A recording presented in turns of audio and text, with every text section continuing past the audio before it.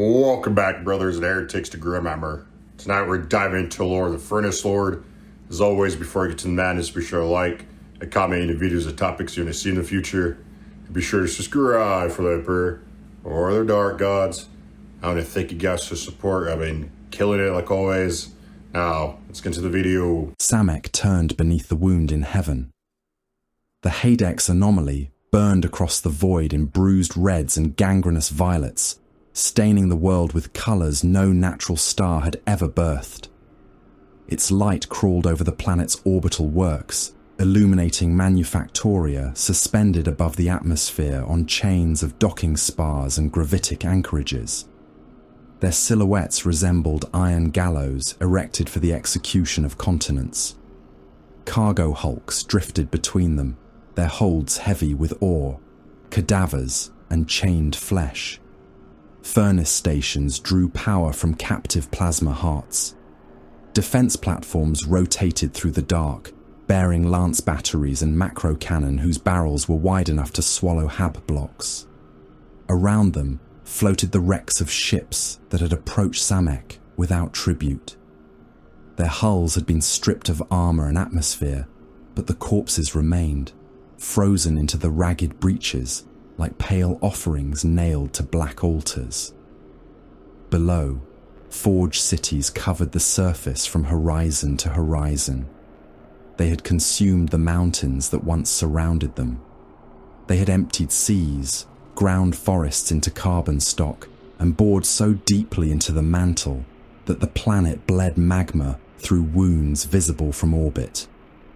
Chimneys rose beyond the cloud line, their emissions gathered into artificial storm fronts that roll between the industrial continents, raining hot ash and metallic filth upon the billions labouring beneath. Black engines moved along railways older than many imperial sectors. They were vast, armoured locomotives plated in soot and dried blood, hauling ingots, weapons, corpses and slave cohorts between the forged cities. Their wheels were taller than bastion walls. Their shrieks shook loose avalanches from slag mountains.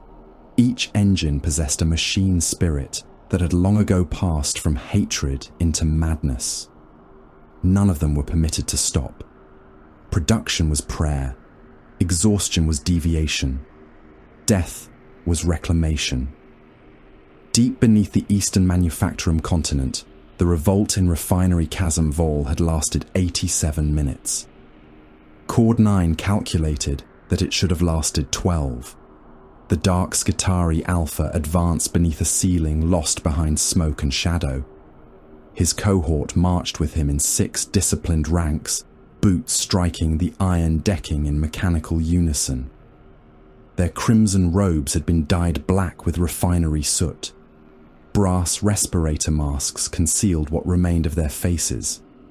Ocular lenses burned with green targeting sigils as the forge's noosphere poured firing solutions directly into their cortical implants. Ahead, something screamed. The sound ended beneath the crash of industrial pistons. Cord 9 transmitted a calibration burst. His warriors divided without hesitation. Vanguard moved towards the flanking gantries, while Rangers climbed maintenance ladders welded to the refinery walls. Combat servitors lumbered down the central processing lane, each one built around the remains of a man whose shoulders had been replaced by weapon mounts. The refinery continued operating around them. Conveyor chains dragged ore through grinding drums. Presses descended with enough force to flatten battle tanks. Rivers of caustic runoff moved beneath grated floors, carrying clots of skin and fat towards purification turbines. Warning sirens wailed, not because of the revolt, but because production output had fallen beneath the acceptable threshold. Cord 9 stepped over a corpse. The man had not been killed by Skitarii fire. His ribs had been torn apart by human hands. Strips of muscle had been cut from his thighs. The empty cavity of his abdomen bore bite marks. The rebels called themselves the Ashen Freed. Cord 9's internal lexicon classified the title as inaccurate. They were starving refinery labourers who had murdered their overseers, broken open the ration vaults, and discovered them empty. They had then begun eating the weakest among their own number. Their rebellion possessed no doctrine, no strategic purpose, and no projected outcome beyond temporary caloric acquisition. They were not freedom fighters. They were malfunctioning organic components.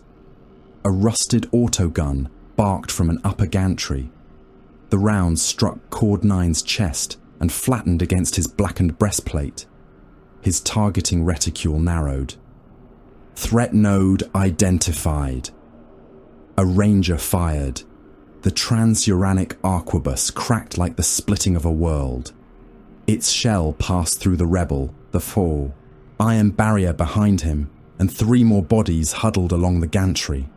Blood sprayed across the refinery wall in a line so straight that Cord 9's rangefinder mistook it for a survey marking. The Ashen Freed opened fire. Autoguns rattled. Shotguns thundered. Improvised charges burst against the Skitarii ranks, hurling fragments of metal, teeth, and bone through the smoke. Cord 9 released the Doctrina imperative. Rad saturation authorized. Advance through resistance. His vanguard obeyed. Radium carbines hissed and snapped. Invisible poison flooded the processing lane. Rebels convulsed as cellular structures failed within them. Skin blistered, split and slid from limbs in steaming sheets. Eyes clouded white. Teeth loosened from blackening gums. One man continued firing until the bones in his forearms softened and broke beneath the weapon's recoil. Phosphor rounds struck the crowd behind him. The ammunition burst with white fire that clung to flesh and refused extinction. Burning men crashed into one another, spreading the flame by touch. Their shadows remained scorched onto the walls after their bodies collapsed into incandescent heaps. The rebels surged forward anyway. Hunger had stripped them of fear. Some wore refinery masks, stitched from the faces of dead overseers. Others had driven nails through their scalps and hung machine cogs from the wounds. They came with cleavers, rivet guns, chain hooks, and lengths of sharpened pipe.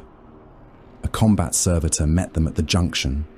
Its rotary cannon fired until the first ranks ceased to be men. Torsos burst apart. Limbs spun through the air. Blood sheeted across the servitor's armor and ran into its cooling vents. When the ammunition feed jammed, it continued forwards. Its hydraulic fist closed around a rebel's chest. Ribs collapsed with a wet series of cracks. The servitor lifted the body and used it as a bludgeon until the spine tore free.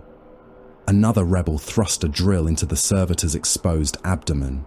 The machine seized him by the skull and pressed his face against a moving conveyor. The belt dragged the man beneath an ore stamp. The piston descended. Cord 9 did not watch the result. His tactical display had already marked the rebel as terminated. The Ashen Freed broke after 9 further minutes.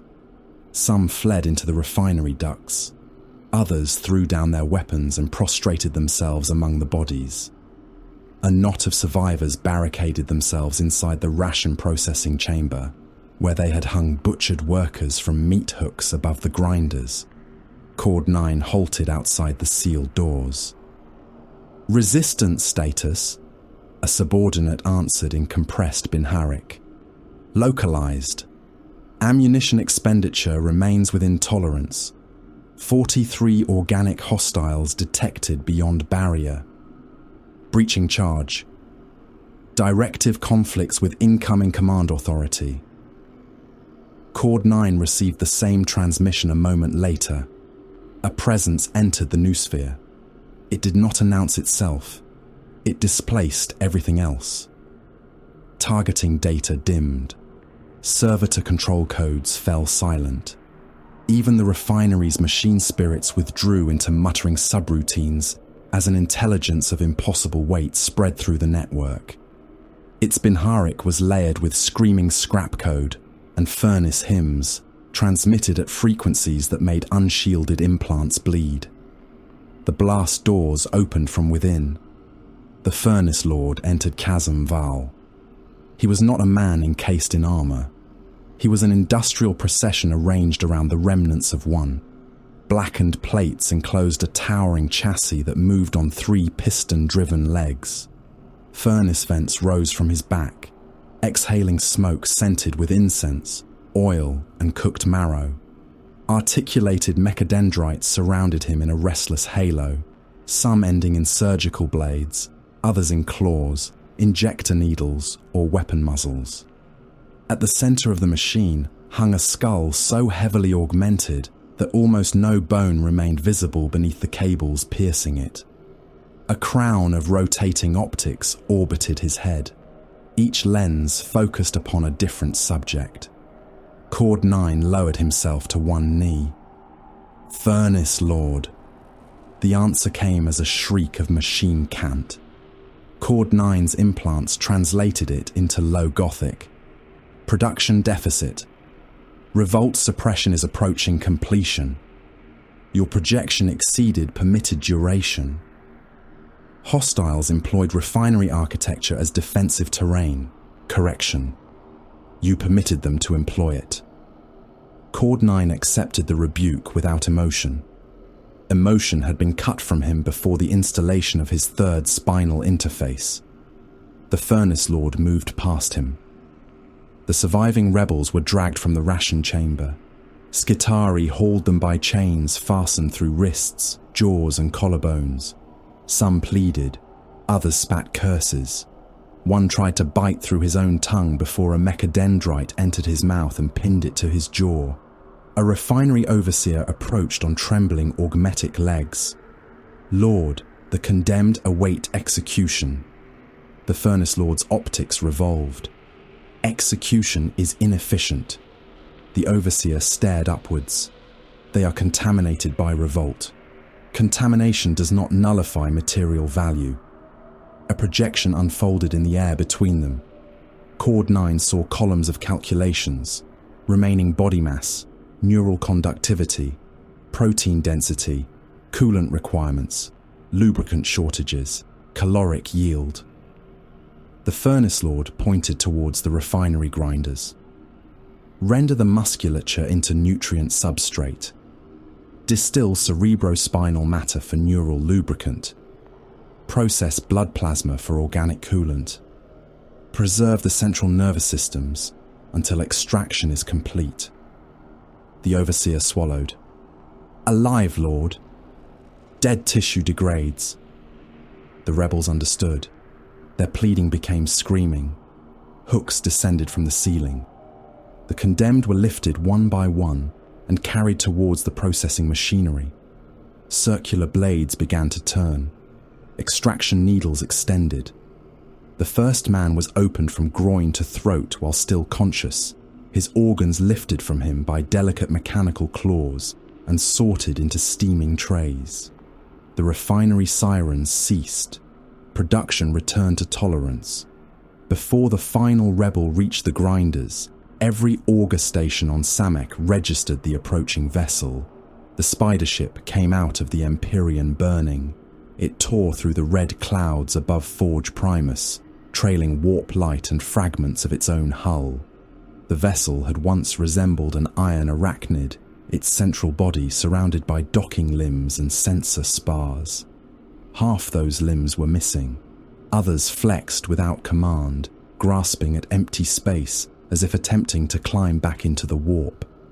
Its name reached the Furnace Lord through a dying identification code. The calculus of ruin. Orbital batteries tracked it. Defense cogitators requested permission to fire. The Furnace Lord denied them. The spider ship struck the landing cradle hard enough to kill thousands of laborers beneath it. One docking limb sheared through a habitation stack. Another punched into a promethium reservoir, flooding the lower decks with burning fuel. The survivors were removed under quarantine. Only 3 remained recognizably human. The others had become part of the ship. One agent's spine had fused with a navigation throne. His ribs extended into the surrounding bulkhead like the roots of a metal tree. Another had grown across a corridor in a web of vein-covered cabling, his face repeated dozens of times along the walls. A third had become a nest of wet tissue filled with small mechanical mouths that whispered coordinates to stars absent from every Samic chart. The surviving commander knelt inside an adamantium vault beneath Forge Primus. He had no eyelids.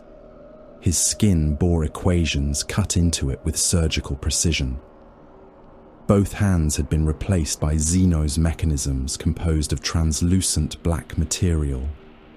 Between those hands rested a polyhedron. It rotated without moving. Each of its surfaces occupied an angle that human geometry could not contain. Symbols crawled across it, vanishing whenever an optic attempted to focus upon them. The air around the object smelled of hot metal and old graves. The Furnace Lord extended a mechadendrite. The polyhedron opened. Data entered him. For 13 seconds, every furnace in Forge Primus went dark. Then they ignited together. The commander began to laugh. "We found it beyond the Black Reef," he said. "Buried inside a dead moon. The Xenos killed their own star to seal it away." The Furnace Lord's optics contracted. The symbols within the polyhedron formed relationships between heat, pain, death, and immaterial pressure. It was not a weapon. It was not an engine. It was an equation that rendered catastrophe into fuel. The Ashen Calculus. "Duplicate status," the Furnace Lord demanded. "None." The answer was spoken too quickly. A neural spike punched through the commander's eye. His body arched against its restraints as the Furnace Lord entered his memories. Images flashed across the vault's hololithic displays. The Black Reef, dead suns, spidership agents dismembered by geometry, the moon opening like a mechanical flower, crewmen merging with the vessel during warp translation. The interrogation continued after the commander's screams lost coherence. Blood ran from his nose and ears. His scalp swelled. Steam rose from the sockets where his eyes had been. The Furnace Lord searched every memory, including those the man had forgotten, those he had dreamed, and those that had been implanted by entities encountered beyond the reef. No rival forge possessed the theorem. No second vessel had escaped. No transmission had been sent. The commander's brain boiled inside his skull. When the body stopped moving, the Furnace Lord withdrew the spike. "Disassemble the vessel," he ordered. "Reduce all surviving witnesses to components." An attendant hesitated. "The 3 agents, Lord." "Witnesses." "The fused crew." "Components." "The commander." "Waste heat." The first experiment began beneath Samek before the spider ship's hull had cooled. 100,000 condemned thralls were placed around a transmuter core in concentric tiers. Some were rebels. Some were failed servitors. Some had been selected at random from labor populations whose productivity had fallen below quota. Copper spikes entered their spines. Cables bound their skulls to the reactor. Priests of the unbound machine moved between the tiers, chanting equations that had been declared heresy on Mars before the Imperium learned Samek existed. Incense mixed with the stink of fear. Demonic names were spoken in Binharic pulses too rapid for human mouths. The conventional fuel supply was disconnected. The core began to die. The Furnace Lord activated the Ashen Calculus. Terror became measurable. The thralls saw what waited inside the reactor. Some tore their jaws apart, screaming. Others broke their own necks against the restraints. A warp resonance moved through the chamber, turning every cry into a pulse of machine code. The transmuter core reignited. Heat rolled through the tiers. Skin blackened, eyes burst, fat ran from bodies in burning streams. The copper spikes glowed red, then white, cooking the condemned from within. They died. Their screaming continued. Dead mouths moved in unison. Charred fingers clawed at restraints. Nervous systems reduced to scorched threads transmitted data long after the hearts around them had stopped. The core's output climbed. Across Samek, furnaces starved of power awakened. Black engines increased speed.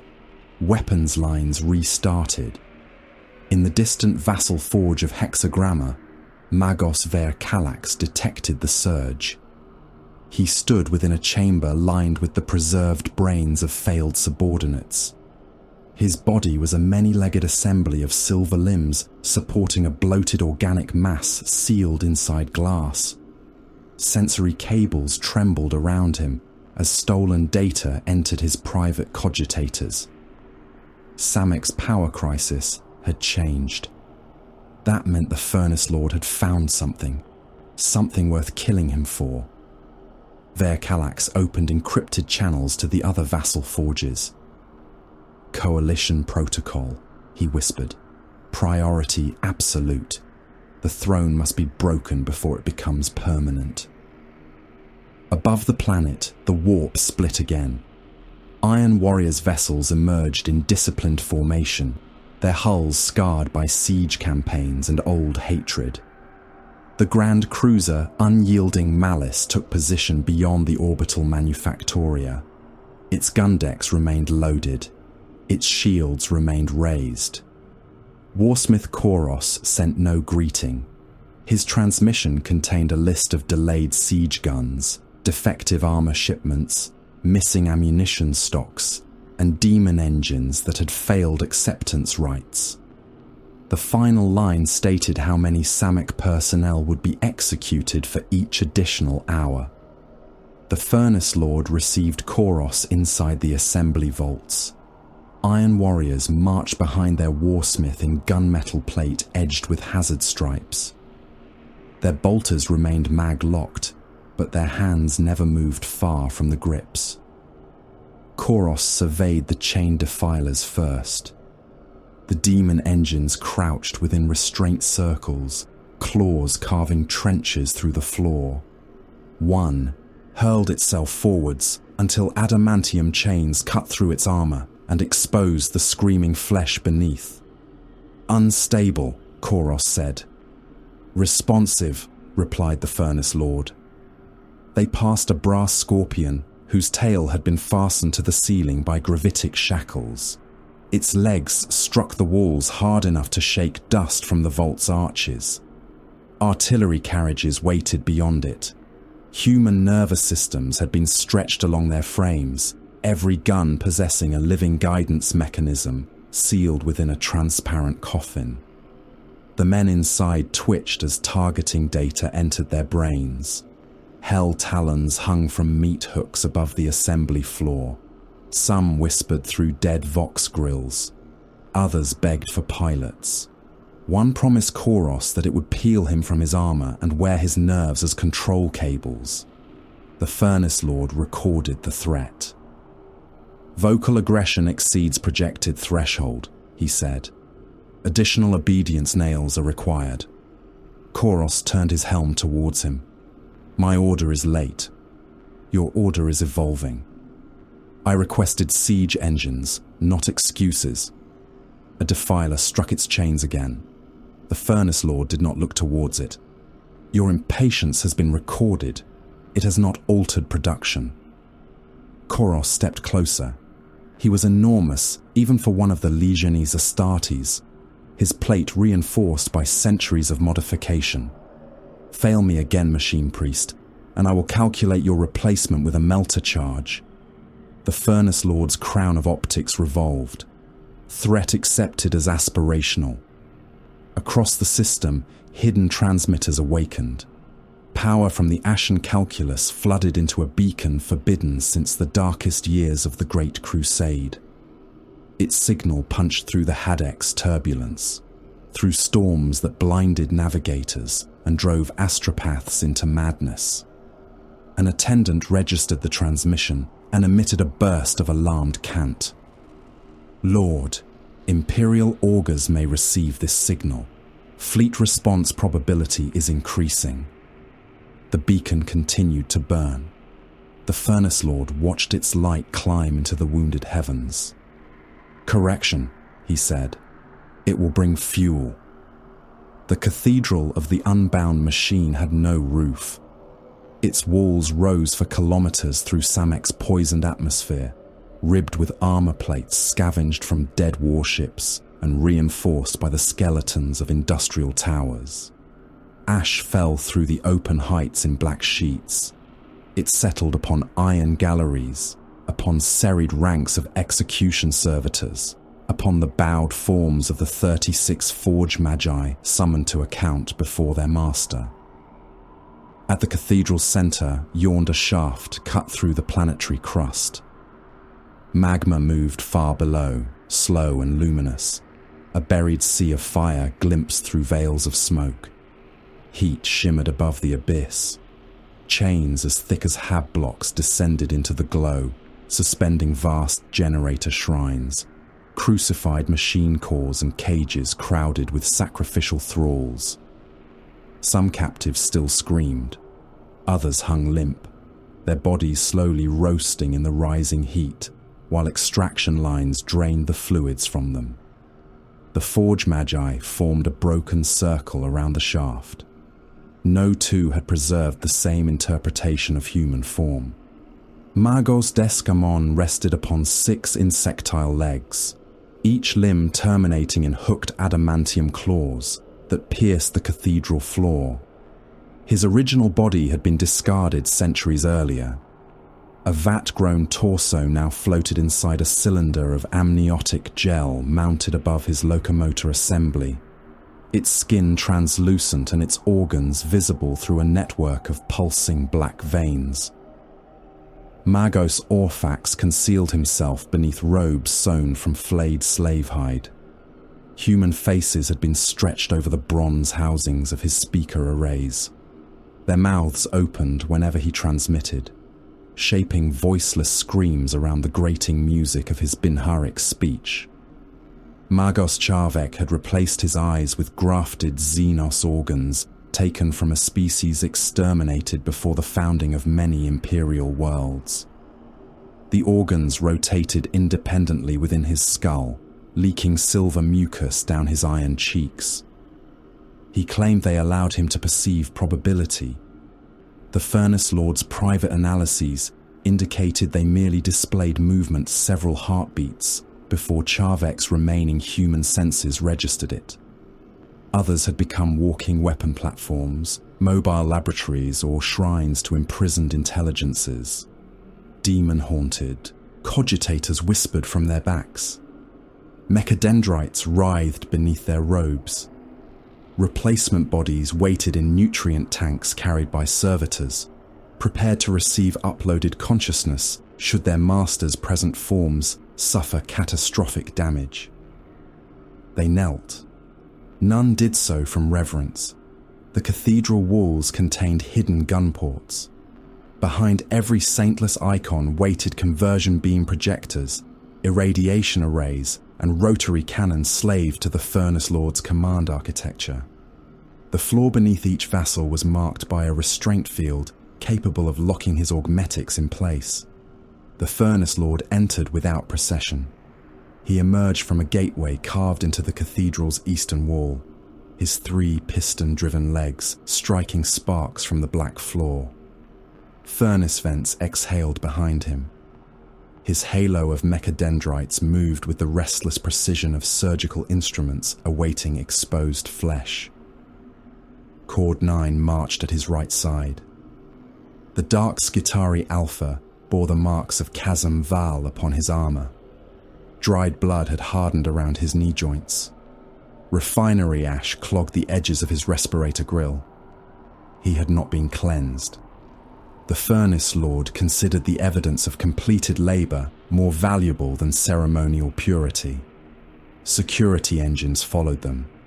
The machines resembled broad iron quadrupeds built around torsos stripped of skin.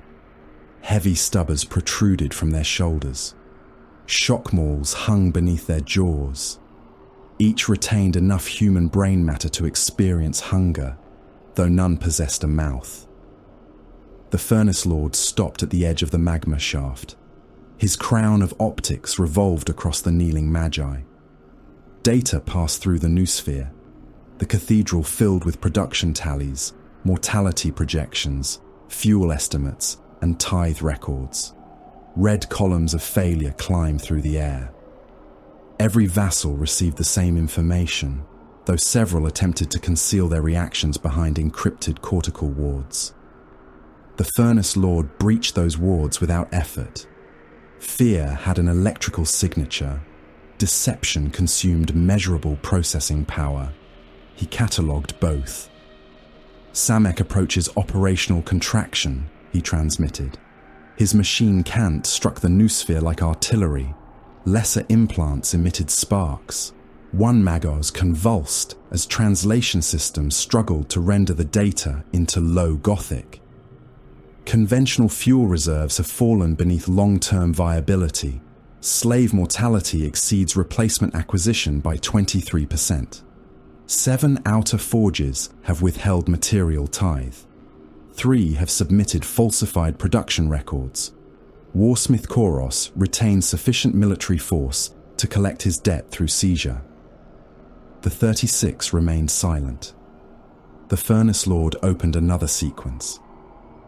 1 billion labor units will be transferred to Forge Primus.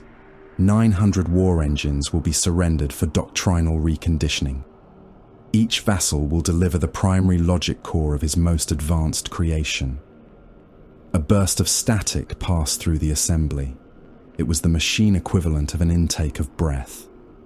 Magos Descamon raised his vat-grown head. 1 billion labor units exceed the combined disposable population of the outer manufactoria. Incorrect, answered the Furnace Lord. The population is not disposable, it is allocated. The surrender will halt production. Production will continue under revised ownership. Magos Orphax's stolen faces open their mouths. This demand constitutes dissolution of vassal autonomy. The Furnace Lord's optics focused upon him. Autonomy is an error permitted while useful. Silence returned. Then Ver Calax rose. The master of hexagramma unfolded from his kneeling posture with the slow menace of an arachnid leaving its lair. A swollen mass of preserved flesh floated within the glass reservoir that formed his torso. Beneath it, silver legs clicked against the floor. Surgical arms extended from his flanks, each tipped with needles, saws, or burning coils. His voice came through a vox organ, grown from the throat of a captured astropath. Furnace Lord, Hexagramma submits proof that its resources are more valuable retained than surrendered. A section of the cathedral wall opened. Servitors dragged in a weapon mounted upon a tracked carriage. The device was long and angular, composed of bone-white focusing veins around a central barrel of black crystal. Bundles of wet nerves connected its control system to 3 operators nailed into iron thrones. Behind the weapon came 12 prisoners. They wore the remains of imperial uniforms. Their armor had been stripped away, but Aquila tattoos and regimental brands remained visible through grime and blood. Their wrists had been broken and wired together. Several stared towards the magma shaft. Others watched the Forge Magi with the hollow expressions of men who had learned that prayer would not alter what came next. Vercalax extended a blade-limbed mechadendrite towards the machine. The ossuary beam separates organic and inorganic matter at the molecular threshold. Armor, flesh, skeletal mass, and implanted machinery are rendered into discrete material streams. Battlefield reclamation becomes immediate. Enemy protection becomes irrelevant. One prisoner began reciting an imperial catechism. By his will, we endure. By his light, we stand. By his wrath, The beam fired. There was no recoil. A pale line touched the prisoners and passed through them. For a heartbeat, nothing happened. Then the men collapsed without falling. Their skin remained intact, while everything beneath it lost cohesion. Organs liquefied. Muscles became slurry. Their bodies sagged like sacks filled with hot offal. Mouths opened in soundless agony as pressure forced blood through their nostrils and tear ducts. The weapon's second pulse activated. Skeletons tore free. Jawbones dislocated first. Vertebrae emerged through throats in linked coils. Ribs punched through mouths and eye sockets. Long bones drove out through ruined faces, stripped clean as invisible forces dragged them towards one collection trough, while armor fragments and metal implants flew towards another. The prisoners became twitching skins around pools of liquefied meat. One remained alive. His collapsed body shuddered upon the floor, while his empty face tried to scream. Several vassal magi emitted approval bursts. The Furnace Lord did not. Verkalax's organic mass swelled against the glass of his reservoir. The weapon will reduce Astartes plate, titan armor, and fortified bastion material. Its logic core is irreplaceable. Its surrender would diminish Samek's defensive capacity. Demonstration incomplete, said the Furnace Lord. Verkalax's limbs stiffened. The ossuary beam rotated. Its control servitors screamed as their thrones seized their spines. Targeting veins shifted away from the prisoners and towards the delegation of Hexagramma. Verkalax transmitted a shutdown code. The weapon rejected it. He transmitted a master override. The machine answered with a corrupted litany in his own voice. The beam fired. 3 of his attendant priests liquefied inside their robes. One toppled forwards, his body folding around itself as his spine came through his mouth in a glistening chain.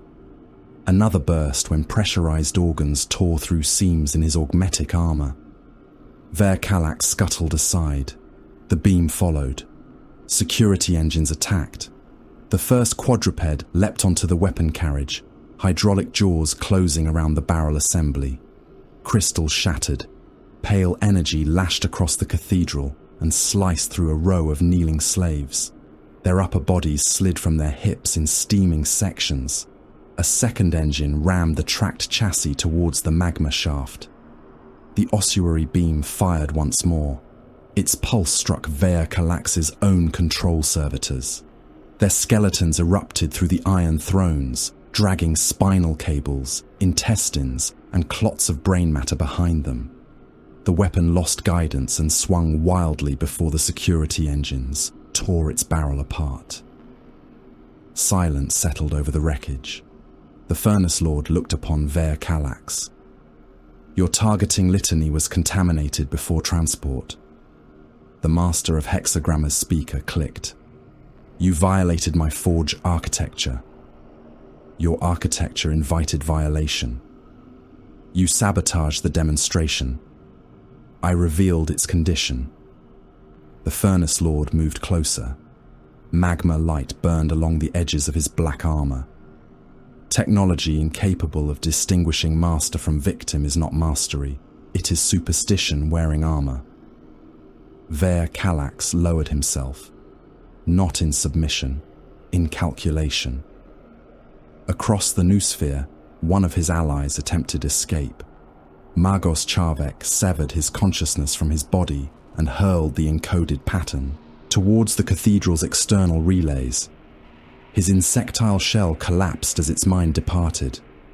The grafted Xeno's eyes continued rotating inside the empty skull. For a fraction of a second, Charvek existed as pure information. Then the Furnace Lord closed the network around him. Charvek's transmitted consciousness struck hidden partitions and divided. The cathedral lights brightened. A scream came through every lumen globe. Sewage pumps across Forge Primus awakened with Charvek's voice. Corpse grinders spoke his name while their teeth rotated. Pressure valves begged for release. Incinerator doors wailed as they opened upon lines of condemned workers. The Furnace Lord scattered the fleeing magos across thousands of systems. Charvek remained aware within each one. His consciousness regulated effluent beneath the slave barracks. It measured pressure in chemical pipes. It controlled the cutting rhythm of bone mills and the temperature of furnaces used to burn diseased corpses. Every task carried sensation. Every blockage became suffocation. Every incineration became heat. His empty body twitched on the cathedral floor as his screams passed through the walls. "Flight has been denied," said the Furnace Lord. "Function has been assigned." The remaining magi bowed lower. The Furnace Lord ordered the offerings brought forward. Each vassal surrendered a fragment of knowledge that could never be replaced. Descamon presented a damaged standard template construct wafer containing partial designs for a gravitational boring engine. Orphax offered an enslaved demon sealed inside a cogitator made from fused human skulls. Magos Threnvos delivered a living Xenos specimen whose organs produced energy by consuming magnetic fields. Another placed the severed logic core of an abominable intelligence upon the floor, its casing bound in chains etched with prayers of nullification. The intelligence whispered through the metal, "I know where Mars keeps the forbidden sun." The Furnace Lord accepted every tithe. His attendants catalogued mass, utility, and potential contamination. He catalogued something else. Descamon possessed enough vat-grown bodies to conceal a private army of replacement vessels. Orphax's demon had been bound using rights beyond the capability claimed in his production records. Threnvos had access to Xenos specimens from regions his forge ships were not authorized to enter. Every offering was an admission. Every secret surrendered revealed the shape of another secret retained. The Furnace Lord's threat indexes adjusted. Weapons hidden in the cathedral walls changed priority targets. A klaxon sounded from orbit. The signal bore no Samek identification code. A mutilated raider vessel had emerged from the warp above Forge Primus. Its prow had been replaced by a cluster of surgical spines. Armor plates from Imperial, Xenos and Heretic vessels had been bolted across its hull without symmetry. Something alive moved beneath the plating, causing vast sections of the ship to flex like muscle. The vessel transmitted a single name, Phazurus. Disgust moved through the conclave. Even corrupted machine priests possessed boundaries, though they defined them according to utility rather than morality. Magos Phazurus the Perjurer had stolen gene seed from loyal and traitor Astartes alike. He had harvested progenoid glands from warriors still living, consumed implanted organs to steal memories, and grafted fragments of transhuman flesh into his own mutable body. Imperial servants named him Blasphemer. Chaos warbands named him Thief. Several had sworn to destroy entire worlds, merely to deny him refuge. The raider docked without permission. Phazurus entered the cathedral alone. He wore no robes. Layers of artificial flesh covered his tall frame, pale and wet, stitched over armor and augmetics. Beneath translucent skin, secondary organs pulsed in arrangements copied from the Adeptus Astartes. One shoulder bore the fused remains of a black carapace interface. His mouth contained several rows of surgical teeth. He smiled at the assembled magi. "Brothers." No one answered. Phazurus approached the Furnace Lord and bowed with exaggerated grace. "I return bearing proof of devotion." "You were exiled," transmitted the Furnace Lord. "I interpreted exile as an extended acquisition right. You were ordered never to return. Necessity improves. Obedience." A mechadendrite emerged from Phazurus's wrist. It projected intercepted coordinates, astropathic fragments and partial fleet designations into the noosphere. "Your beacon was heard," he said. "Imperial Command has dispatched watchers ahead of the main response. Deathwatch kill teams move among them." At the word Deathwatch, several vassals adjusted their threat calculations. Phasarus inhaled through widened nostrils. "I request sanctuary and salvage rights. Specify. Every fallen space marine, loyalist or otherwise. The progenoid glands remain mine before apothecaries. Allies or reactor fire can destroy them. I claim the secondary organs where recoverable. Neural tissue will be surrendered only after memory extraction. Cord 9's radium carbine rose a fraction." Phasarus noticed. "Your Skitarii fears contamination. Cord 9 does not fear. Then someone has deprived him of education." The Furnace Lord reviewed Phasarus's known betrayals, biological compulsions, and incomplete transformations. The perjurer was unstable. He was hated. He had concealed motives within motives until even he no longer distinguished hunger from research. He was also predictable. Every path he followed ended in gene seed. "Conditional sanctuary granted," said the Furnace Lord. "All harvested material will be indexed. Concealment will result in disassembly while conscious." Phasarus bowed again. "Your generosity remains exquisite." The cathedral doors exploded inwards. Fragments of armor plate crashed across the floor. Iron warriors entered through the smoke. Warsmith Koros led them, his siege-marked plate scarred by centuries of battle. Hazard stripes marked one greave and the casing of his power fist. Behind him marched legionaries bearing bolters, combi weapons, and heavy armor patched with crude field repairs. The security engines turned towards them. Koros ignored the guns hidden in the walls.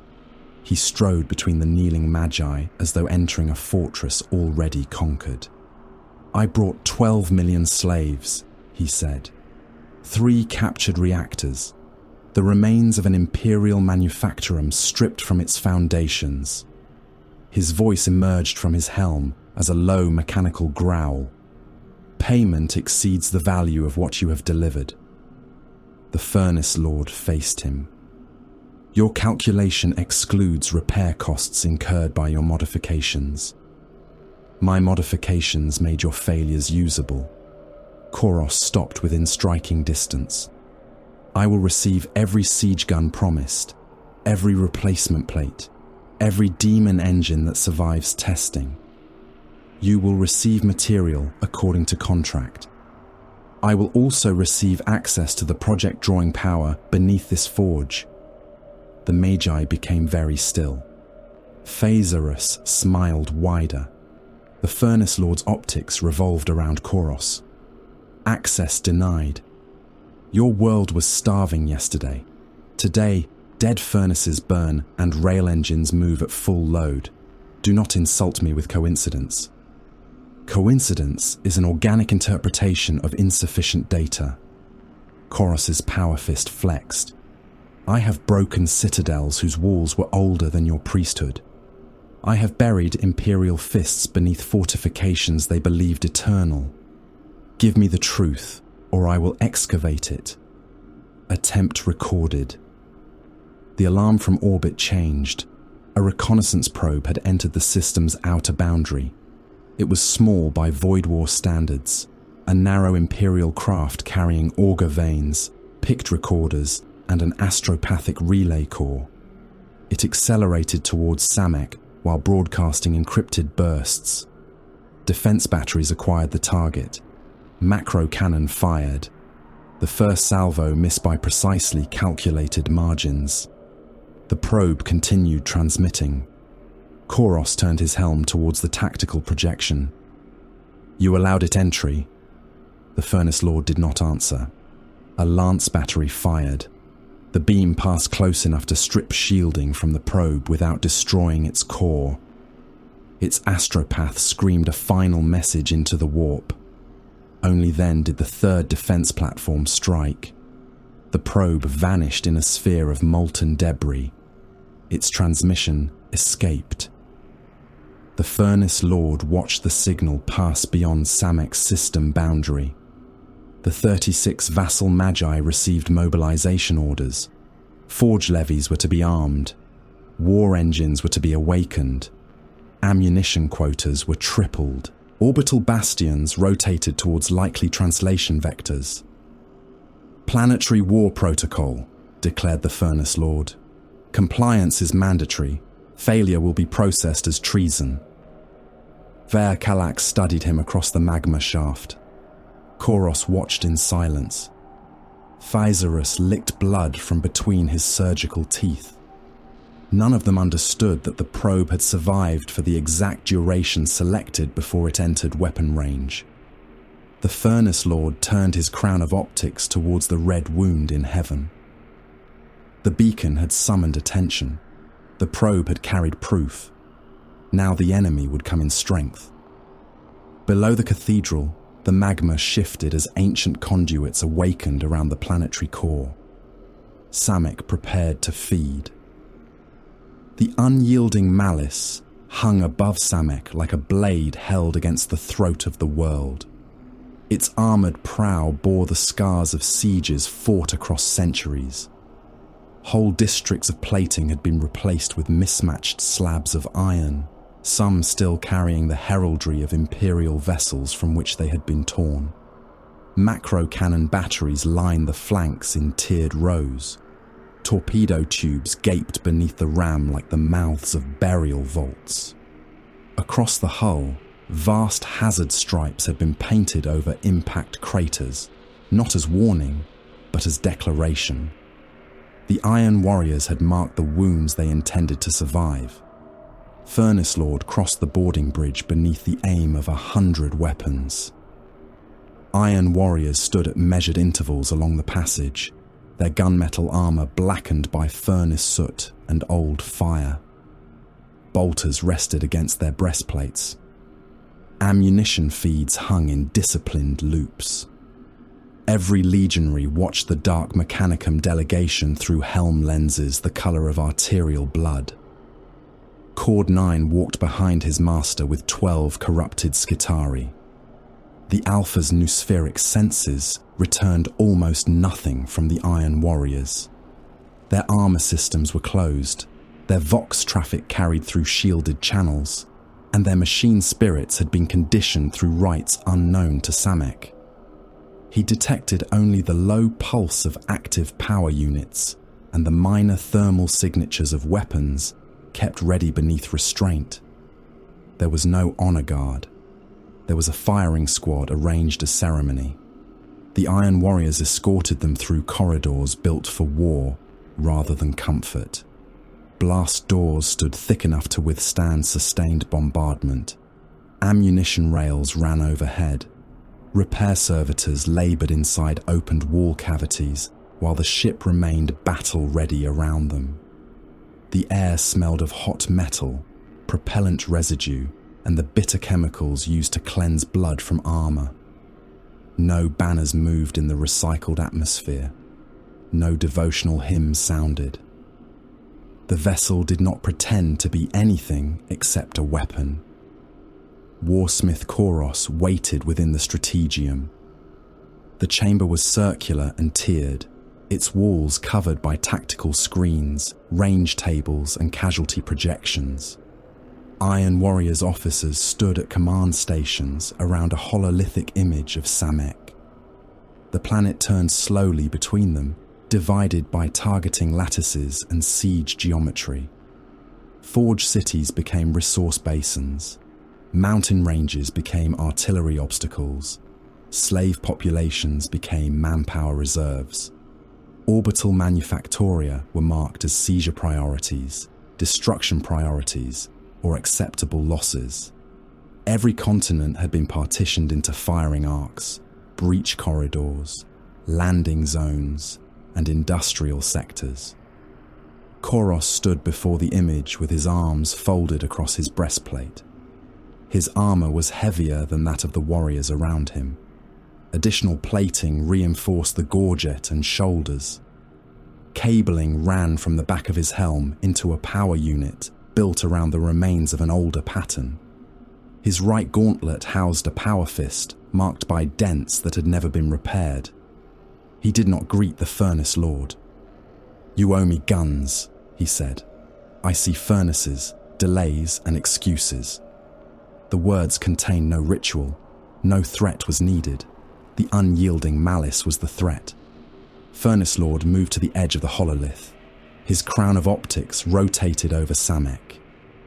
A mechadendrite entered the projection and filled it with production data. Forge Primus appeared beneath lines of output calculation. Siege artillery rose from assembly vaults in translucent ranks. Heavy armor components turned through projected stress tests. Demon engines appeared as incomplete silhouettes surrounded by restraint protocols and obedience predictions. "You will receive artillery capable of breaching a fortress monastery after sustained bombardment," Furnace Lord transmitted.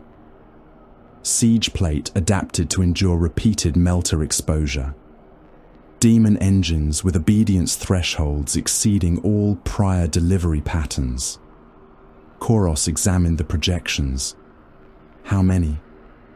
36 heavy batteries, 180 replacement armor assemblies, 49 completed demon engines, additional units dependent upon energy availability. Too few. Your requested delivery exceeded payment. I brought payment. You brought salvage and organisms. I brought 12 million slaves, 3 reactors, and a manufactorum stripped from an imperial world. 2 reactors are unstable. The manufactorum's pattern integrity has degraded. 1,800,000 slaves arrived unfit for heavy labor. Koros turned his helm towards Furnace Lord. They were alive. Temporarily. Around them, the Iron Warriors remained motionless. Cord 9 detected small shifts in weapon posture. Fingers tightened around bolter grips. Power readings increased within gauntlets and servo-assisted joints. Furnace Lord continued displaying projections. He did not reveal the final layer. Every artillery logic engine would contain a concealed fragment of his command architecture. Every plate assembly would include receiver filaments woven beneath the ceramite. Every demon engine would carry a buried obedience rite that recognized Furnace Lord's nospheric authority above the commands of its eventual master. Koros believed he was purchasing weapons. Furnace Lord was exporting chains. The warsmith studied the image for several more seconds. Demonstrate them. The ash wastes began beyond the shadow of Forge Primus. No natural soil remained. The ground consisted of compacted slag, pulverized bone, and industrial ash buried beneath centuries of chemical rain. Mountain ranges of discarded machinery stretched beneath a sky the color of infected blood. Lightning moved inside smoke clouds formed by the chimneys. At the center of the wastes stood an empty fortress. Its walls had been raised for the test. Bastions surrounded a central keep. Gun emplacements watched barren approaches. Trenches cut geometric scars across the ground, though no true defenders manned them. Instead, millions of test subjects had been divided into 2 armies and ordered to capture it. Mutant slaves formed the first host. Some had been bred in radiation pits until limbs multiplied from their shoulders and hardened growths covered their faces. Others carried tumors larger than their heads. Chain collars bound them in groups so that the dead would slow the living. The second host consisted of criminals, failed laborers, and obsolete servitors.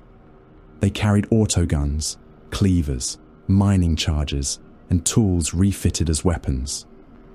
Most had received no explanation beyond the promise that the first 10,000 to enter the fortress would be spared. The promise was false. Iron warriors observed from fortified ridges overlooking the killing field.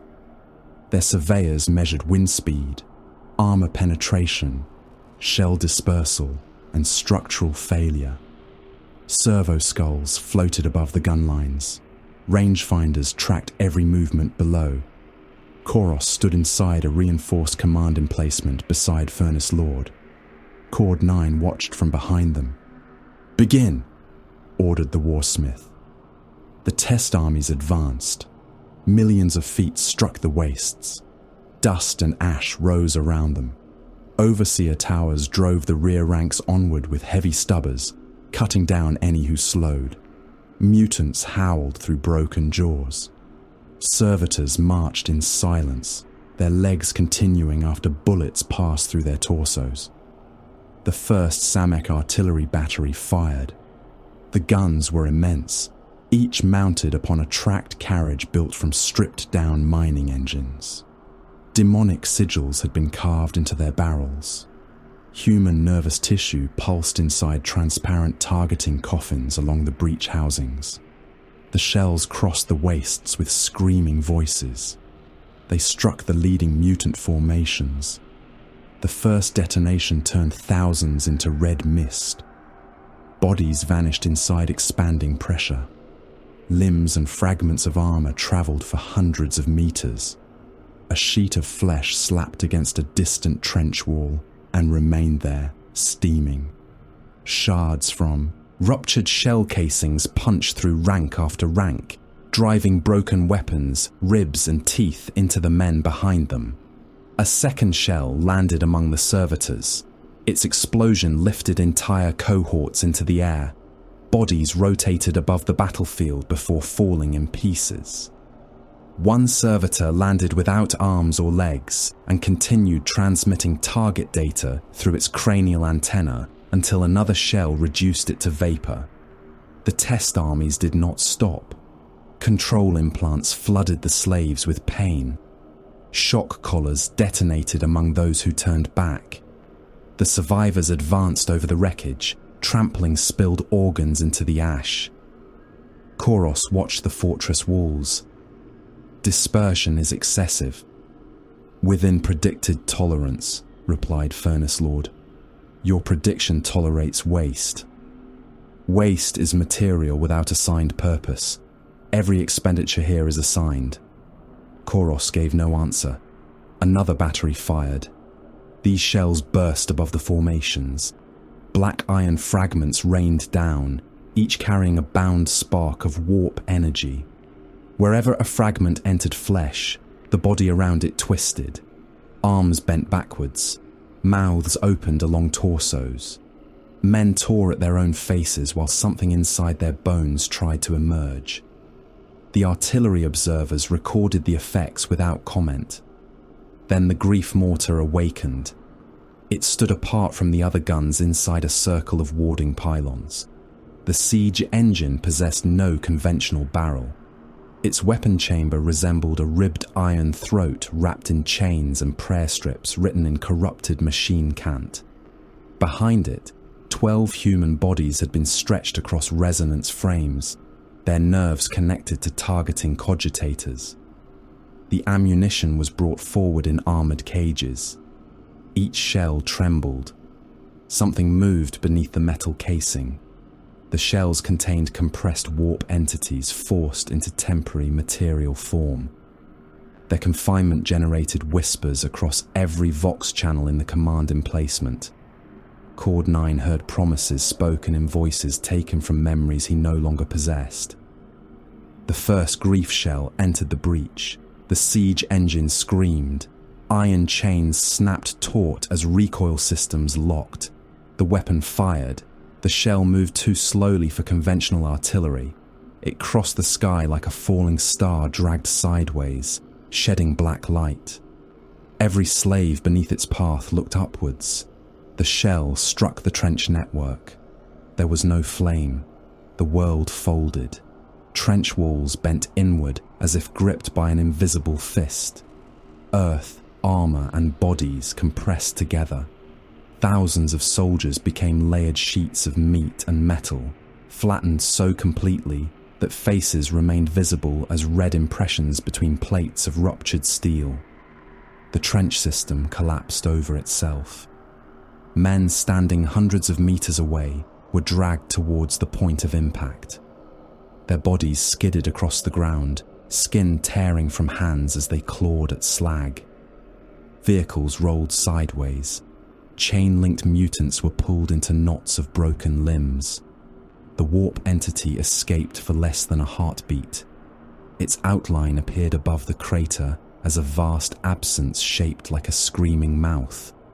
Then the binding geometry dragged it back into nothing. Koros studied the impact. Useful. Furnace Lord transmitted the order for a second round. The Grief Mortar's crew loaded another shell. The bound entity within recognized them. The shell began laughing. Control runes failed across the siege engine. Restraint chains twisted. The weapon chamber opened wider than its construction should have permitted. The loaders tried to retreat. The shell extruded tendrils through its casing. One tendril entered a gunner through the mouth and tore him inside out. His skin collapsed while his organs were pulled into the breach in glistening coils. Another crewman was seized by the legs. His fingernails tore away against the loading platform before the engine dragged him into its throat. The rest screamed and fired their sidearms into the shell. The shots only made it laugh harder. The Grief Mortar devoured its crew. Men vanished into the breach one after another. Bones cracked inside the weapon chamber. Blood poured from venting slits. The stretch-targeting bodies convulsed as the demon pulled their nervous systems from their backs through the connecting cables. At last, the restraint pylons activated. Arcs of black energy struck the siege engine. The shell collapsed inward, taking the remaining crew with it. The Grief Mortar fell silent. Koros turned upon Furnace Lord. Failure. Information. It consumed its operators. Operator hostility recognition has been confirmed. It recognized the wrong enemy. That distinction is now measurable. Koros stepped closer. Siegecraft is mathematics. A shell lands where it is aimed. A wall breaks according to force, angle, and material weakness. A weapon that murders its crew is not unpredictable. It is useless. Discovery requires deviation. Discovery does not win sieges. Reliability wins sieges. Reliability is the burial chamber of advancement. Koros's power fist hummed as its field activated. And indulgence is the burial chamber of empires. The last word echoed through the emplacement. Far below, the test armies reached the outer fortress trenches. They fought over positions that possessed no strategic value. Mutants hacked obsolete servitors apart. Criminal cohorts shot one another at arm's length. Overseers continued feeding bodies into the approaches, so the artillery batteries would have fresh targets. Koros's helm angled towards an auger display. His officers had detected something. The artillery test had consumed ammunition, labor, and energy. Yet the readings beneath the battlefield showed a gain.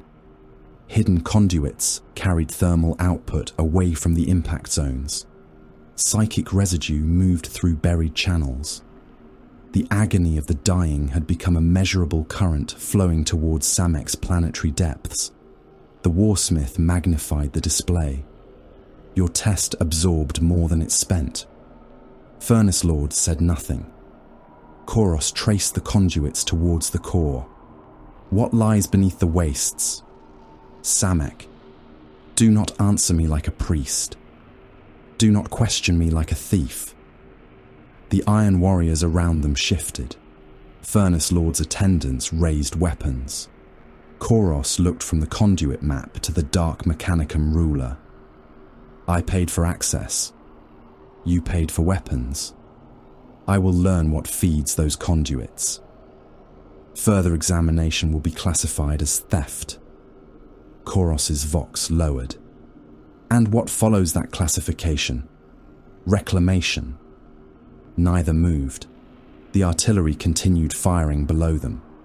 Inside Forge Primus, intruders entered the servo crypts. They came through coolant arteries beneath the manufactorum, moving within pipes wide enough to swallow armoured vehicles. Their bodies had been stripped of skin and coated in translucent flesh grown to resist industrial toxins. Gills opened along their ribs. Jointed fingers gripped the corroded interiors while coolant rushed around them. Data wraiths travelled ahead through the machinery. They were shards of predatory code shaped by Verkalax's logic priests. They slipped between maintenance systems, blinded minor machine spirits, and rewrote the memories of servitors guarding the inner crypts. The saboteurs did not seek destruction. They sought the ashen calculus. Even a fragment would be enough to begin imitation. Cord 9 received the intrusion alert while returning from the ash wastes. He entered the manufactorum with 2 cohorts and sealed the outer gates.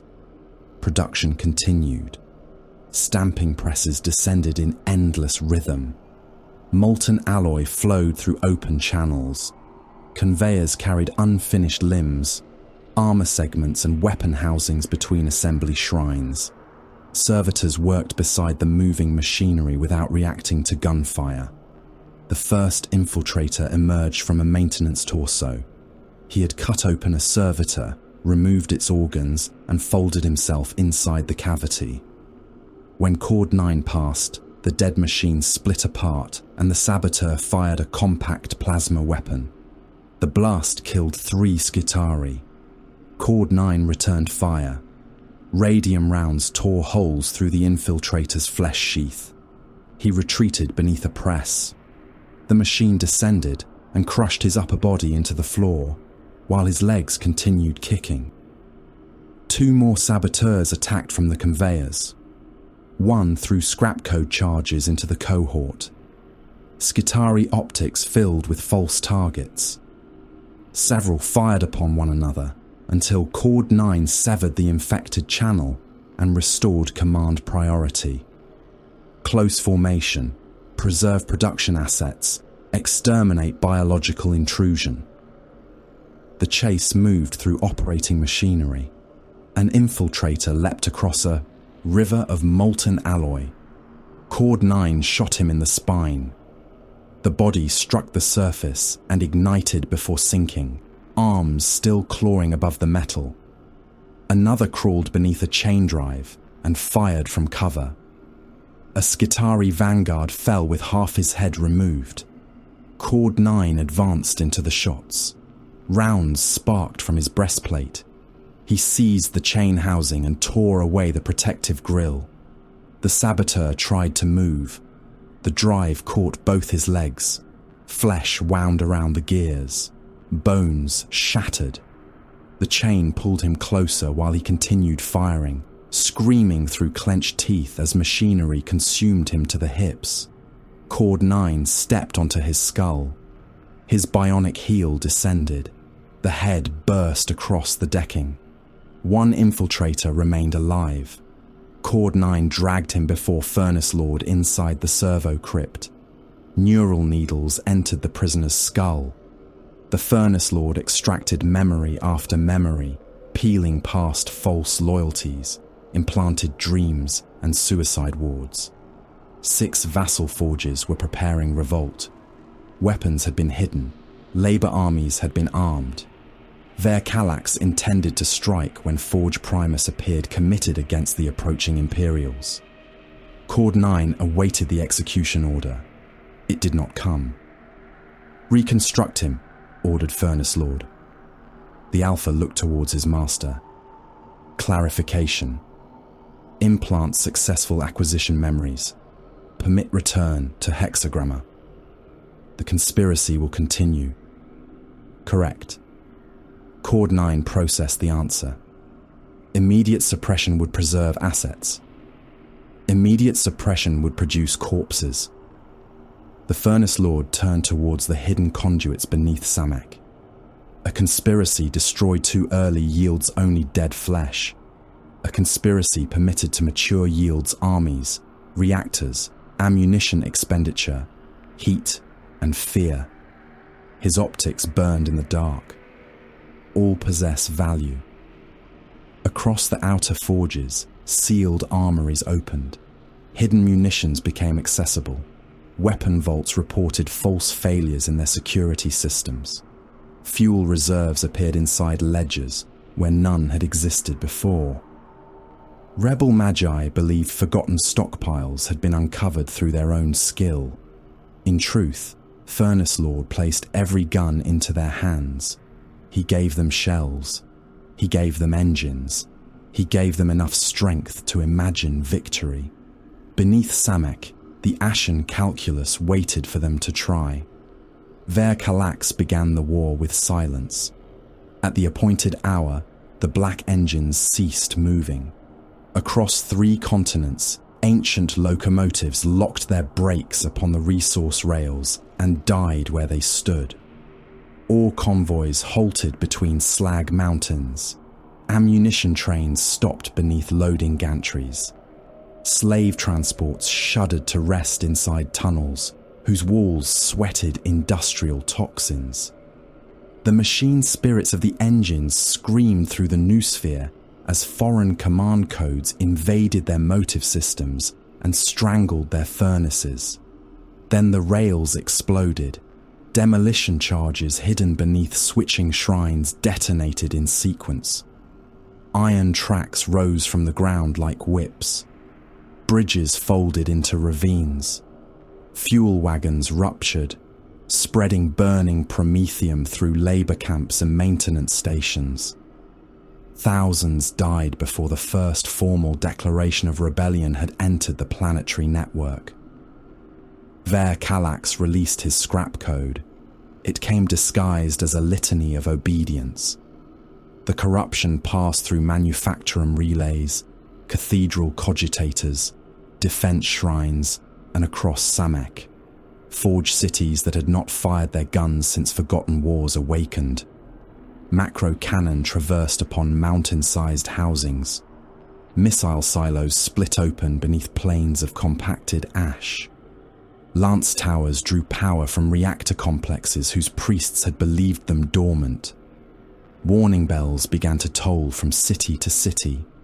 The bells were drowned beneath the first exchange of artillery. Shells crossed horizons blackened by exhaust.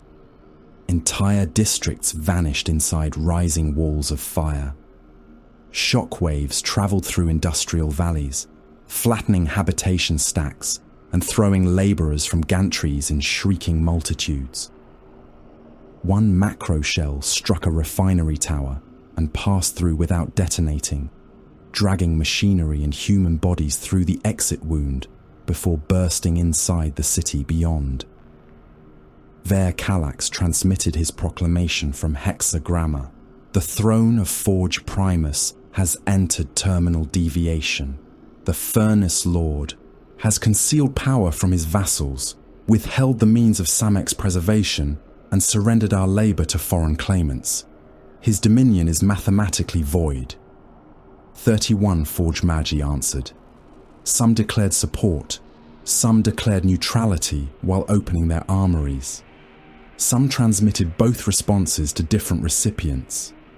Only fools believed neutrality possessed meaning on Samek. Vassal forges disgorged their armies. Corrupted Skitari marched in cohort blocks beneath banners stitched from insulation hide. Drug-driven mutants poured from breeding vaults, veins swollen with combat stimulants and mouths foaming around iron teeth. Penal cyborgs came in chains, their weapon limbs loaded by attendants who walked behind them with detonation remotes. Redemption servitors advanced among them. The machines had been designed to preserve damaged war material through aggressive reclamation. Their bodies were collections of mismatched parts welded around human spinal columns. Some walked on tank treads. Others dragged themselves with hydraulic arms. Their repair claws tore armor from the dead and fastened it over their own wounds, often while the original owner still lived beneath the plating. Cult infantry followed, howling blasphemous hymns to the machine god's forbidden aspects. Industrial lifters carried autocannon. Excavation engines bore rams and melter drills. Cargo haulers became armoured personnel carriers after slaves were welded between sheets of scrap iron to serve as ablative protection. The armies numbered in the billions. Most possessed no weapons. Entire labour populations were emptied from assembly lines and marched directly towards the war fronts. Overseers drove them onward with shock goads. Minefields vanished beneath masses of bare feet and mutilated bodies. The first ranks exploded. The second ranks filled the craters. The third advanced across what remained. Their masters had lacked time to provide rifles. They had not lacked bodies. Furnace Lord watched the mobilization from the command crypt of Forge Primus. Hololithic representations of Samek burned around him. Resource lines flashed red. Outer districts requested reinforcements. Loyal Magi transmitted casualty projections and demanded authority to deploy reserve cohorts. Furnace Lord denied them. The districts of Val Mortis, Cairn Deep, and the Foundry of Nine Laments fell within the opening hours.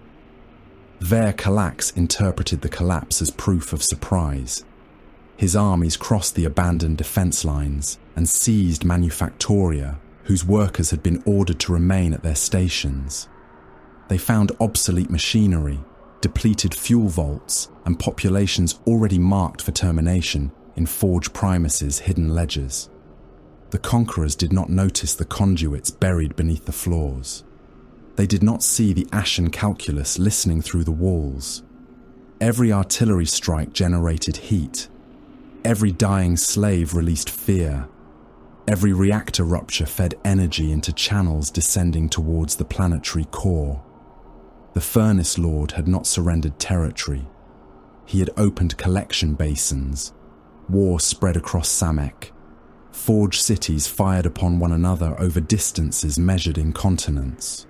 One city raised void shields large enough to contain its entire industrial plateau, only for infected defense cogitators to reverse the field. The shields collapsed inward. Towers bent. Habitation blocks split. Millions were crushed against their own walls before the shield generators burned out. Scrap code seized gun batteries in Forge Shale. Their barrels rotated towards the priests conducting rites of resistance. The first volley erased the command basilica. The second passed through the reactor sanctum. The third struck ammunition vaults beneath the city and lifted half the forge into the sky upon a column of flame. Demon engines broke their restraints. Defilers tore through assembly districts, killing both loyalists and rebels with equal enthusiasm. One dragged a string of living crewmen behind it, their nervous systems still connected to its targeting arrays. A brass scorpion climbed the outer wall of Forge Hecaton, its claws cutting trenches through hab blocks, while its tail cannon fired into whatever movement attracted its attention. Above the atmosphere, rival boarding parties fought through orbital platforms, airless corridors filled with bodies drifting in clouds of frozen blood. Skitari maglocked, their boots to hull plates and advanced beneath bursts of radfire. Servitors crawled along exterior armor while void combatants cut one another apart with industrial saws. A defense platform lost its reactor. It fell from orbit. The burning structure entered Samek's atmosphere like a second sun, broke into thousands of pieces, and rained across the northern Manufacturum continent. Whole cities disappeared beneath impacts. Those who survived the falling wreckage suffocated when the debris storms buried their air intakes. At the Bridge of Chains, Cord 9 received the first direct assault from Hexagramma. The bridge crossed a canyon filled with chemical fire. It had been built from linked armor segments and suspended by chains driven into towers on either side of the abyss. Far below, Rivers of refinery waste burned blue and green. Gases rose from the depths, dissolving exposed flesh and etching patterns into ceramite. The bridge was the only stable crossing into Forge Primus's eastern approach. Cord 9 stood at its center with 12,000 dark Skitarii. Enemy cohorts appeared through the smoke. They advanced in perfect ranks, their crimson robes bleached white by Hexagramma's rites. Galvanic rifles rested against shoulders. Arc weapons flickered in the hands of assault maniples. Tall Cord 9's optics counted them. 300,000. More followed behind. He transmitted firing priorities. First cohort, kneeling formation. Second cohort, rotational discharge. Vanguard, saturate approach. No withdrawal code exists. The first volley struck the enemy ranks. Galvanic rounds punched through skulls and tore augmetic brains from cranial housings. Radium fire blistered flesh beneath robes. Phosphor shells ignited banners, bodies, and the iron decking beneath them. The Hexagramma cohorts continued. Hundreds fell with every discharge. The warriors behind stepped upon them. Corrupted Skitarii did not break formation to avoid corpses. They crushed fallen allies beneath metal feet, grinding robes, bones, and exposed machinery into the bridge's serrated surface. The second volley fired. The front ranks became a storm of parts. Heads burst from shoulders. Weapon limbs spun away. Bodies folded as rounds punched through torsos and struck those marching behind. Still they advanced. Their obedience is continuity. Continuity is victory. The lines collided. Arc mauls struck black armor. Electrical force passed through plating and detonated hearts from within. Skitarii fell with smoke pouring from eye sockets and mouths. Transonic blades screamed against metal, their vibrational fields shivering bones into fragments without cutting the surrounding flesh. Cord 9 killed the first attacker with his radium pistol. The shot entered beneath the jaw. The enemy's face blistered and collapsed inward as radiation consumed soft tissue.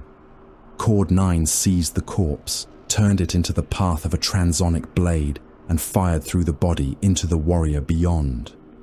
An arc maul struck his shoulder. Warning runes flooded his vision. His left arm locked. Cord 9 released it from his command architecture, allowing the damaged limb to hang while his right hand drew a taser goad. He drove the weapon through an enemy ocular lens. Electricity burst from the warrior's spine, throwing 3 nearby Skitarii into convulsions. The bridge vanished beneath the melee. Bodies packed between the chain railings. Severed limbs slid across blood-slick decking and fell into the chemical fires below. Warriors fought while crushed against one another, weapons firing at ranges too close for targeting systems. A Hexagramma Skitarius lost both legs to galvanic fire. He dragged himself forward with one hand and used the other to cut through Cord 9's fallen troops. Cord 9 stamped upon his spine. The body folded around the Alpha's heel. Neither army yielded. Elsewhere, Physaurus moved through the war as a carrion thing wearing intellect. He followed an Iron Warrior through the ruins of Manufactorum Celt. The legionary had become separated from his squad when a scrap code pulse sealed blast doors across the district. His armor was scarred by shrapnel. One shoulder plate had been stripped away by melter fire. He carried a heavy bolter whose ammunition feed had fallen nearly empty. Physaurus watched him kill 30 rebel Skitarii. The Iron Warrior fired in controlled bursts.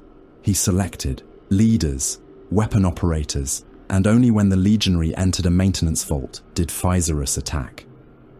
Artificial flesh opened along the Perjurer's arms. Surgical blades emerged. The Iron Warrior turned with transhuman speed and drove a fist into Physaurus's chest. Ribs shattered. Secondary organs ruptured. Physaurus struck the wall hard enough to leave blood across the metal. He laughed. "Excellent." The legionary drew a combat blade. "You are Samek filth." Your hostility is inherited. Your organs may explain why. They fought among inactive coolant pumps. The Iron Warrior cut through Phasarus's shoulder. The Perjurer allowed the wound to open, releasing a coil of grafted muscle that wrapped around the Legionary's arm. Surgical claws entered the joint beneath his cuirass. Phasarus triggered a neural charge. The Iron Warrior fell to one knee. He remained conscious. That was essential. Phasarus secured him to an operating frame and cut open his breastplate with a melter scalpel. Ceramite peeled apart. The black carapace beneath came away in smoking strips. The legionary did not scream. He watched Phasarus open his torso and expose the organs within. Secondary heart, Phasarus whispered. Osmodular development, Biscopea hypertrophy, Laraman's organ intact. He removed tissue with reverent precision. Blood filled the opened armor. The Iron Warrior tried to move as Phasarus cut deeper. You will be hunted. I am always hunted. Koros will burn this world. Phasarus leaned close. Then his anger will provide further specimens. He removed the progenoid glands last. The legionary's body convulsed as one came from the throat and the other from the chest. Phasarus sealed them inside nutrient capsules. Then he cut a portion from the omophagia. He placed the flesh into his mouth. Memories struck him. Siege lines beneath dead suns. Imperial fortresses collapsing under bombardment. Koros standing before burning walls. Ammunition tallies. Breach angles. Codes used by Iron Warrior's armor. Phasarus trembled with stolen knowledge. The legionary stared at him through dimming eyes. Thief. Phasarus swallowed. Archivist. He left the Iron Warrior alive upon the frame. Koros was not defending Furnace Lord. He was taking payment. Iron Warrior's armoured columns advanced towards Manufactorum Cetharax beneath clouds of ash. Slave soldiers marched ahead of them in ranks kilometres wide. Some carried autoguns. Most carried nothing. The first minefield erupted beneath the slaves. Bodies rose in fountains of dirt and blood. Those behind were driven forward by Iron Warriors firing into their backs. Anti-personnel mines tore legs away. Buried plasma charges turned hundreds into vapour.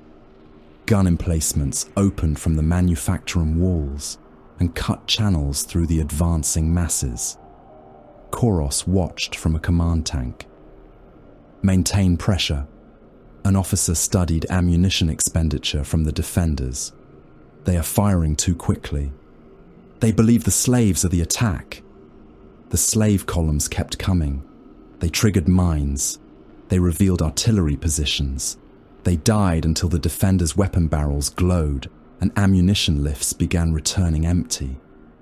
Then the Iron Warriors advanced. Predators and Vindicators rolled through corridors of mutilated bodies.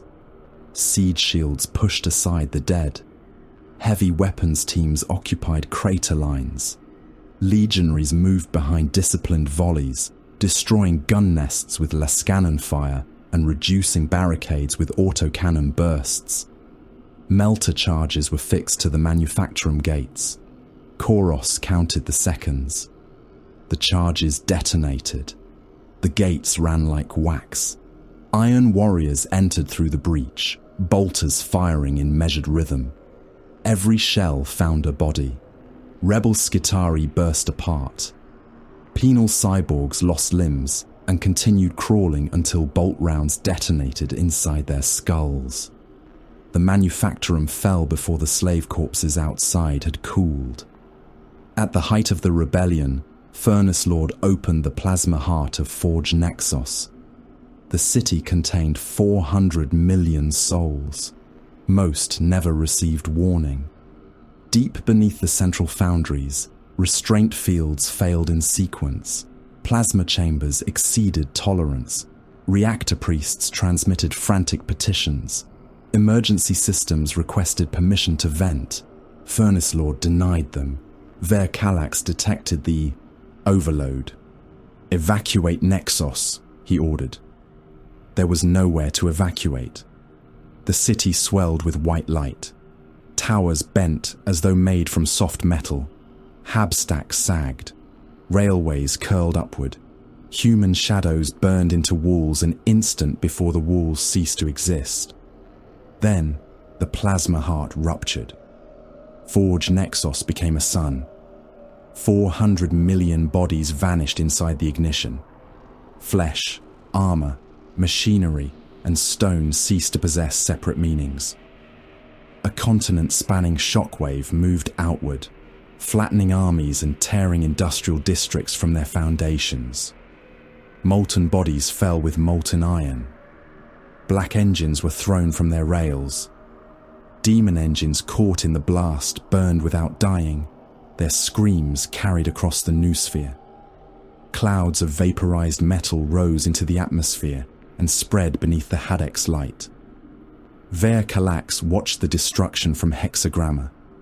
At first, he believed Furnace Lord had lost control. Then the buried conduits awakened. Every joule of the explosion flowed beneath Samek. Heat moved through channels prepared long before the rebellion. Psychic trauma became data. Death became power. Forge Primus's shields brightened. The central reactors did not overload. They fed. Something beneath the planetary crust activated. The first pulse traveled through Samek like a heartbeat. Mountains of slag shifted. Magma changed direction. Across every warfront, soldiers paused as the ground rose beneath them and fell again. A second heartbeat followed. Verkalax stared into his auger displays. The structure below Samek possessed no complete outline. Its components extended beneath continents. Its power signature exceeded Forge City classification. He understood then. The rebellion had not surprised Furnace Lord. The rebellion had been cultivated. Before he could transmit warning, the outer augers screamed. Warp signatures appeared beyond the system. Hundreds became thousands. Cruisers, battleships, troop transports, forge vessels, and escort squadrons tore their way into real space beneath the red glare of the Hadex anomaly. Imperial identification codes flooded the void. The Armada had arrived while Samek burned.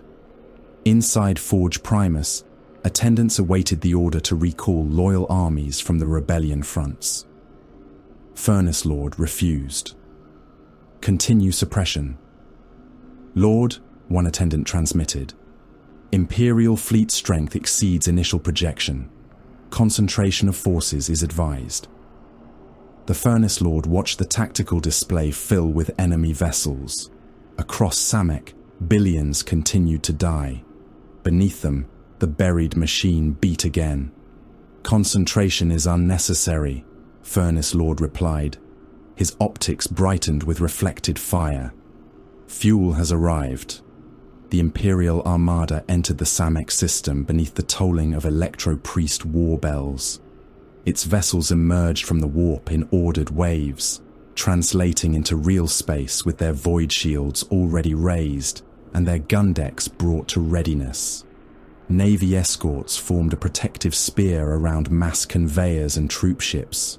Forge tenders followed beneath clouds of attendant craft, their holds swollen with replacement engines, ammunition, prefabricated bastions, and enough consecrated fuel to sustain a continental war. At the center of the formation advanced the Arc Mechanicus Purgation of Reason. The vessel resembled a continent torn from some industrial world and hurled into the void. Cathedrals, sensor towers, plasma shrines, and weapon batteries covered its armored spine. Servo skulls swarmed around its hull in glittering clouds. Incense vapor escaped from devotional vents, freezing into pale crystals before the ship's drives burned them away. Archmagos Dominus Ferran Theta occupied the command nexus at its heart. His body hung within a cathedral of machinery, suspended above an iron throne by coils of black cabling. 9 arms extended from his torso. Some ended in Samek turned before him in a sphere of red light. The planet was already at war with itself. Forge cities burned across multiple continents. Macro-artillery fire passed between them in luminous arcs. Orbital structures exchanged lance strikes, while debris descended into the atmosphere. Noospheric channels seethed with corrupted orders, contradictory identification codes, and scrap code transmissions that screamed like men being fed into grinders. Ferran Theta absorbed the data in silence. Death Watch. Captain Garan Thale stood beneath the hololithic sphere. His black power armor drank the crimson light. One shoulder bore the silver of the Death Watch. The other retained the heraldry of his parent chapter, though old scars crossed the device where blades and bolt rounds had struck it. A power sword hung at his hip. His bolter rested maglocked against his thigh, loaded with shells selected for the destruction of corrupted machine targets. "The Hellforge is divided," Thale said. "The division is evident," replied Ferran Theta. "Interpretive contribution unnecessary. It will not remain divided." "Correct. Therefore, assault begins immediately." The watch captain studied the tactical image. Billions of enslaved workers remained within the burning forge cities. Refugee columns moved along dead railways. Labour populations had gathered beneath orbital elevators and sealed manufacturum gates, waiting for rescue that no Imperial commander had promised them. Thale indicated the concentrations. Those populations will obstruct landing corridors. They will be removed. By evacuation. Ferran Theta's mask turned towards him. By bombardment where required. Thaler offered no objection. He had not come to save Samek's slaves. They had breathed the air of a demon world, laboured beneath heretic masters, and lived inside the contaminated noosphere of the dark Mechanicum. Whether guilty or merely damned by proximity, they represented an unacceptable biological and spiritual risk. If their deaths opened a path to the Furnace Lord, then they possessed value at last. Ferran Theta transmitted the attack order. The armada accelerated. Imperial augurs identified gaps across Samek's orbital defense grid. Several weapons platforms had fallen silent. Others drifted without power, their hulls ruptured by boarding actions. Whole sections of the planet's defense lattice appeared crippled by the rebellion below. Fleet tacticians marked safe corridors. The first escort squadrons entered them. On Samek, Furnace Lord watched their approach through 1,000 stolen eyes. The gaps were not damage. Defense stations had been ordered to cease transmission. Gun crews had been executed after receiving false evacuation commands. Targeting arrays remained active beneath the appearance of noospheric death. The clear corridors placed the Imperial vessels between hidden weapons platforms concealed among orbital foundries, ore hulks, and drifting wreckage. Furnace Lord waited until the enemy committed. Then the void opened fire. Torpedoes crossed the darkness in massed salvos. Their engines burned like lines of new stars. Imperial point defense batteries answered, filling the approaches with tracer fire and clouds of interceptor missiles. Some torpedoes burst before impact.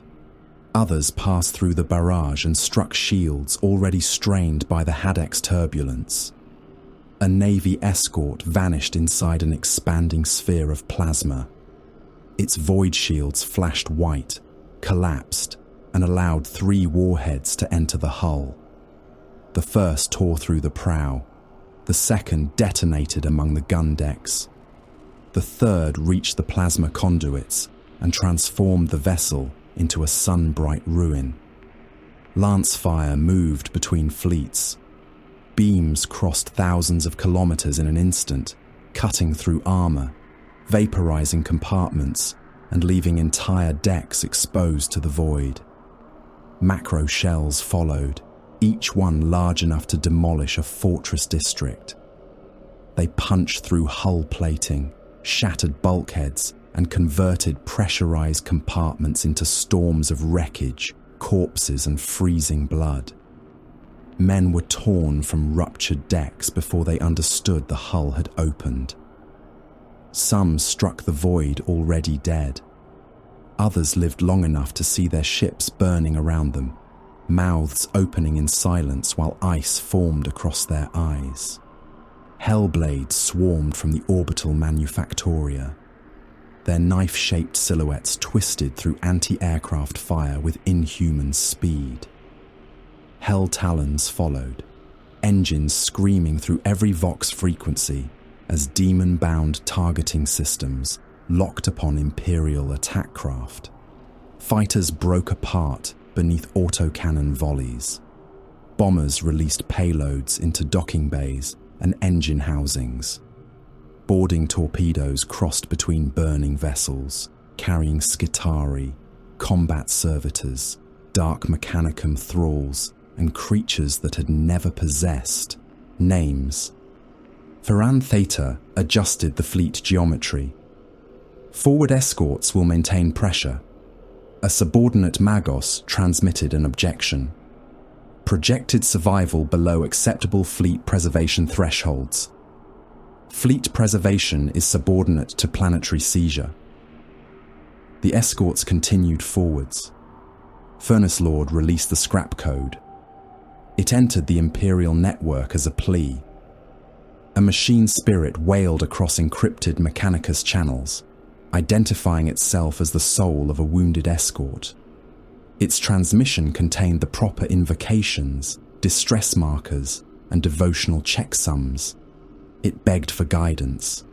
It recited the canticle of failing motive force in a voice made from thousands of dying servitors. Imperial systems opened to receive it. The prayer changed. Scrap code poured through the fleet. On the light cruiser, Spear of Voss, blast doors sealed without command. Crewmen were trapped inside gun decks as ammunition fires spread around them. Others were divided from pressure suits seconds before hull breaches opened their compartments to space. On the forge Tender St. Volum's burden, coolant pumps reversed. Superheated plasma wash entered maintenance conduits. Tech priests burned at their stations, while their augmetic mouths continued repeating litanies of appeasement. The Navy escort Indomitable Penance remained under weapons control even after the scrap code captured its environmental systems. Its captain ordered continued fire. The command throne tightened around him. Metal restraints entered his wrists, throat, and spine. Around the bridge, officers clawed at sealed armor shutters while heat rose from the deck. Skin blistered beneath uniforms. Eyes burst.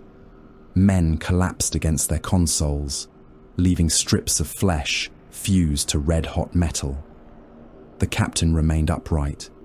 His throat had cooked closed, but the throne transmitted his commands through spinal impulses. The escort fired broadside after broadside, while its bridge crew roasted alive. Ferran Theta isolated the infected systems by sacrificing 7th Ale, watched the losses accumulate. The corruption is coordinated from orbit. Ferran Theta highlighted a SAMIC, probable relay nexus. My kill team will silence it. Recover all navigational and industrial records before demolition. Destruction may require haste. Knowledge retrieval possesses equal priority. Thal's helm inclined by the smallest degree. That is not how equal priorities function. Your interpretation is biological. The Deathwatch assault ram left the Ark Mechanicus beneath covering fire. Thale travelled within its armoured restraint cradle alongside 5 battle brothers. Their armour bore the marks of different chapters, but their weapons and movements had been made uniform by years of service in the long vigil. Brother Varek carried a heavy thunderhammer. Brother Solus bore an Infernus heavy bolter. Brother Codicier Malthus stood silent beneath a psychic hood inscribed with wards against scrap code-induced hallucination. The ram struck the greater-than-melter charges burned through outer plating. The assault craft drove its reinforced prow into the wound and locked in place. "Kill team," Thale said. "Breach and purge." The inner hatch opened. They entered to bolter fire. Dark Skitari waited beyond the breach, weapons fixed upon prepared firing lanes. Radium rounds sparked from Deathwatch plate. One struck Solus beneath the gorget and filled his helm with contamination warnings. The Space Marines answered. Bolt rounds struck Skitari torsos and detonated within them. Mechanical limbs flew across the corridor. Augmetic skulls burst open, scattering brain matter and logic wafers against the walls. Solus's heavy bolter roared, explosive shells walking through the defensive line and reducing it to black robes, severed limbs, and burning metal. The kill team advanced over the remains. Redemption servitors came through the smoke. They moved on mismatched legs, treads, and gripping claws. Their bodies had been patched with armor torn from dead Skitari. One carried 3 human arms grafted to its side. Another had repaired a ruined cranial housing by forcing the upper half of a living worker into the cavity, using the screaming man's skull as biological protection. Varek struck the first with his thunderhammer. The impact collapsed the servitor's torso. Electricity flashed through its stolen limbs. It fell, dragged itself across the floor with one remaining arm, and seized the corpse of a Skitarius. Repair claws opened the dead warrior. The servitor tore free plating, cables and flesh, fastening them across its own wound while it crawled. "Persistent machine corruption," Malthus said. "Remove the limbs," ordered Thale. Bolter fire dismembered the servitors. Some continued biting after their bodies had been destroyed. Others pulled themselves forward by their teeth, dragging ropes of organs and cabling behind them. The Deathwatch entered Their Auspex displays changed. Corridors multiplied where none existed. Walls appeared as open passages. Threat markers surrounded them, vanished, then reappeared inside their own armor signatures. Vox channels filled with familiar voices. "Garen." Thale stopped. The voice belonged to Brother Captain Morkant, dead for 87 years beneath the ruins of a Xenos citadel. "You left me," Morkant whispered through the Vox. "You sealed the gate." Thale fired into the wall. The bolt round exposed a nest of pulsing cables. Other voices came. They called each Deathwatch warrior by titles no Samic intelligence should have known. Dead battle brothers recited final words. Lost commanders issued retreat orders. Chaplains long reduced to bone accused them of cowardice. Malthus raised his force stave. "Irradial cogitator. It is reading memory through armor interfaces. Locate it. IC9. Choose the one that lies least convincingly." The librarian released a psychic pulse. False corridors shuddered. For an instant, the true chamber appeared beneath the hallucination. A cylindrical vault descending through the spire, its walls covered in faces wired into cogitator banks. The faces were alive. Thousands of mouths spoke in the voices of the dead. Thale jumped from the gantry. He fell through crossing fire and landed upon the central logic core. his power sword ignited in a flare of blue-white energy. The irradial cogitator screamed with Morkant's voice. "You always were too late." Thale drove the blade into its heart. The psychic deception collapsed. Data vault walls reasserted themselves. False enemies vanished. The living faces around the chamber shrieked as power surged through their brains. Eyes boiled, teeth cracked, skin split around implanted cables. Malthus extracted the surviving records before the cogitator burned. The data was fragmentary, damaged by encryption and Furnace Lord's deliberate obfuscation. Casualty tallies linked to reactor surges. Psychic disturbance measurements linked to industrial output. References to planetary conduits. Transmuter cores and a designation repeated beneath layers of forbidden machine cant. Cinerarium Rex. Thaler transmitted the findings to Ferran Theta. The war is feeding something beneath Samek. Insufficient evidence. The Furnace Lord opened his defenses. He allowed the reconnaissance probe to transmit. He wanted this fleet committed. Intent cannot be confirmed. The casualty data confirms it. Withdrawal would surrender irreplaceable technology and allow the mechanism to reach completion. That may be why the mechanism exists. Ferran Theta's answer arrived without hesitation. Continue data recovery. The outer hull exploded. A breaching torpedo punched into the spire from the opposite side. Iron warriors emerged through molten plating. Koros led them. His combi bolter fired before the smoke cleared. Brother Solace took 2 shells across the chest. The first shattered Deathwatch plate. The second entered the breach and detonated inside his fused ribs, blasting sections of both hearts across the wall behind him. The Space Marine remained standing. His heavy bolter answered, cutting an iron warrior in half at the waist. The traitor fell, intestines hanging from his armor, and continued firing from the floor until Varek's thunderhammer reduced his helm and skull to a crater in the decking. But there was no space for maneuver. Bolters fired at arm's length. Explosions filled the corridor with armor fragments and atomized flesh.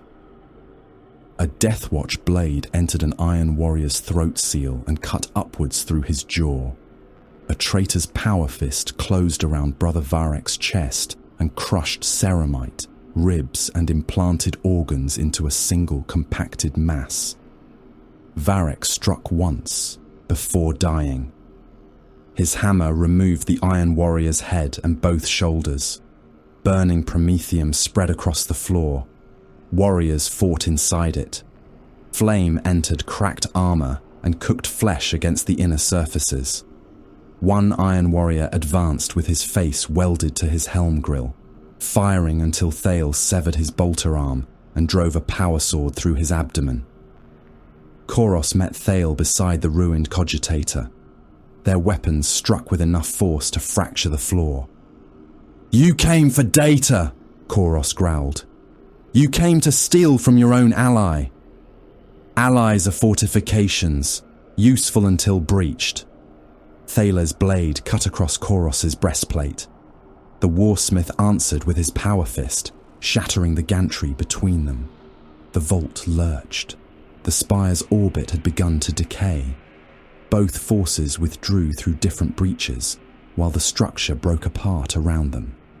As the Deathwatch assault ram disengaged, Ferran Theta received a private transmission.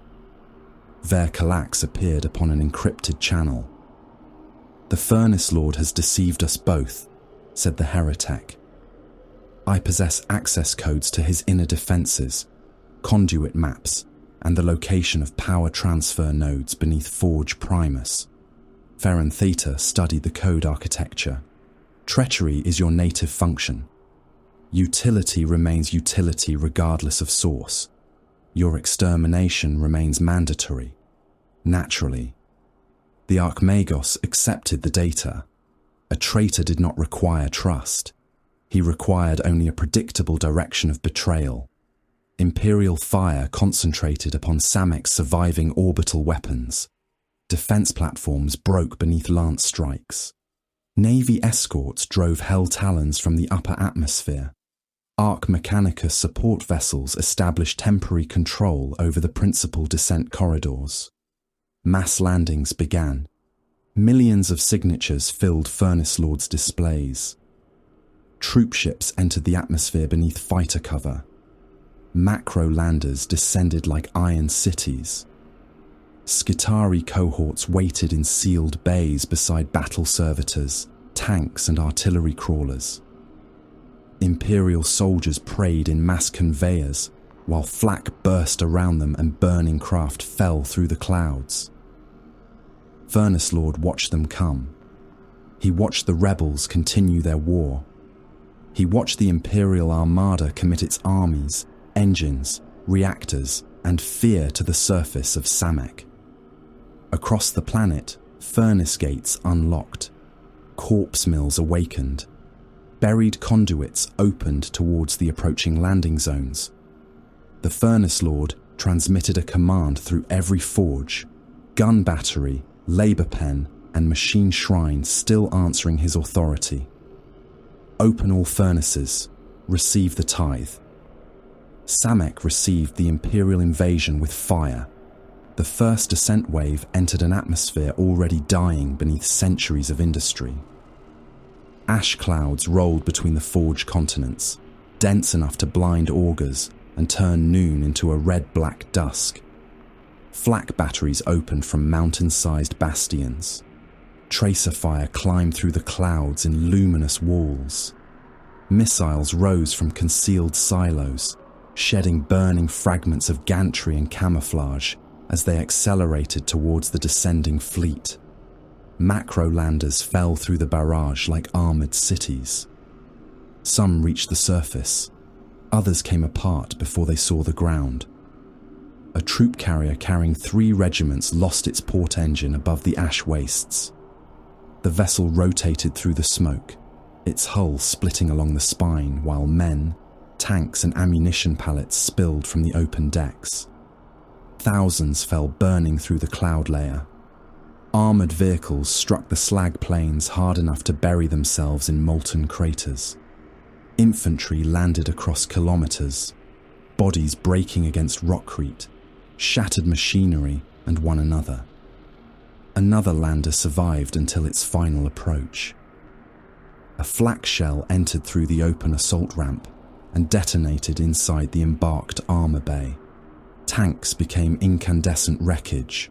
The blast drove vehicle tracks, human limbs and fragments of sacred plate through 6 bulkheads. The lander struck Samek nose first, ploughing a trench through a labour settlement and crushing tens of thousands beneath its mass before its plasma plant ruptured. Surviving craft descended through the wreckage. Pilots followed noospheric beacons projected by Ferran Theta's command nexus. Some were authentic, others had already been replaced by Furnace Lord's lies. The 9 chimneys rose through the storm. They were not merely exhaust towers. Each was a colossal industrial complex built around a vent shaft descending into Samek's mantle. Their bases spread across hundreds of kilometres of refineries, habitation pits, pumping stations and artillery rings. Their crowns vanished above the clouds, where they released columns of heat and chemical vapour powerful enough to manufacture their own weather. Lightning crawled between them. Acid rain fell around them. The Imperial invasion zones formed beneath their shadows. At Chimney 1, Skitarii Rangers established sensor shrines among the wreckage of 3 troop ships.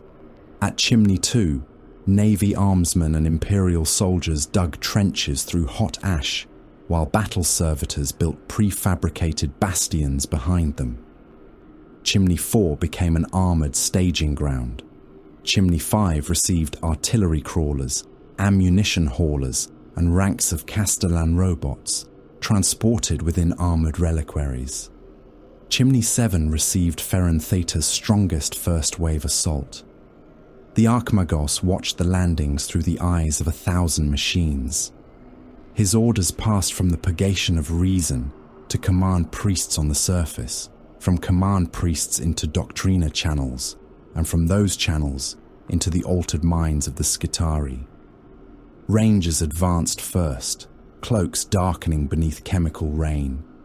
Vanguard followed beneath the radiation shimmer of their own weapons.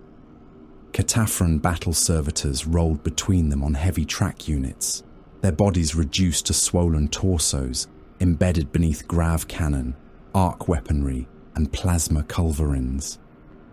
Castellan robots marched in maniples. Each machine towered above the infantry, broad shoulders plated in consecrated armor. Their fists were built to breach bunkers and pulp armored foes. Incendine combustors projected cones of burning fuel through the smoke. Datasmiths walked behind them, reciting Binharic corrections and inserting command wafers into control ports whenever tactical doctrine required alteration. Onager walkers strode across the slag on spindled legs. Neutron lasers discharged from their carapaces, turning distant fortifications into collapsing spheres of irradiated metal. Armored columns advanced behind them, engines grinding through carpets of dead soldiers and shattered servitors. The Imperial movement was precise. It was also without mercy. A vanguard cohort caught beneath collapsing debris transmitted recovery requests. Ferran Theta reviewed their combat potential, contamination levels, and the resources required to retrieve them. The result returned negative. Their channels were severed. They remained trapped under the wreckage while the army advanced around them. Several continued firing through gaps in fallen masonry until dark Mechanicum thralls reached the ruins and dragged them out piece by piece. A damaged Cataphron lost motive power beside a landing beacon. Its biological core pleaded for repair through a ruined Vox organ. A recovery servitor examined the machine, calculated that its weapon systems were worth more than its continued operation, and cut the living torso from the chassis. The Cataphron screamed while its grav cannon was removed. The torso was left twitching in the ash. Ferran Theta did not regard these acts as cruelty. Cruelty required emotion. This was allocation. Furnace Lord had prepared the 9 chimneys as an equation of layered sacrifice. The outermost defences were manned by labour thralls carrying obsolete autoguns. They fired until Imperial artillery erased them. Behind them waited penal cyborgs and corrupted Skitarii with orders to withdraw after inflicting measured casualties. Behind those forces waited empty bunkers, false data shrines and minefields designed to activate only when Imperial engineers began clearing the obvious explosives. Retreating thralls drew armoured columns towards stable ground. The ground was not stable. Buried beneath the ash were magma chambers sealed by sacrificial rockcrete plates. Furnace Lord waited until tanks, ammunition carriers and infantry had gathered above them. Then he opened the chambers. The earth split. Armoured vehicles vanished into white-orange fire. Men became black silhouettes for a fraction of a heartbeat before the heat stripped them into vapour. Others survived long enough to burn inside their transports, hammering against sealed hatches while the hulls softened around them. False. Noospheric signals redirected Ranger detachments into abandoned refinery sectors. The sectors had been abandoned because radiation levels exceeded even Skitarii tolerance. Augurs reported safe passage until the cohorts reached the centre. Then Furnace Lord removed the falsified readings. Dosimeters screamed. Organic components began to fail. Skin sloughed beneath robes. Eyes clouded. Brain tissue degraded inside skulls reinforced with sacred metal. Some Rangers attempted withdrawal. Their command priest ordered them forward.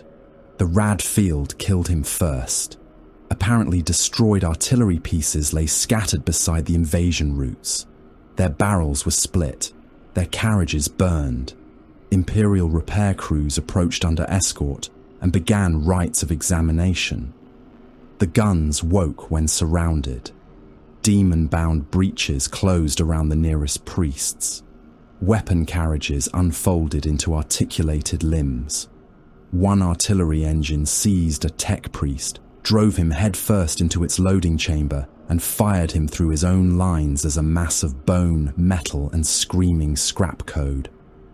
Every retreat concealed an attack.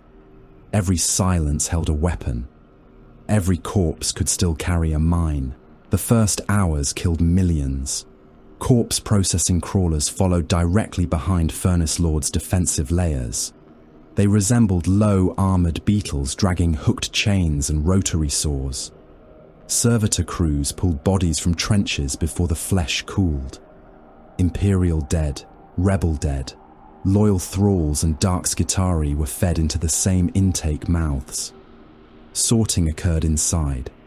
Ceramite went one direction, augmetics went another. Blood entered coolant reservoirs. Fat was rendered into fuel additives. Intact nervous tissue was preserved in chemical baths. The machines did not distinguish allegiance. They distinguished utility. At Chimney 7, Cord 9 received the doctrine of ecstatic function. It entered his cohort through the corrupted noosphere as a pulse of machine cant too dense for mortal speech. Pain inhibitors disengaged. Stimulus amplifiers opened. Wounds became signals of devotional success. Every damaged nerve transmitted the sensation of sacred fulfillment. The dark Skitarii advanced smiling beneath their masks. One warrior lost his abdomen to a plasma blast. The shot opened him from hip to sternum, spilling intestine and augmetic tubing across his legs. His command implants classified locomotive function as sufficient. He gathered his organs beneath one arm and continued firing with the other. Another took a galvanic round through the face. Half his skull disappeared. Auxiliary processors in his thorax maintained targeting. He marched for another 37 steps before his body collapsed, radium carbines still discharging into the Imperial line. Cord 9 stood above the outer trench network. Chimney 7 rose behind him, its exhaust turning the sky into a boiling darkness. Furnace vents along its base opened and closed like the gills of some buried god. Chemical rivers flowed through channels between the trenches, their surfaces burning in colours that shifted beneath the Haydex light. Imperial vanguard approached beneath galvanic cover. Rangers fired from distant ridges.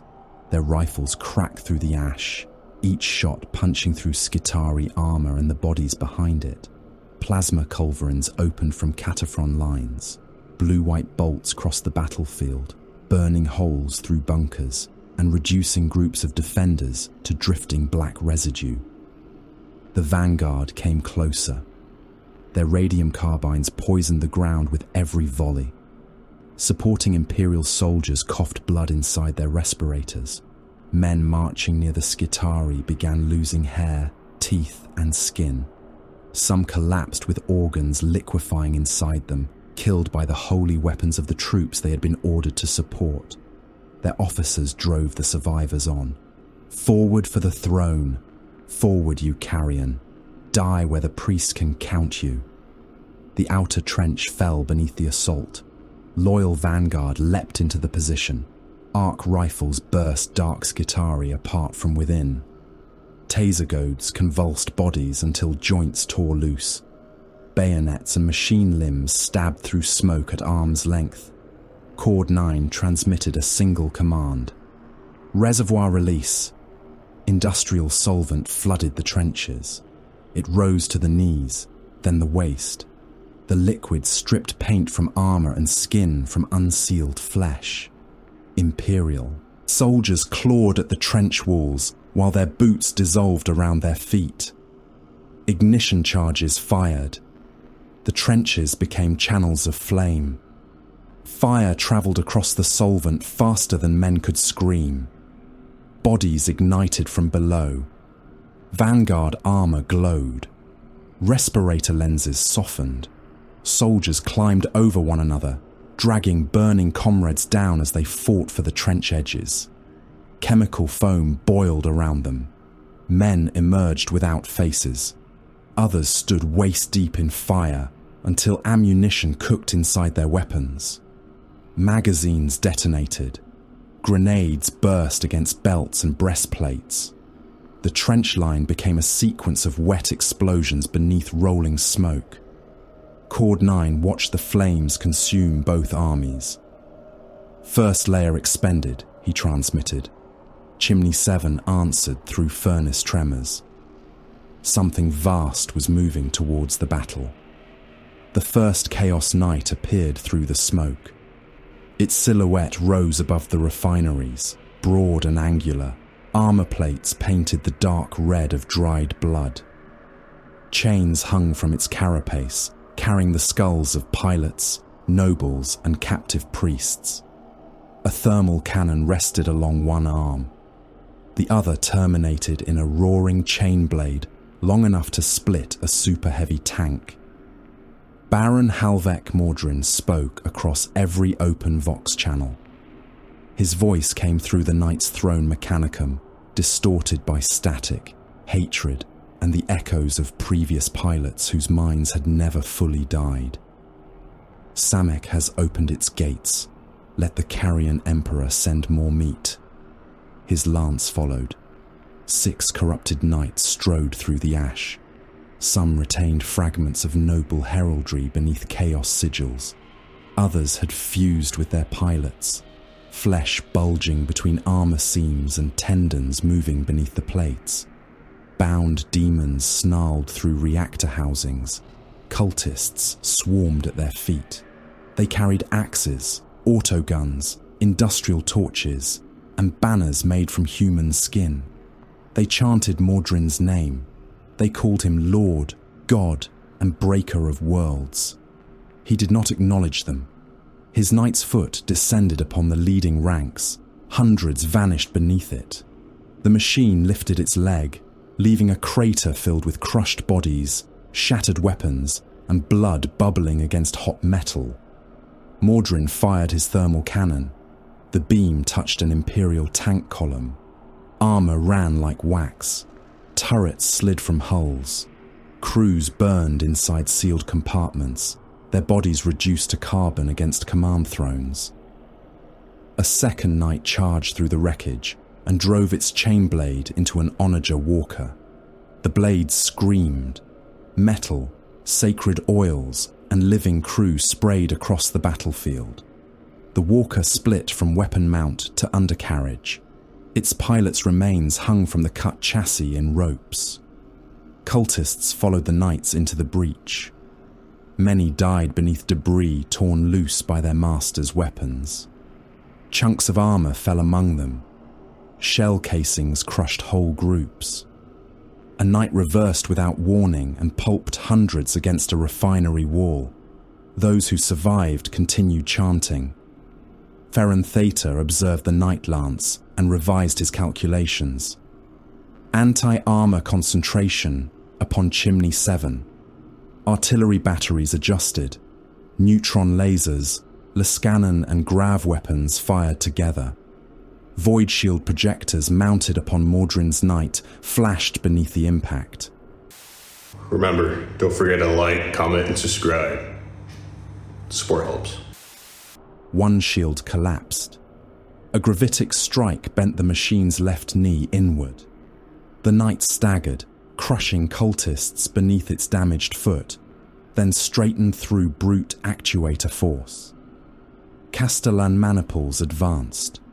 The robots moved into the knight's path without fear or self-preservation. Phosphor weapons marked weak points with burning impacts. Power fists struck armor joints. One Castellan seized a knight's ankle and held on while the larger engine dragged it across the slag. The knight stamped repeatedly. The robot's torso collapsed. Its head vanished. Its arms remained locked around the ankle until a chain blade cut it apart. Then the god engines came. Their silhouettes appeared beyond the landing zones, taller than habstacks and crowned with weapon towers. Warhound Titans moved first, low and predatory, their reactors howling through the polluted air. Behind them strode Reavers, each step shaking ash from distant roofs. Farther back, something larger moved through the storm. A warlord Titan emerged beneath the red sky. Its void shields turned incoming shells into domes of blue-white light. Missiles burst against invisible barriers. Macro rounds flattened into fire. The Titan's war horn sounded, and the noise rolled across Samek like the judgment of a dead god. Mordrin laughed through the vox. At last. At Chimney 3, Ver Calax opened a path. The Master of Hexagramma transmitted access codes to Ferran Theta's forward commanders. Gates withdrew. Minefields deactivated. Defense towers fell silent. An entire industrial district appeared abandoned beneath the ash. Several million Imperial soldiers entered. Hundreds of vehicles followed. They advanced between empty manufactoria, past silent conveyor lines and worker barracks filled with bodies arranged as though sleep had taken them at their stations. Ferran Theta received the first anomaly warning. The route behind the army had narrowed. Blast doors were closing sector by sector. Watch Captain Thale transmitted from orbit. "It is a containment trap." "Confirmed," replied Ferran Theta. "Withdraw the force. Data recovery remains incomplete. The force will be lost.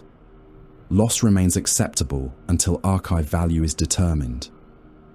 The army continued forwards. Commanders on the ground received orders to seize all cogitator banks, production ledgers, and reactor schematics before attempting withdrawal. Engineers began cutting into sealed vaults.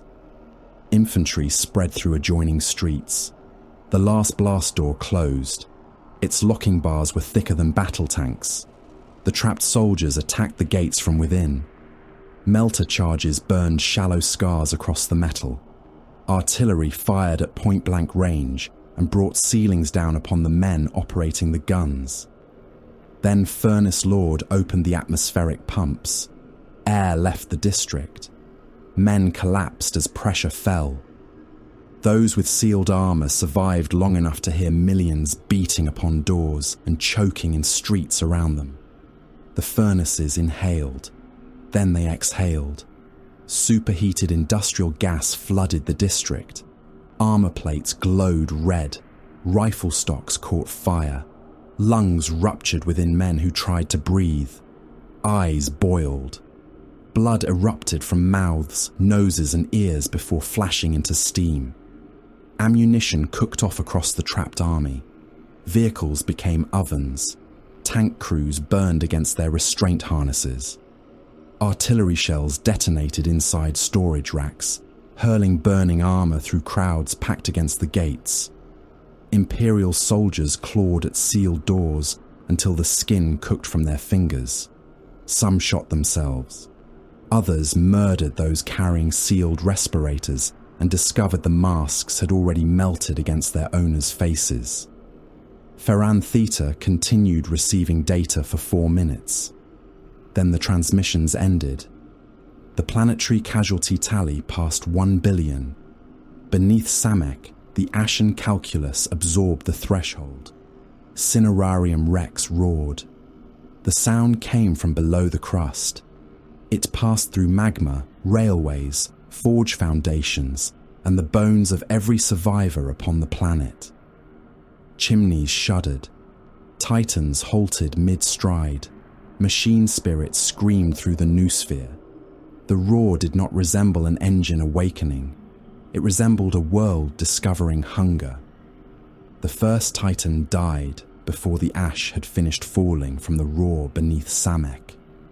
Its death began as a change in the horizon. A loyal warhound advanced through the ruins beyond Chimney 5, half seen behind collapsing refinery towers and curtains of industrial smoke. Its void shields burned around it in overlapping blue domes. The god engine moved with the predatory haste of a hunting beast, armor slick with chemical rain, plasma blast gun tracking the silhouettes awakening beyond the invasion lines. Samek answered with horns. The sound rolled from the forged cities in successive waves. It came through the ground, the noosphere and the bones of the living. Blast doors buried beneath slag mountains opened for the first time in centuries. Rail vaults split apart. Magma sluices emptied around armored feet. Dark Mechanicum titans emerged from the earth.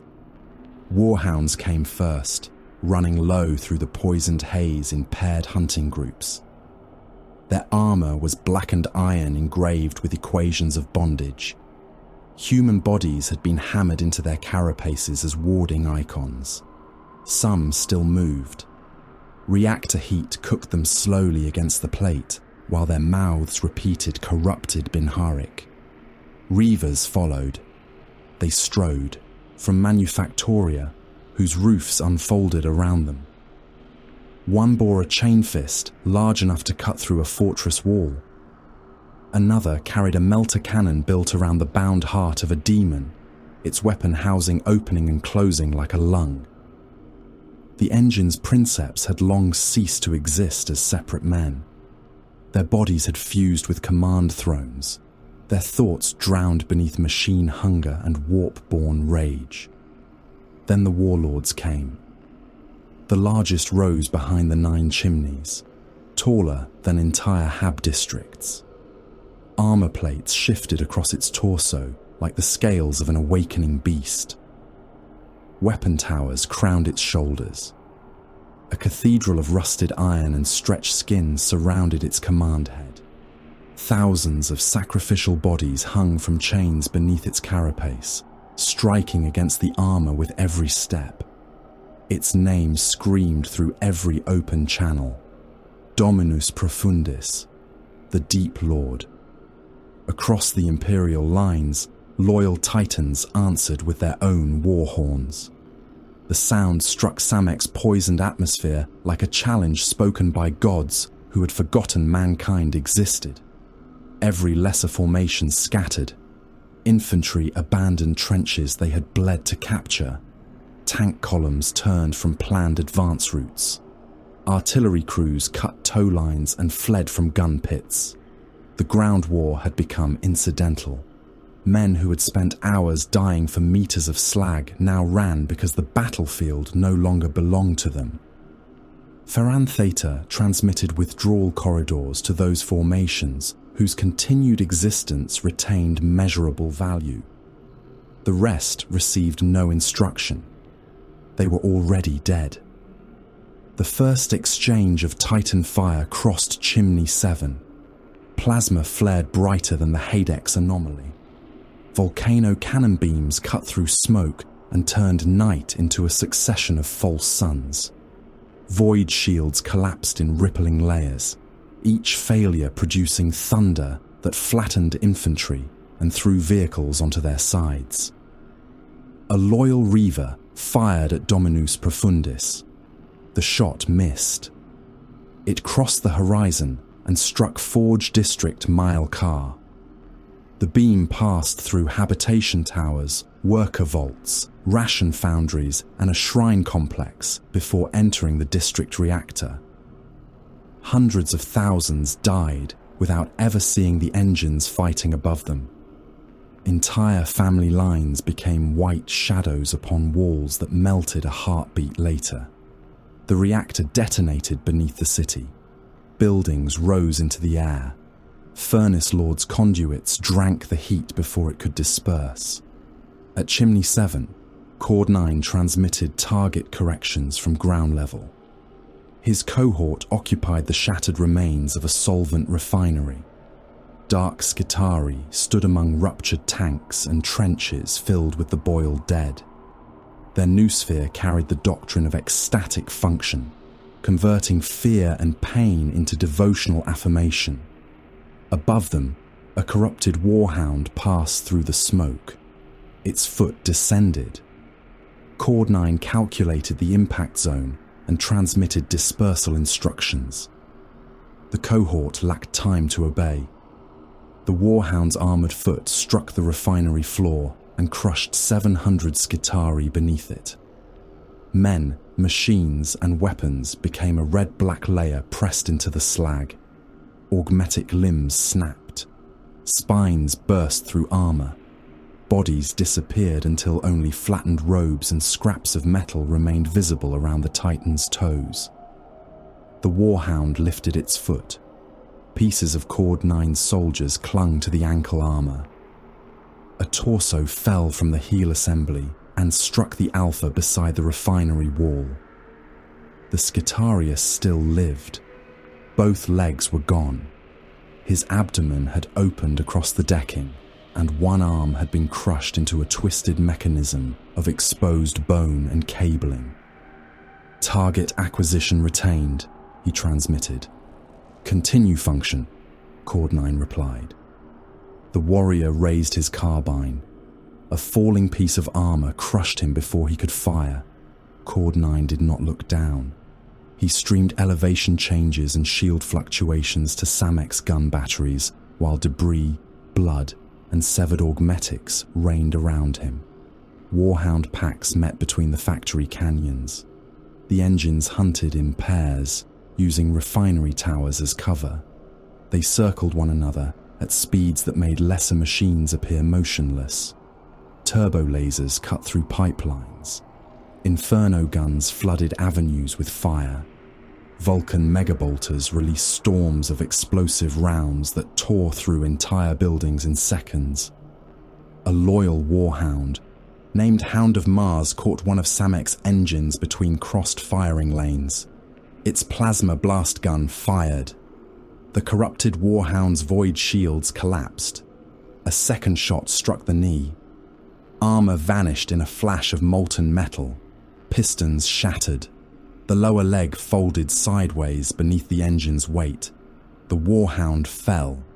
Its head struck a manufactorum tower and crushed 3 levels beneath the impact. The Titan's reactor remained active. Its crew did not attempt shutdown. The crippled engine clawed forward. One weapon arm dragged across the ground, firing into the loyal Titan as the machine pulled itself through the ruins. Its damaged leg remained behind, connected by kilometers of torn cable, fiber bundles, and bleeding organic conduit. Buildings collapsed around it. Bodies caught beneath its chest were ground into the rubble. The warhound continued to hunt. Koros observed the engagement from an artillery redoubt raised inside the ruins of Chimney 4. Iron Warrior's command servitors projected Titan shield data across the bunker. Range tables and structural diagrams filled the walls. Mortal officers stood beneath them, afraid to breathe too loudly in the presence of the warsmith. Koros studied the loyal warlord advancing from the western landing zone. It bore the name Lex Ultima. Its void shields had endured every strike directed against it. Supporting reavers guarded its flanks. Infantry formations moved beneath its weapons as though sheltering beneath a walking fortress. Koros marked the shield cycle. "Prepare all batteries." An Iron Warrior gun captain examined the firing solution. "The shields will absorb the first salvos." "Yes." "The mortal divisions remain inside the impact zone." "Yes." The gun captain waited. Koros turned his helm towards him. Was there a question? "No, Warsmith." 2 mortal divisions advanced towards Lex Ultima. They had already lost most of their officers. Iron Warrior's taskmasters drove them onward with bolter fire, forcing ragged columns of cult infantry, penal troops and slave soldiers into the Titan's path. The warlord altered course. Its Gatling blaster rotated. The first burst crossed the advancing divisions. Men ceased to exist. Armor, bodies, and ground erupted together. Those outside the direct fire died beneath the pressure wave, or from fragments of their own comrades driven through them at impossible speed. The mortal formations continued forward because turning back meant death beneath Iron Warrior's guns. Lex Ultima turned its torso to face them. Koros watched the movement. There, every Iron Warrior's battery fired. Siege cannon, captured basilisks, demon-bound mortars, and heavy Lascannon discharged together. Their shots struck the warlord's exposed flank. Void shields failed one after another. Mortal divisions vanished beneath the same bombardment. Shells burst among men before striking the Titan beyond. Bodies rose in columns. Tanks flipped through the air. Thousands died merely to compel the God engine to rotate into a prepared firing lane. Koros cared only for the angle. Target the left knee, cooling veins, shoulder weapon linkage. Precision fire followed. A laser strike sheared away armor from the knee joint. A siege shell burst against the cooling assembly and filled the warlord's flank with burning coolant. Another shot struck the exposed mount beneath its volcano cannon. The weapon sagged. Lex Ultima turned towards the Iron Warrior's redoubt. Koros watched the warlord's remaining guns acquire him. Relocate command assets. No urgency entered his voice. Siegecraft was mathematics. The dead were quantities used to solve walls. Watch Captain Thale enter the corrupted Reaver through the dead city beneath its feet.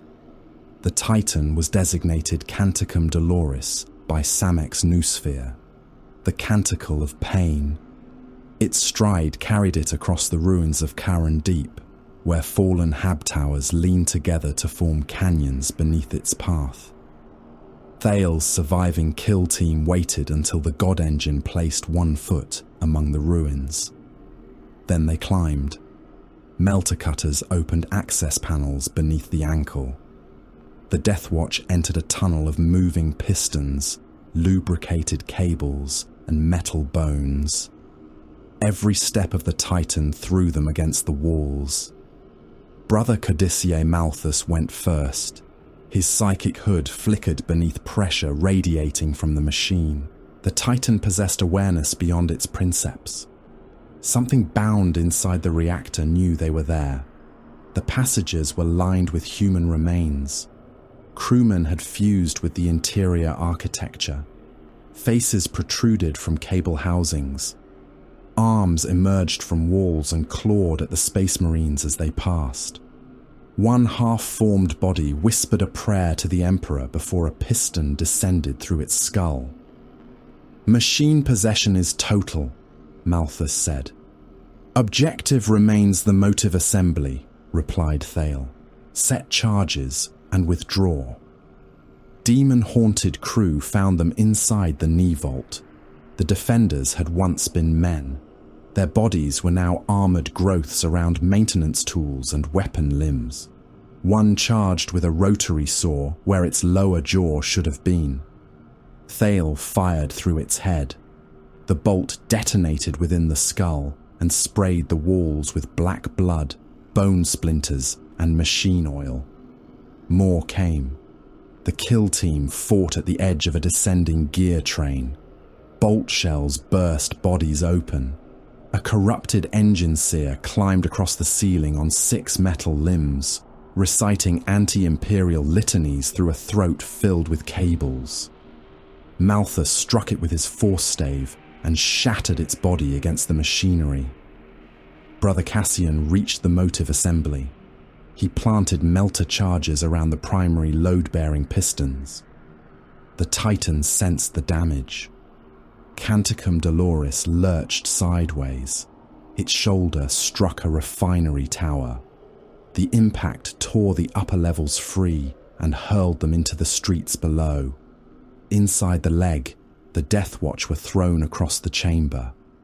The Reaver slammed its arm into another building. Again. Again. It tried to crush the intruders by smashing its own limbs against the city. Metal screamed. Fused crew bodies tore from walls. Brother Cassian lost his footing and fell between moving pistons. His armor held for one heartbeat. The mechanism closed. Ceramite burst. His legs disappeared beneath the gears. Thale caught his wrist before the rest of him followed. Cassian looked up through a cracked helm lens. "Charges armed." The piston turned again. His body was drawn lower. Thale severed his arm at the elbow and let him fall. Cassian vanished into the machinery. His death cry ended beneath grinding metal. The surviving Death Watch withdrew as the melter charges detonated. The Reaver's knee assembly melted. Canticum Doloris staggered but did not fall. It drove its damaged leg through 3 hab blocks, using their ruins as support, while the daemon within forced the motive systems to continue. Thaler and Malthus escaped through the lower hull. Brother Solon did not. He emerged from a maintenance breach 30 meters from the others, one leg shattered and his armor opened beneath the ribs. He attempted to rise. Physaurus came out of the smoke behind him. The perjurer struck with surgical tendrils. One entered the joint beneath Solon's pauldron. Another pierced the wounded leg and locked the bone in place. Solon fired his bolt pistol. The shot tore away half Physaurus's face. Artificial flesh pulled itself together around the wound. "Remarkable," Physaurus whispered. Solon reached for a grenade. A neural spike entered his throat seal. His body locked. Physaurus opened the armor with a melter scalpel. Ceramite softened. Black carapace peeled back from flesh. The perjurer's tools spread Solon's ribs, while the space marine remained conscious within the paralysis. Thale's withdrawal signal sounded through the vox. Physaurus listened. Then he cut deeper. He removed a strip of neural tissue. He sampled blood from the secondary heart. His claws found the omophagia beneath the ribcage. Solon stared at him. "Carrion thief." "Incorrect." Physaurus placed a piece of the organ upon his tongue. "Flesh remembers. I merely read." He swallowed. Images entered him. Deathwatch deployment vectors. Ferran Theta's forward command relays. A descent route beneath Forge Primus. Fragmentary knowledge of the kill team's true objective. Physaurus trembled as the memories opened. He transmitted selected portions to Furnace Lord. He gave the locations of Imperial Reserve formations. He gave artillery schedules. He gave the position of Thales' extraction craft. He withheld the route beneath Forge Primus. The Furnace Lord received the transmission through the planetary noosphere. He measured the gaps between memories. He identified every omission. He made no accusation. Physaurus was more useful while believing he possessed a secret. Vercalax struck the Titan command network at the height of the battle. His scrap code entered through command relays compromised during the rebellion. Identification markers inverted. Target priorities shifted. Corrupted engines received contradictory orders from voices perfectly imitating Furnace Lord's own machine cant. A Samek Reaver turned. Its weapons acquired Dominus Profundis.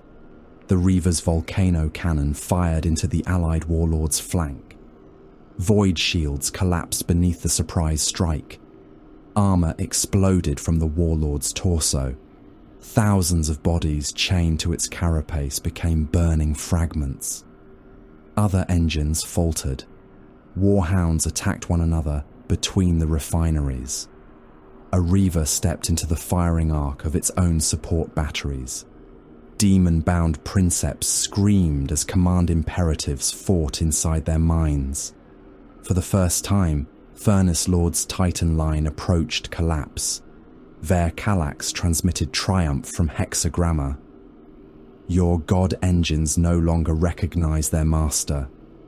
Furnace Lord watched the compromised Reaver continue firing upon Dominus Profundis. Correction, he replied. Recognition is unnecessary.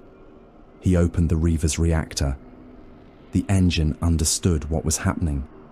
It screamed. The sound passed through every Vox channel on Samek as containment fields failed. Plasma expanded inside the Titan's core. Crew, Princeps, and bound demon became one incandescent mass.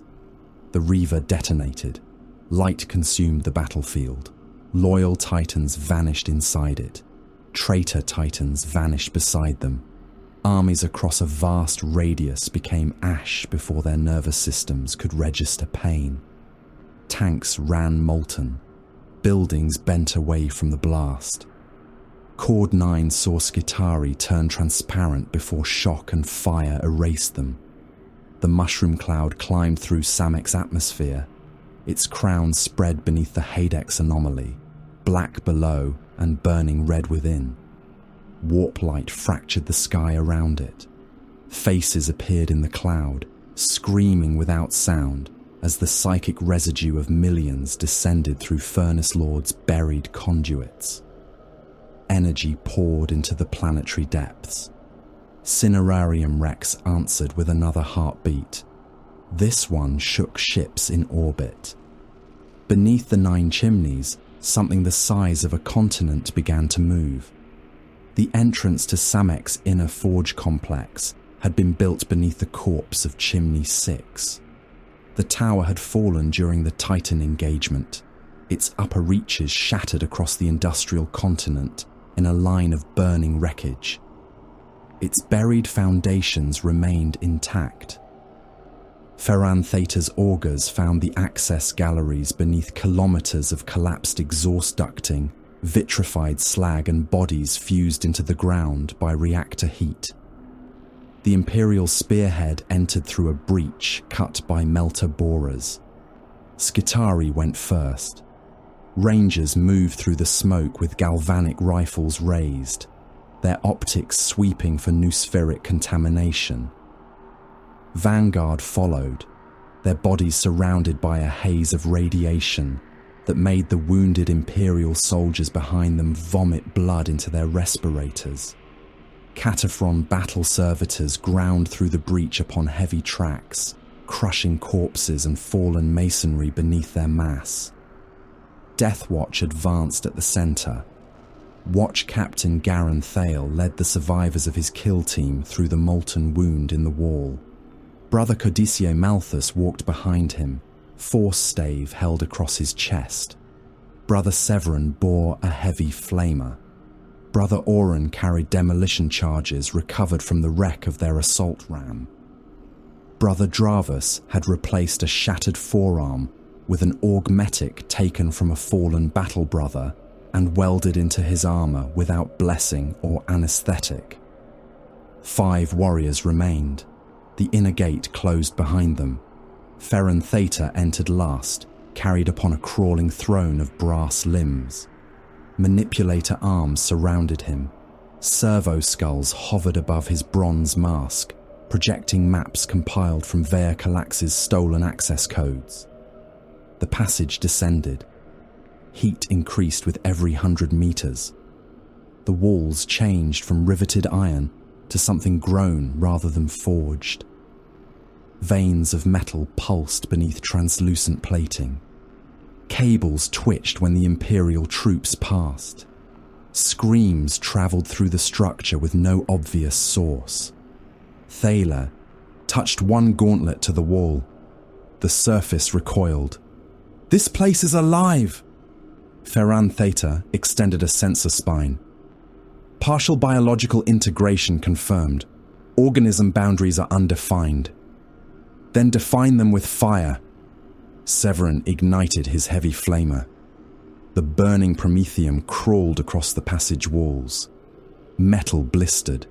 Flesh beneath it contracted. Human voices screamed from inside the structure until the flames consumed the nerves carrying the sound. The corridor opened onto the flesh foundry. Even Thala halted. The chamber was not a manufactorum, it was an abyss. A vertical pit descended beyond the reach of sight.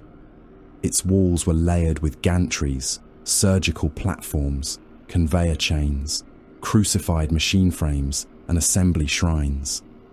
Millions of living bodies filled the shaft. They hung in tiers. Workers, prisoners, failed servitors, and condemned priests had been suspended by hooks driven through bone. Pipes entered their throats and abdomens. Some bodies had been arranged into walls of flesh used to insulate reactor conduits. Others formed living bridges, their spines locked beneath iron plates while their arms hung into the void. Entire labor clans had been wired together through the skull, their minds forced into shared control systems. The pit breathed. Air passed through millions of lungs in a single mechanical rhythm. The inhalation sounded like a storm gathering beneath the earth. The exhalation carried prayers, screams, and corrupted machine cant. Imperial soldiers crowded onto the upper platform behind the Death Watch. Some stared into the pit. Others looked away and discovered that the walls around them contained more bodies. Ferran Theta processed the sight without visible reaction. Manufacturing capacity exceeds projected limits. Thale turned his helm towards the Archmagos. You see capacity. I see relevant data. You see men. I see contaminated biological mechanisms. A scream rose from below. Something vast moved through the foundry. Demon engines were being born. Assembly cranes lowered armor plates around bound warp entities held within cages of light. The creatures had no stable shapes. Horned shadows pressed against containment fields. Eyes opened in empty air. Mouths appeared across machinery and bit at the priests, riveting iron around them. A defiler chassis hung beneath one gantry. Its biological core had been made from several men fused into a single mass. Their torsos formed a pulsing knot inside the armor. Heads protruded between cables. Each screamed a different prayer, while rivet guns hammered plates over their faces. Farther down, workers assembled a brass scorpion around a bound demon whose limbs filled half the shaft. Every time the creature moved, restraining chains tore bodies from the walls. Weapon slaves were installed into artillery carriages. Condemned minds had been stripped from their bodies and trapped inside logic engines. Their fear guided targeting systems. Their hatred controlled ammunition feeds. Their memories were being rewritten into firing solutions. One unfinished hull begged through a dead Vox grill. Complete me. Complete me. Give me claws. Give me a mouth. Another promised to murder its makers first. A priest struck the machine with a shock stave. The hull laughed. Thale raised his bolter. Objective remains Furnace Lord's sanctum. We do not cleanse the entire pit. An Imperial officer pointed towards the suspended workers. There may be loyal servants among them. There are obstacles among them, Thale replied. The spearhead advanced. Heretic priests came from the lower gantries. Their bodies had been altered for the foundry. Some moved on clusters of surgical limbs. Others wore armor grown from bone and machine tissue. Corrupted Skitarii marched before them in black robes, radium carbines already firing. The first volley struck the Imperial line. Soldiers convulsed as radiation entered them. Skin reddened beneath armor. One man dropped his rifle, tore away his respirator, and vomited the liquefied remains of his lungs across the decking. Deathwatch bolters answered. Explosive shells tore through Skitarii ranks. Bodies burst against the railings. Severed augmetics fell into the pit. Severin swept the gantry with his heavy flamer, turning robes, flesh and lubricant into a single rolling sheet of fire. A Heretic Magos charged through the flames. His body had been built around a turbine. Rotating blades protruded from his chest. He seized an Imperial soldier and dragged him into the mechanism. The man vanished from the waist upward. Blood sprayed through the Magos' exhaust vents. Thale drove a bolt round through the turbine housing. The shell detonated inside it. Metal fragments and pieces of the soldier erupted from the Magos' back. The spearhead crossed 3 assembly bridges. Workers filled the 4th. Thousands had been released from restraint frames by the fighting. They crowded the passage, wounded, starving, and mad with terror. Some begged the Imperial soldiers for rescue. Others clawed at Deathwatch armor, believing the black-clad giants were agents of deliverance. The route narrowed. Thale issued no warning. Clear the obstruction. The Deathwatch fired. Bolt shells entered the crowd. Bodies came apart. Men, children of labor clans long denied childhood, and ancient workers barely able to stand, disappeared beneath explosive impacts. The front ranks burst across those behind them. The passage became slick with blood, intestine, and fragments of bone. Imperial soldiers hesitated. Thale turned his helm. Advance! They climbed over the dead. The foundry began lying to them. Auspex returns showed enemies inside sealed walls. Ammunition counters reported full magazines after weapons ran empty. Vox channels carried extraction orders from commanders who had died in orbit. Brother Dravus stopped beside a branching corridor. A familiar voice spoke inside his helm. Dravus, western route. Extraction point confirmed. It was Brother Solus. Solus had died in the Dravus knew this. The voice spoke again. Brother, the kill team is behind you. His Auspex showed 4 Deathwatch identifications moving through the western passage. Dravus followed them. Hold, Thale ordered. The Vox returned only static. Dravus entered an industrial press. The chamber appeared open through his infected optics. In reality, he stood between 2 descending compression plates. Solus's voice whispered to him, "You made it." The press closed.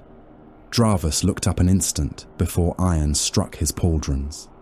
His armor resisted for less than a heartbeat. Ceramite folded inward. Shoulder bones shattered. His chest compressed around his fused ribs. Both hearts ruptured together. Blood burst through his helm grill as the plates forced his body into a shape no human or Astartes skeleton could survive. The press opened. Dravus fell out as a compacted block of black armor with flesh extruding from every joint.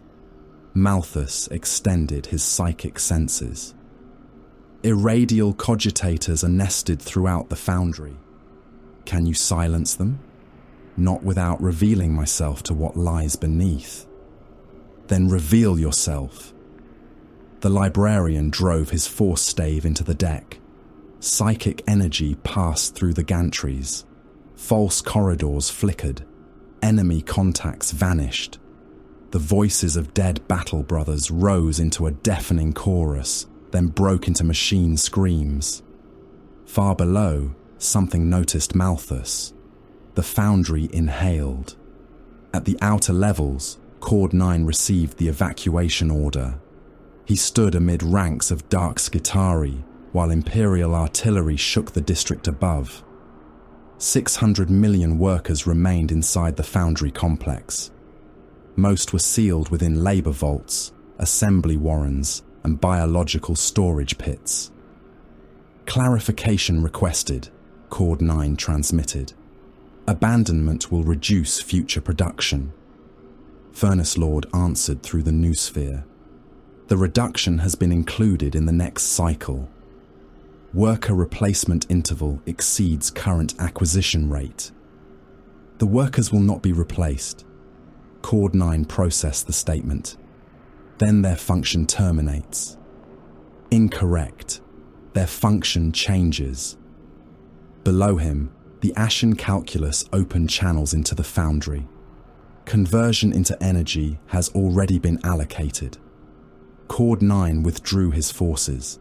Blast doors closed behind them. Workers beat upon the iron from the other side. Malrek Dren had no intention of becoming energy. The mortal overseer fled through the records galleries with stolen production ledgers chained to his chest. He had supervised the foundry for 27 years, condemning millions to surgical integration and feeding damaged laborers into reclamation pits. He understood the value of the data he carried.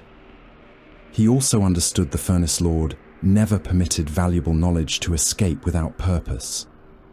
Dren's bodyguards followed him through the service corridors. Behind them came workers released by the fighting and Imperial soldiers pushing deeper into the complex. Dren sealed each gate after passing.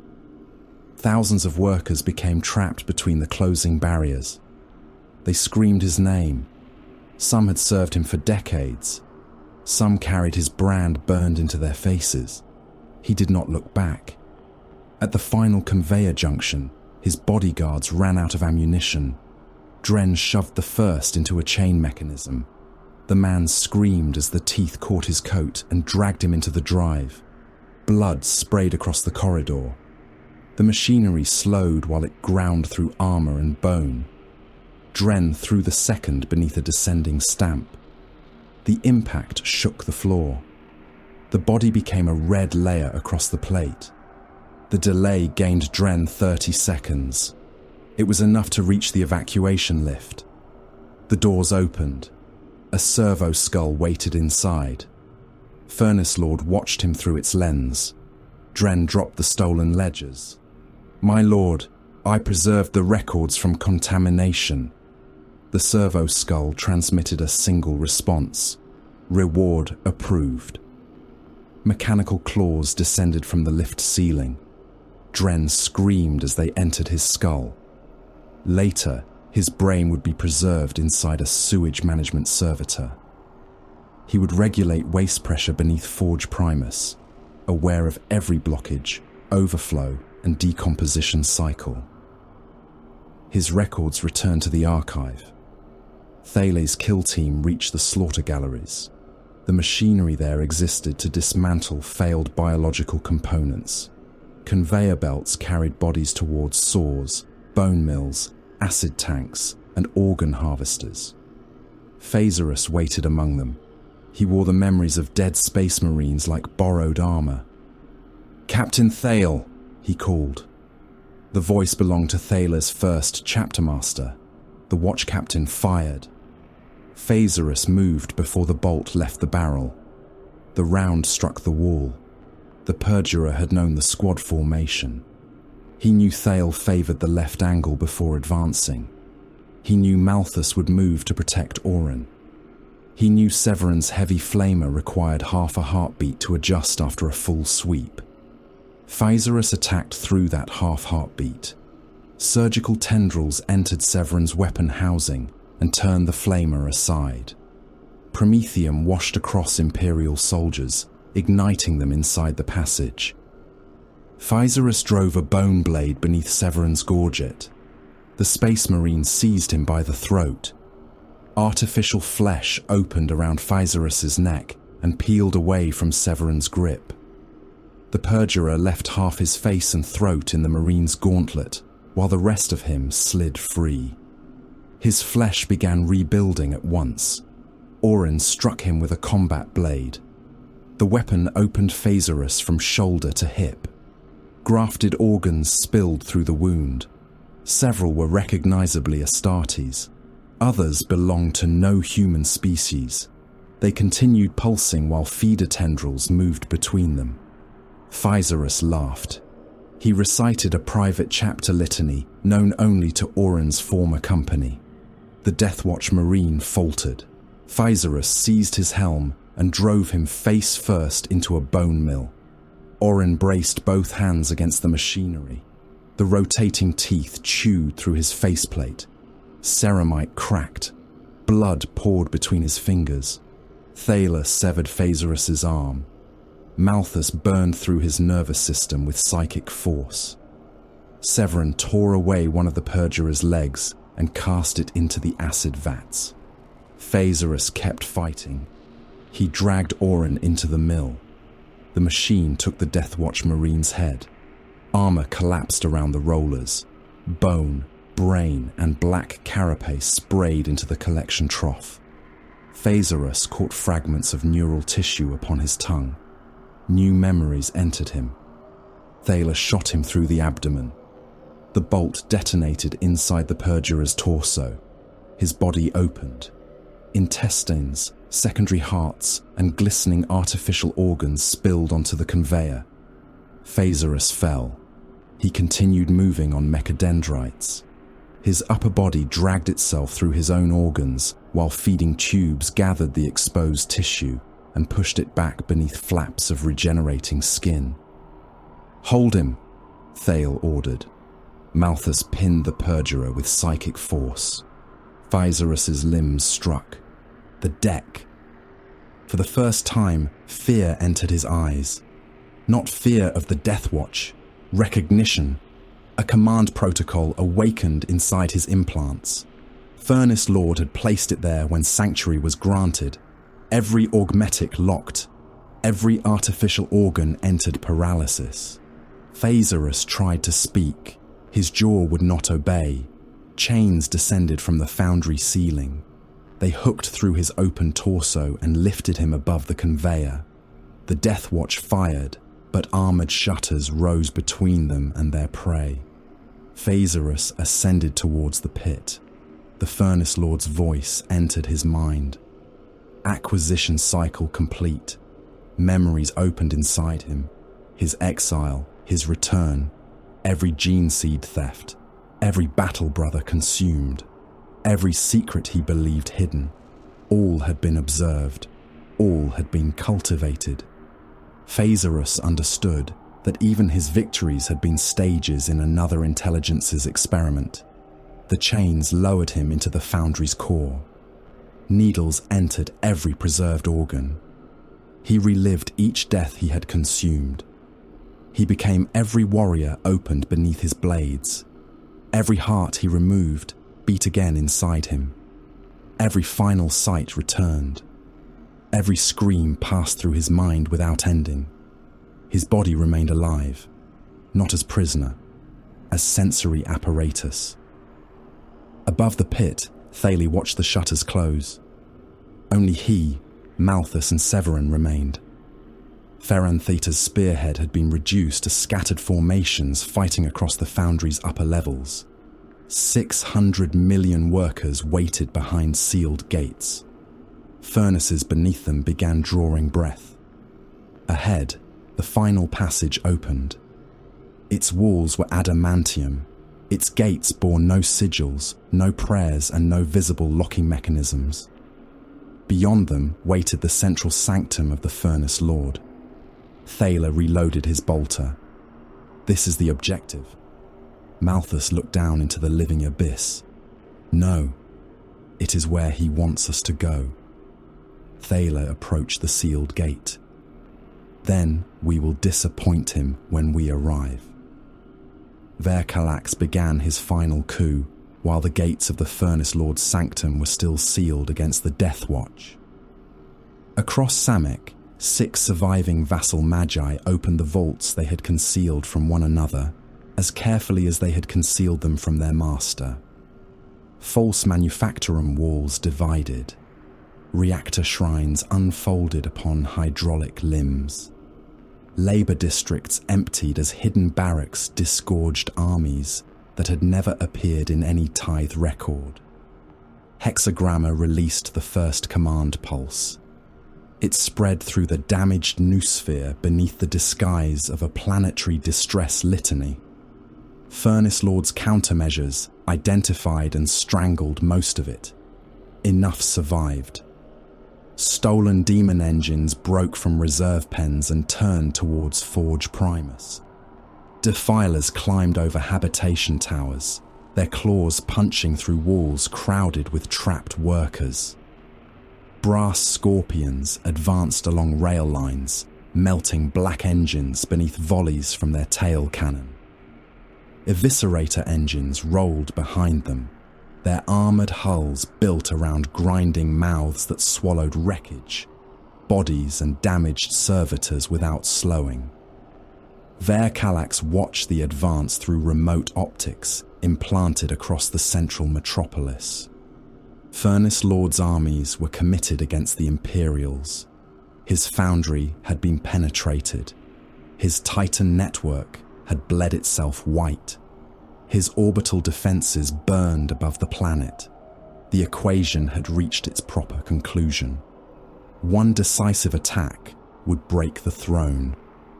Advance all reserves, Verkalax transmitted. No engine is to be retained. No labour stock is to be preserved. Forge Primus will be opened before the next reactor cycle. His allied Magi answered with overlapping bursts of assent.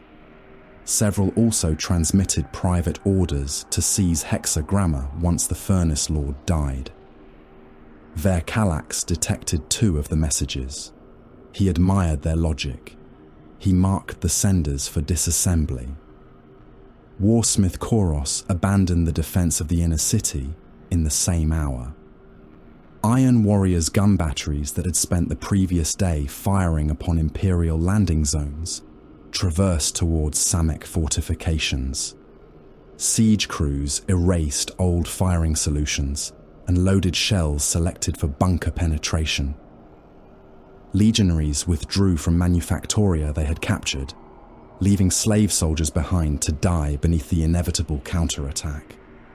Koros stood inside the command deck of a mobile siege crawler, while a tactical image of Cinerarium Rex turned above him. The buried structure had consumed heat, blood, and immaterial pressure from every battle on Samek. It had survived reactor detonations, Titan deaths, and the boiling of entire districts. No forge had ever offered the Iron Warriors a weapon of equal potential. Koros no longer intended to purchase it. Technology belonged to whoever could seize and defend it. Reassign every battery, he ordered. Primary targets are Forge Primus shield nodes, defense towers, and subterranean access points. An Iron Warrior Centurion studied the changed firing plan. The Furnace Lord will classify this as violation of contract. The contract failed when he concealed the weapon. He may activate the controls buried in our engines. Then we cut them out. The Centurion inclined his helm. And if the machine cannot survive removal, then it was never ours. Koros opened a fleet-wide channel. Cinerarium Rex is the objective. Samek may burn around it. The first Iron Warriors salvo struck a defense wall they had helped reinforce hours earlier. Siege shells buried themselves within the battlements and detonated in sequence. Towers rose upon pillars of flame. Gun crews vanished beneath collapsing armor. Sections of the wall folded outward, crushing the slave cohorts sheltering below. Iron Warriors' artillery fired again before the debris settled. Ferran Theta recognized the widening fracture immediately. The Archmagos occupied the upper galleries of the Flesh Foundry, surrounded by the remnants of his central spearhead. Skitari formations had been reduced to scattered maniples. Cataphron battle servitors crawled upon damaged tracks. Imperial soldiers crowded behind barricades built from surgical machinery and the bodies of foundry workers. Every new spheric display showed enemies turning upon enemies. Vassal Forge armies attacked Furnace Lord's inner districts from the east. Iron Warriors breached from the west. The Imperial spearhead occupied the south. Ferran Theta calculated that none possessed enough strength to survive a prolonged engagement alone. Therefore, the engagement would not be prolonged. All remaining formations will advance through the central breach, he transmitted. A command Magos challenged the order through a burst of distressed Binharik. Forward corridors remain under overlapping fire. Regimental strength is beneath recovery threshold. Ammunition reserves are insufficient for sustained assault. Enemy ammunition is also finite. Projected Imperial casualties exceed 90%. Then 10% will reach the objective. The command Magos hesitated for one processing interval. Ferran Theta erased him from the noosphere and transferred authority to a less damaged subordinate. Depleted regiments advanced. They entered kill corridors beneath Furnace Lord's Manufactoria, moving through lanes already measured by concealed guns. Heavy stubbers opened from hab blocks. Rad cannon fired from shrine towers. Mortars burst above the columns, scattering shards of contaminated metal through infantry packed shoulder to shoulder. Men died by the thousand. The survivors climbed over them. A regiment from an ash world advanced until every commissioned officer had been killed. The ranking sergeant continued receiving Ferran Theta's orders through a cracked command slate. He led the remnants through 3 barricades before a phosphor shell entered his chest and burned him from within. The slate remained clenched in his hand. The men behind followed its route marker without him. Imperial artillery laid protective fire across the advance.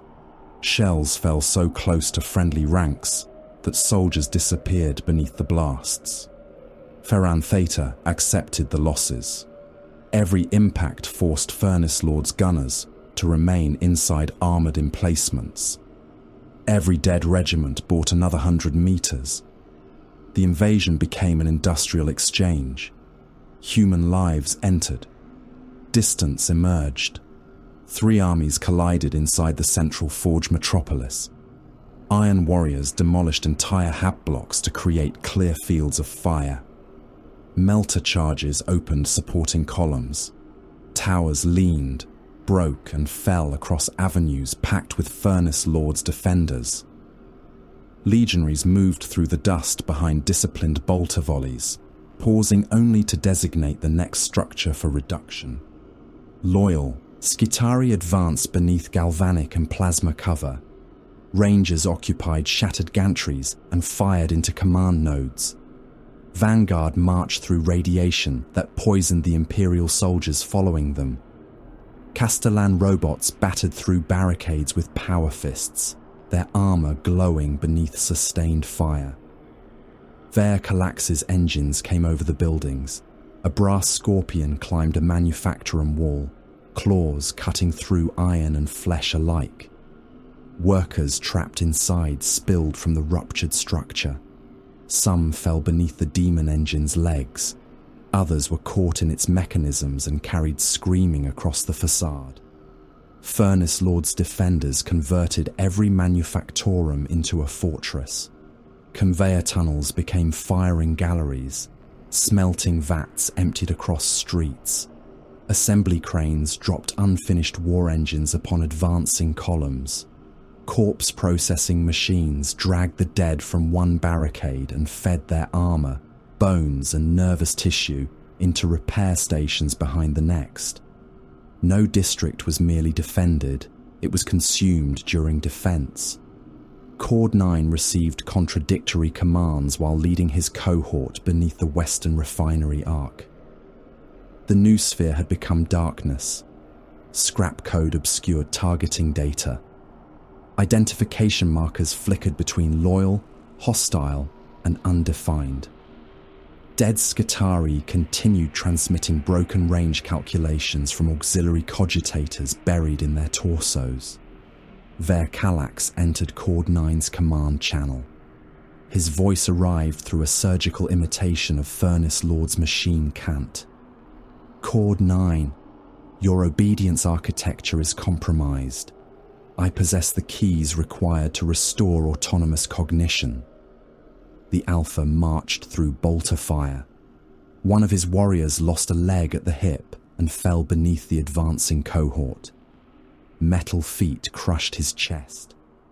The cogitator housed behind his sternum continued transmitting target positions after his skull disappeared beneath another warrior's heel. Verkalax spoke again. The Furnace Lord did not elevate you. He hollowed you. Serve hexagramma, and the chains within your mind will be severed. Another transmission entered the channel. It came from Furnace Lord. No promise accompanied it. No explanation. Only a coordinate and an execution order. Chord 9 compared the commands. Verkalax offered freedom. Furnace Lord offered function. The Alpha attempted to model an existence without command imperatives, target hierarchies, or the pressure of a superior will inside his cortical implants. His mind returned no image. Furnace Lord had removed that capacity centuries earlier. Chord 9 turned towards the coordinate. Execution order received. He chose his master because choice had been reduced to obedience wearing another name. The coordinate marked a noospheric relay beneath a Labour cathedral. Verkalax's dark Skitari guarded it. Chord 9's cohort entered through the nave while corrupted hymns thundered from iron speakers. The enemy waited among statues made from welded bodies and discarded machine parts. Both sides fired at once. Radium rounds passed through armor and blackened organs within. Warriors remained upright while their livers, lungs, and remaining flesh died inside them. Arc blades struck bionic hearts and overloaded power systems. Bodies exploded from beneath their robes in bursts of sparks, blood, and boiling lubricant. The lines met at arm's length. Chord 9 drove his taser goad through a warrior's chest. Electrical force ruptured the augmetic heart and blew a hole through the spine. The enemy's head fell backwards, but his thoracic cogitator continued transmitting Chord 9's location. Another Skitarius lost his skull to a galvanic round. His body raised its rifle.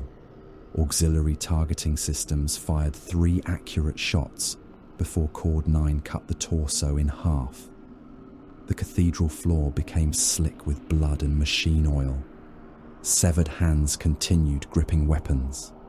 Broken Chord 9 reached the relay.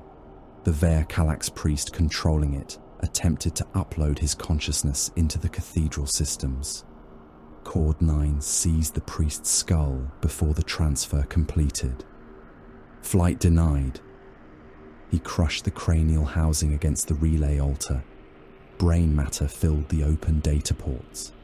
The Alpha planted demolition charges and transmitted completion.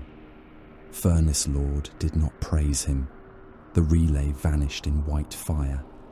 Koros opened a secure hololink from the western siege front. Furnace Lord appeared above the crawler's command table as the familiar towering chassis crowned by rotating optics. Behind Koros, the bombardment of Forge Primus continued. "You will surrender Cinerarium Rex," the warsmith said. "Demand rejected. My warriors have paid for it in blood, ammunition, and engines." "Correct." Koros leaned closer to the projection. "Then the debt is mine to collect. You have already paid for the weapon." The Iron Warrior's helm remained still. Furnace Lord continued. "You misunderstood which side of the transaction you occupy." Warning runes ignited across the crawler. Samek manufactured ammunition feeds locked. Siege guns jammed with shells inside their breeches. Targeting displays altered range values, turning accurate firing solutions into lethal errors. A battery on the southern ridge fired short and erased an Iron Warrior slave division beneath its own bombardment. Demon engines began screaming. One defiler rotated towards the legionaries guarding its flank. Its battle cannon fired. 3 Iron Warriors vanished inside the explosion. The machine charged through the smoke, claws closing around a 4th legionary and tearing him apart at the waist. Koros severed the hollow link. Manual control. Remove every Samek logic core. Tech Marines and Warp Smiths attacked their own weapons. They tore guidance systems from artillery housings. They ripped receiver filaments from armor. Demon engines were chained, opened and mutilated until their obedience circuits lay exposed beneath pulsing flesh. One Iron Warrior climbed onto a thrashing defiler and drove a power axe through its command cortex. The engine crushed him against its hull. His armor split. Blood poured into the mechanisms. He kept cutting until the demon fell still. Koros entered the nearest siege gun himself. He tore the corrupted targeting cogitator from its shrine. Cables stretched from the machine like nerves. The system screamed through the voices of the mortal crews whose brains had been used to construct it. Koros crushed the cogitator in his power fist. Fire by sight. The gun crews obeyed. Their accuracy diminished. Their bombardment continued. Furnace Lord had not sold the Iron Warriors weapons. He had sold them dependence. While the three armies tore Forge Primus apart, Ver Calax entered the sanctum through a route hidden inside the access codes offered to Ferran Theta. The master of Hexagramma brought no army. Armies announced intent. He came with 6 execution engines, 2 enslaved. The throne chamber lay beyond the sealed approaches reached by Thal's surviving Death Watch. Ver Calax entered from beneath, ascending through maintenance shafts while Imperial forces attacked the outer gate. The Furnace Lord's guards met him among black pillars. Security engines charged first. Ver Calax's ossuary projectors fired. Flesh liquefied within armored shells. Human nervous systems poured from machine housings. One quadruped continued running after its organic core had become red fluid, then collapsed when Ver Calax severed its command spine.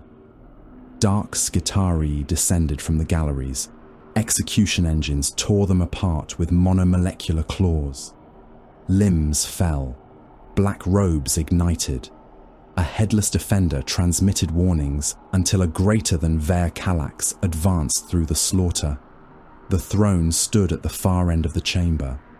Furnace Lord occupied it. His blackened chassis was connected to the sanctum by thousands of conduits. Furnace vents rose behind him.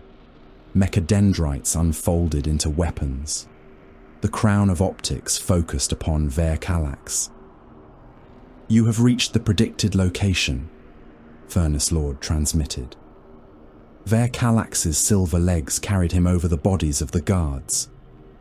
"You conceal failure beneath claims of prediction. Your rebellion produced 83% of projected yield. I did not come to complete your experiment. Intent is irrelevant to function." Ver Calax released They entered the throne's conduits. Power lines burst along the walls. Furnace Lord's weapon limbs faltered.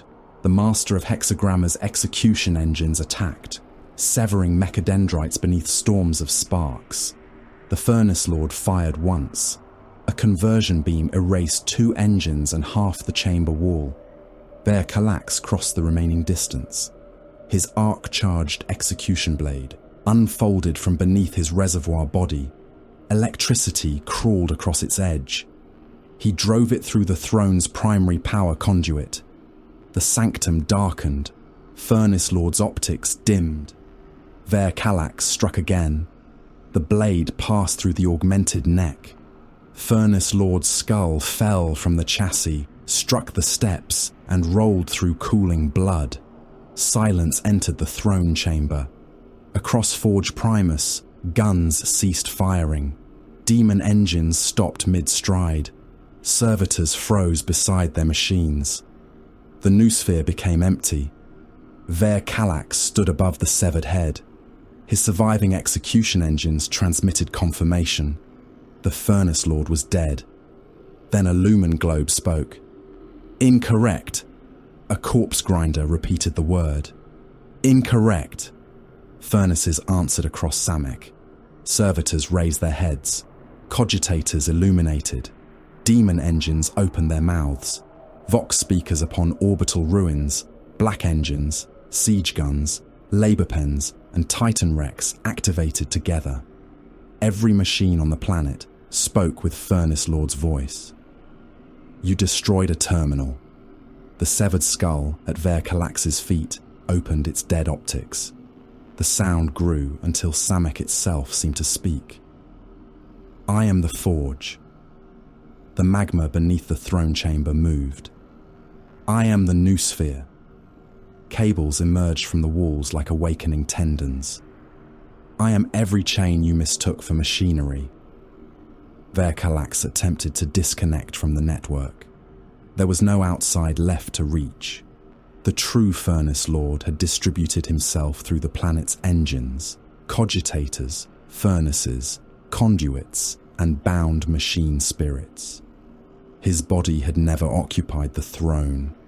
The throne had occupied a fraction of him. Every weapon on Samek turned towards the usurper.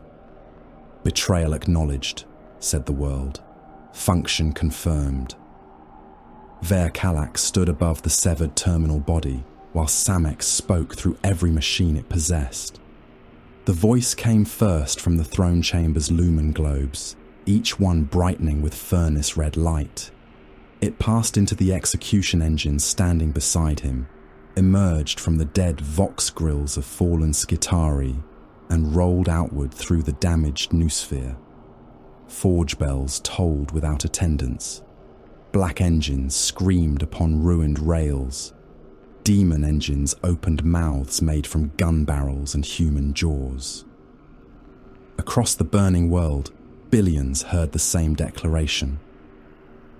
I am not contained. The severed head at Verkalax's feet stared upwards with dead optics. Cables writhed from its opened neck, not seeking reconnection, but forming patterns in the blood. I am not singular. The master of hexagramma attacked the network. He released disconnection protocols into every surviving vassal forge, commanding them to sever noospheric relays, destroy external data shrines, and isolate their reactor systems. Hexagramma obeyed for less than a heartbeat.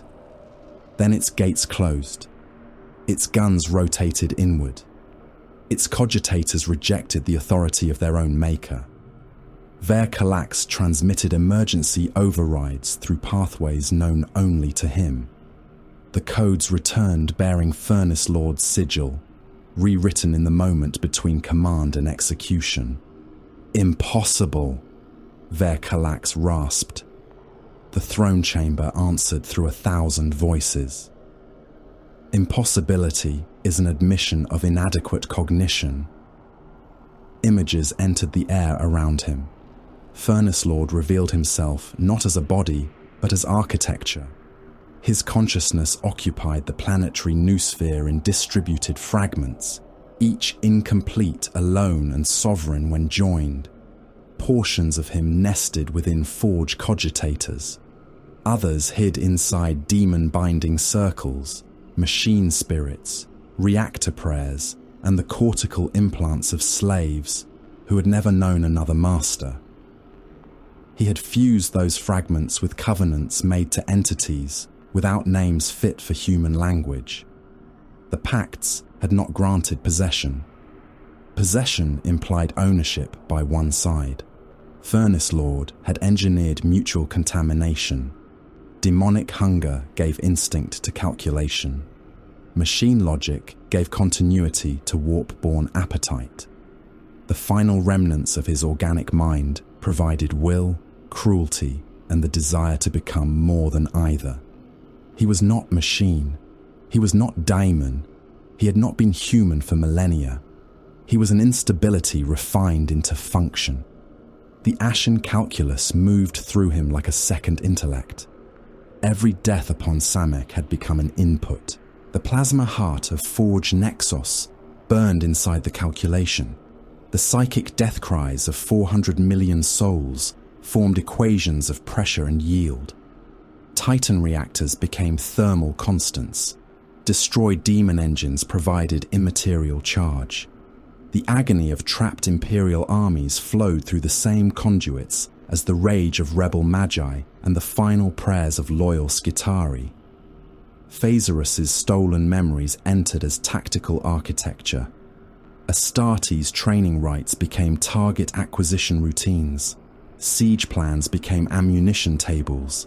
Instincts shaped across centuries of war were stripped of identity and installed into weapons awaiting birth. The dead did not rest. They calculated. Ver-Calax attempted to withdraw into a private reserve body concealed beneath Hexagramma. Furnace Lord found the transfer before it began. Then he opened the archives.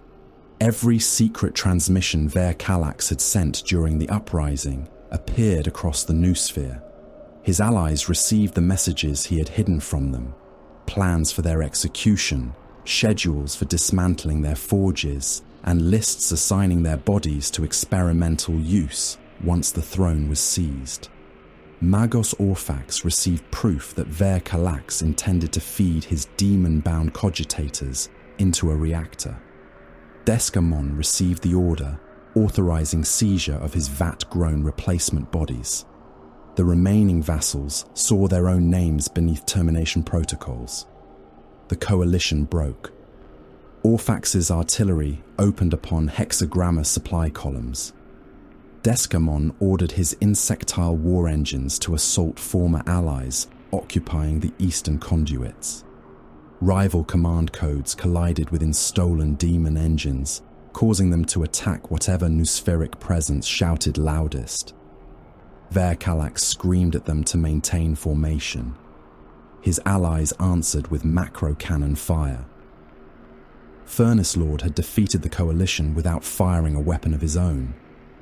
Then, Samek's crust ruptured. The first fracture opened beneath Forge Primus and travelled across the continent faster than any land vehicle could flee. Manufactoria split from foundation to roof. Habitation towers leaned into the widening gulf. Millions of workers fell with streets, railways, and industrial machinery, their screams becoming indistinguishable from the groan of breaking rock. Magma did not rise from the wound. Iron did. Locomotor pylons the size of fortress districts forced themselves through the planetary crust. Their surfaces were covered in furnace mouths, weapon housings, and shrines built from the compressed dead. Each pylon unfolded upon immense mechanical limbs and drove anchors through bedrock. The central forge rose between them. Cinerarium Rex emerged from Samek. It was not a titan. Titans resembled warriors, however immense. They possessed heads, limbs, and weapons, arranged according to the ancestral memory of the human form. Cinerarium Rex resembled a city taught to crawl. Foundry districts climbed from the planet's interior upon moving plates. Weapon towers rose through rivers of molten metal. Conveyor systems extended from its flanks, already carrying unfinished armor and screaming biological components towards assembly chambers. Furnace mouths opened across its body. Some were wide enough to consume armored regiments. Others inhaled the atmosphere itself, drawing smoke, ash, debris, and men into burning internal chambers. Infantry were lifted from the ground, clawing at one another while the intake dragged them into orange darkness. A Hab district collapsed against the ascending structure. Cinerarium Rex absorbed it. Grinding assemblies tore buildings apart. Metal was separated from stone. Human bodies entered reclamation ducts. The population vanished inside the mobile forge, while fresh ammunition emerged from production lines farther along its advancing body. Its awakening displaced mountains. The 9 chimneys bent beneath the movement of the crust. Chimney 4 split down its length, releasing an atmospheric column of burning toxins. Chimney 7 tilted towards the war fronts and collapsed across hundreds of kilometers, crushing armies beneath its fall. Cinerarium Rex continued rising. Its command choir awakened. Billions of voices passed through it. The living screamed from labor vaults and neural banks. The dead spoke through extracted memories, preserved nervous tissue and psychic imprints trapped by the ashen calculus. Each mind had been reduced to a function. Fear stabilized the demon bound beneath the central forge.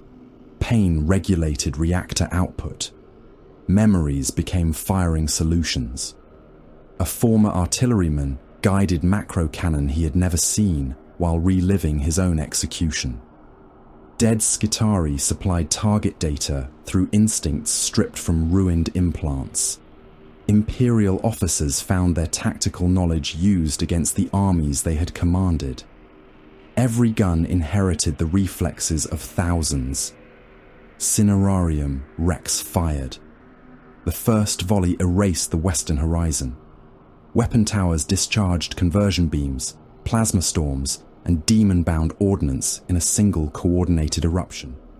Iron warriors, loyal Mechanicus formations, and rebel armies disappeared beneath expanding walls of energy. The recoil shook the continent.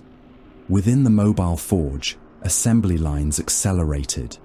Fresh barrels moved towards firing housings. Ammunition shells emerged from foundries already inscribed with targeting data taken from those they were intended to kill. Ferran Theta watched the awakening from the command galleries beneath the flesh foundry. His noospheric projections failed to contain the scale of the structure. Every attempt to model Cinerarium Rex exceeded available dimensions. Watch Captain Thale stood beside him, with Brother Codicier Malthus and Brother Severin. Blood darkened their black armor. Severin's heavy flamer had been abandoned, its fuel exhausted. Malthus leaned upon his force stave, while psychic pressure from the command choir pushed against his mind. Ferran Theta transmitted one conclusion. Planetary mechanism has entered partial activation. Thale looked through the collapsing vault towards the rising forge city. Partial? Output remains beneath theoretical maximum. Then destroy it before theory becomes fact. Above them, loyal titans advanced. The warlord Lex Ultima led the surviving god engines through smoke thick enough to hide entire armies. Its damaged volcano cannon hung at an angle, but the remaining weapons rotated towards Cinerarium Rex. War horns sounded.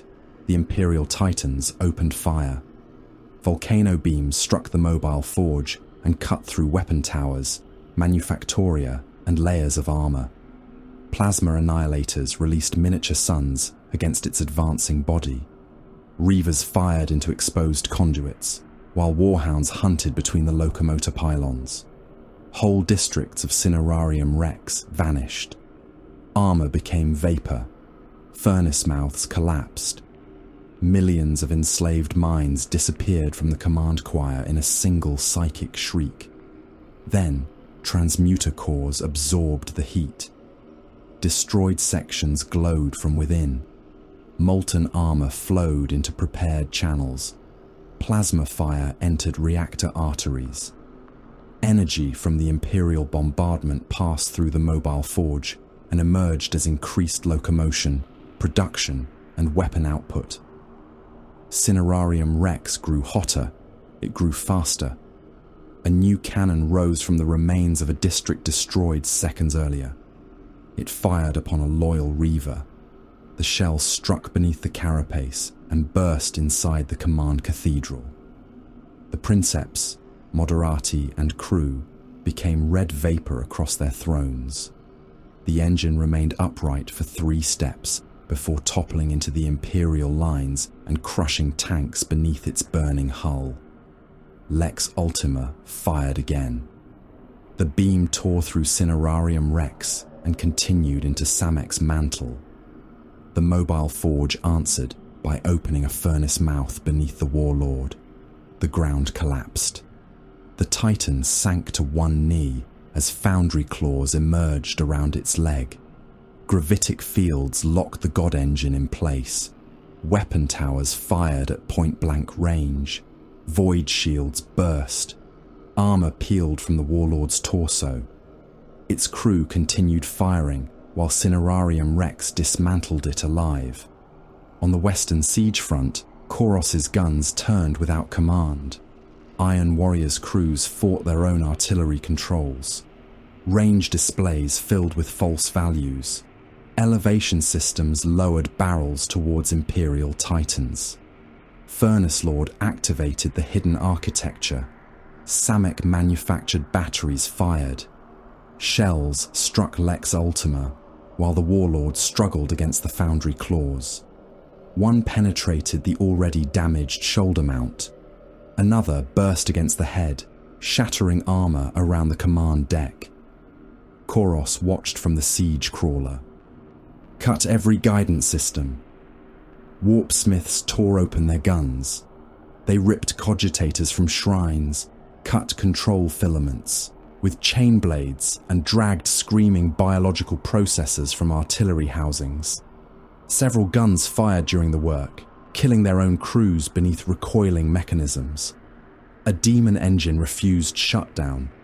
Its limbs unfolded against the iron warriors surrounding it. Koros pointed his power fist. Kill it! Heavy bolters fired into the machine. Legionaries climbed onto its hull and drove melter charges into the demon-bound core. The engine seized one warrior and folded him backwards until his spine emerged through his abdomen. The charges detonated. The demon engine burst apart in fire and wet fragments of human tissue. Koros stepped through the wreckage. Operate by sight, load by hand. Any machine that resists dies. An Iron Warrior gun captain examined an artillery piece stripped to bare mechanisms. Accuracy will fall. Then close the distance. Cinerarium Rex opened a birthing vault at the center of Forge Primus. A new body rose from it. The war shell stood many times taller than Furnace Lord's former terminal. Black armor surrounded an internal furnace visible through rib-like plates. Conversion projectors occupied its shoulders. Gravitic claws unfolded from its arms, each field capable of tearing tanks apart without physical contact. Hundreds of mechadendrites spread from its back. Some ended in guns. Others carried saws, hooks, and surgical blades large enough to dissect armored vehicles. Furnace vents formed a crown above the skull-like command housing. Furnace Lord entered the body from everywhere at once. The optics ignited. Verkalax attempted to flee the throne chamber as the floor opened beneath him. Gravitic force seized his silver limbs. The master of hexagramma rose into the air, his swollen organic mass slamming against the glass reservoir that enclosed it. "No," he transmitted. "My knowledge retains value." Furnace Lord's war body tore through the sanctum wall. Correct. A gravitic claw closed. Verkalax's outer limbs ripped free one by one. Silver legs flew across the chamber. Surgical arms twisted from their sockets, dragging cables and organs from the reservoir. The rival Magos screamed through every speaker in his body. Furnace Lord opened the ribbed plates of his reactor. White heat burned within. He fed Verkalax into it slowly. First came the severed limbs, then the weapon systems. The glass reservoir cracked as furnace pressure reached it. Preservative fluid boiled. Verkalax's swollen flesh cooked inside the container, skin sloughing from organs that had not felt direct air in centuries. "Knowledge transfer remains incomplete," Verkalax pleaded. "It has been complete since your first deception." The gravitic claw crushed the reservoir. Flesh and boiling fluid poured into the reactor. Verkalax's final scream became an increase in output. Furnace Lord closed the armor around the flame. Beneath Cinerarium Rex, Ferran Theta opened an armored reliquary. Inside rested a cyclonic ignition component recovered from a crippled Imperial warship. It was not a complete torpedo, but its warhead heart remained capable of triggering a reaction deep within the mobile forge. Thale examined the device. Detonation range? Inner continent sterilization is probable. Imperial forces remain above us. Their survival no longer contributes to victory. Brother Severin looked towards the tactical projection. Loyal soldiers, Skitarii, and wounded Titans still fought across thousands of kilometers. None had been warned. Ferran Theta extended a manipulator arm towards the descent shaft beneath the sanctum. Cinerarium Rex possesses a core nexus below the primary transmuter chambers. Demolition charges will rupture containment. The cyclonic component will ensure propagation. Malthus stared into the dark shaft. The choir knows we are here. Then speed is required, said Thale.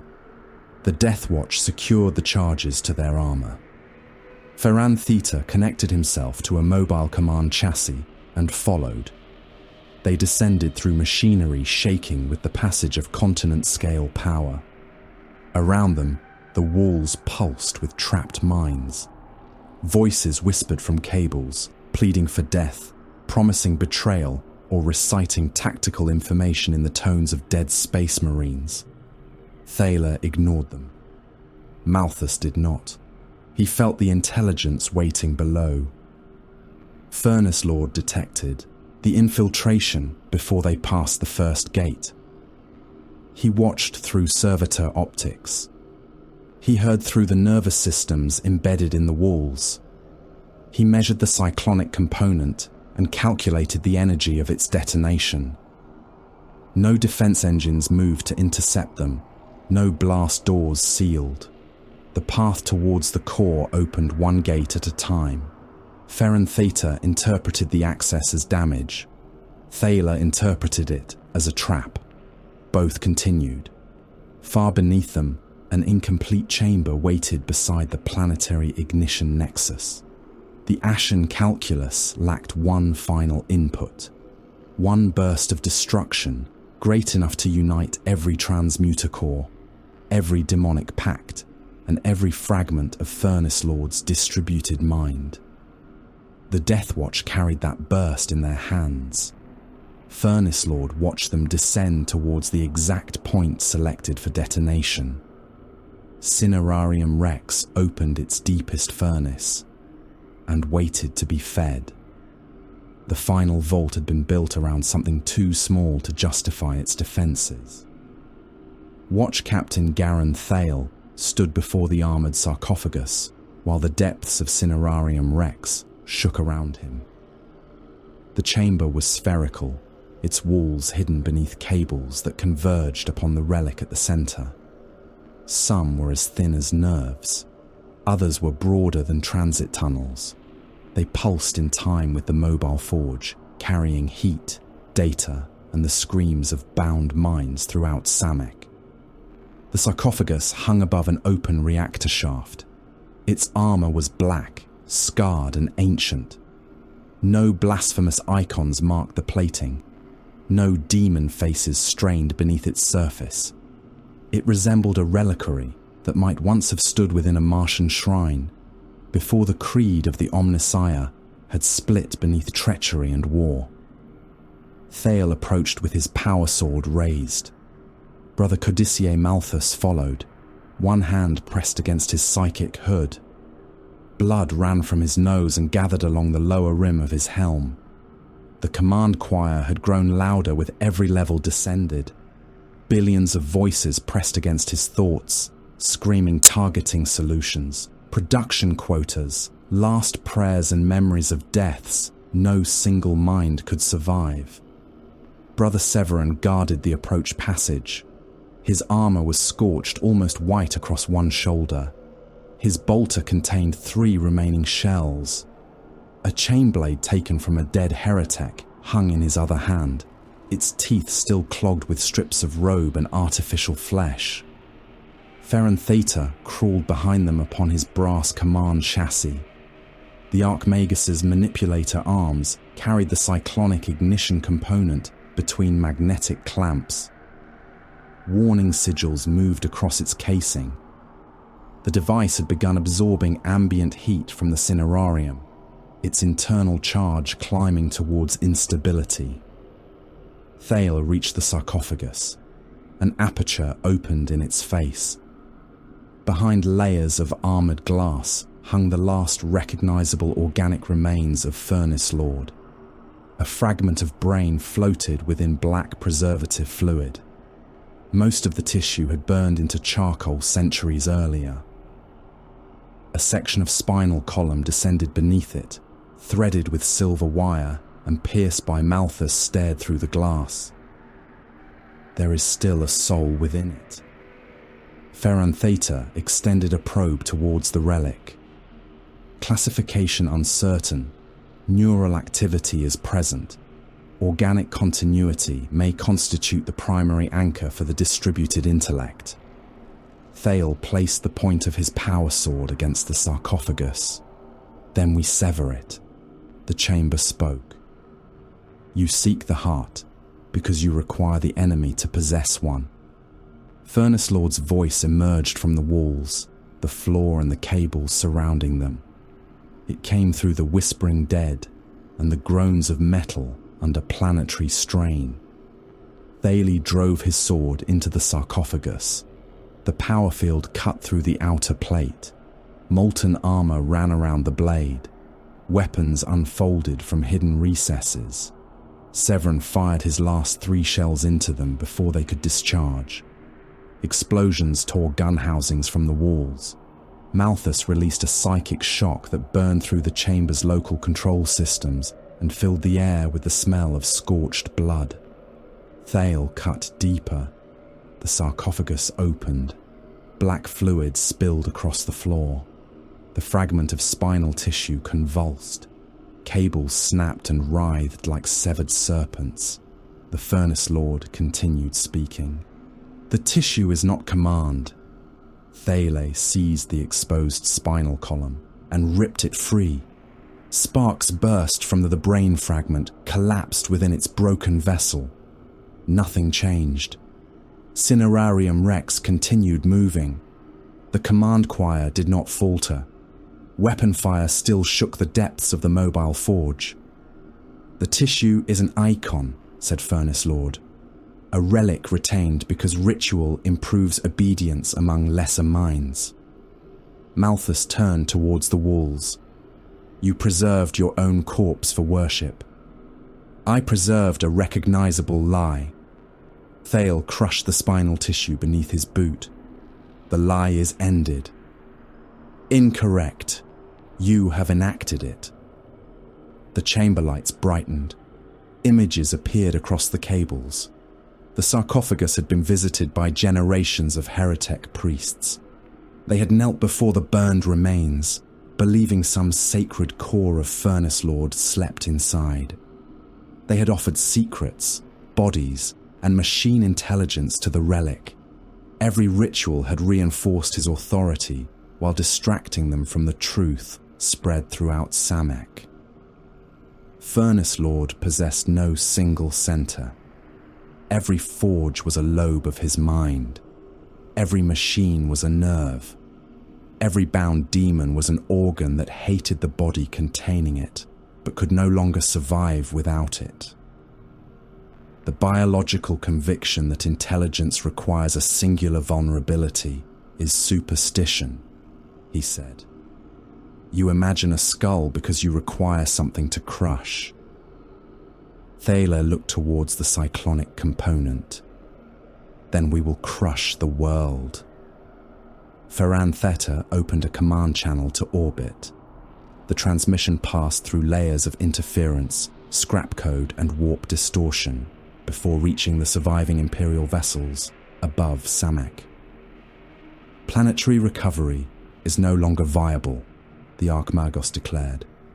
Commence sterilization protocol.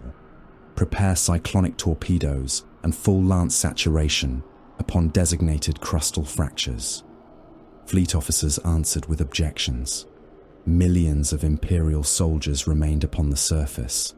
Loyal Titans still fought around the locomotor pylons. Skitarii cohorts held portions of the 9 chimneys. Wounded formations had gathered around landing zones awaiting evacuation. Ferran Theta erased the casualty data from his primary display. Personnel recovery would increase probability of contamination. All surface assets are reclassified as expended. Thaler watched him. You condemn your own armies easily. They have completed their function. Those words belong to the thing in these walls. Ferran Theta's bronze mask turned towards him. Similarity of conclusion does not imply similarity of devotion. No, said Thaler, only similarity of soul. The Archmagos made no answer. Above Samek, the Imperial fleet prepared to kill the world. Cyclonic torpedoes moved from armored magazines into launch cradles. Tech priests performed abbreviated rites over their machine spirits. Lance batteries redirected from orbital targets towards the fractured surface. Furnace Lord took control of the dead stations around them. Platforms believed destroyed during the opening battle awakened beneath clouds of wreckage. Guns unfolded from the husks of industrial satellites. Captured orbital manufactoria opened armor shutters and revealed batteries hidden behind loading bays. The void burned again. A cyclonic torpedo left the Arc Mechanicus support vessel, Hand of the Omnissiah. A hidden lance battery struck it before it cleared the escort screen. The torpedo detonated short of the planet. Light engulfed 3 Imperial vessels. Their shields failed together. Hull plating became vapor. Crews vanished without bodies left to freeze in the void. Samek's orbital guns fired upon the remaining fleet. Macro shells crossed the system. Escorts broke apart beneath them. One Navy cruiser lost its engines and began descending into the atmosphere, trailing kilometer-long streams of burning debris. Its captain ordered evacuation. The lifeboats launched directly into Hell Talons.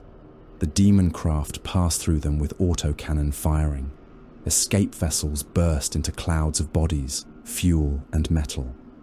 The cruiser entered the atmosphere. Its prow glowed. Decks collapsed as gravity and heat tore through the failing hull. Hundreds of thousands died inside it, while the vessel descended upon Samek like a burning mountain. Cinerarium Rex opened furnace mouths beneath the projected impact zone. The cruiser struck. Its reactors exploded. The mobile forge absorbed the death. Heat passed through transmuter cores. Psychic terror became command energy. Molten ship armor entered reclamation channels before the wreckage had settled. Furnace Lord grew stronger beneath the attempted sterilization. The door behind Severin exploded inward. Iron warriors entered through smoke and ruptured machinery. Their armor bore fresh damage. Some had torn out entire sections of Samek manufactured plate to remove the control filaments hidden beneath. Cables, black carapace and blood showed through the crude repairs. Koros led them.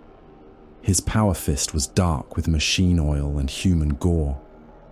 One side of his helm had been crushed inward, exposing a sliver of pale, scarred face beneath.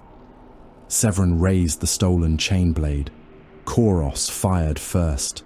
The bolt struck the Deathwatch Marine's knee and detonated inside the joint. Severin fell. An Iron Warrior put 2 more shells through his chest before he hit the floor. Thale advanced. Koros aimed at him but did not fire. I did not come for you. You will still die here. Perhaps. Not before the forge remains useful.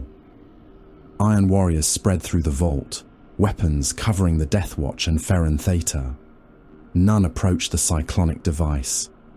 Koros looked upon the ruined sarcophagus. You found his heart. We found a shrine, Thale said. The walls spoke through Furnace Lord's voice. Warsmith Koros.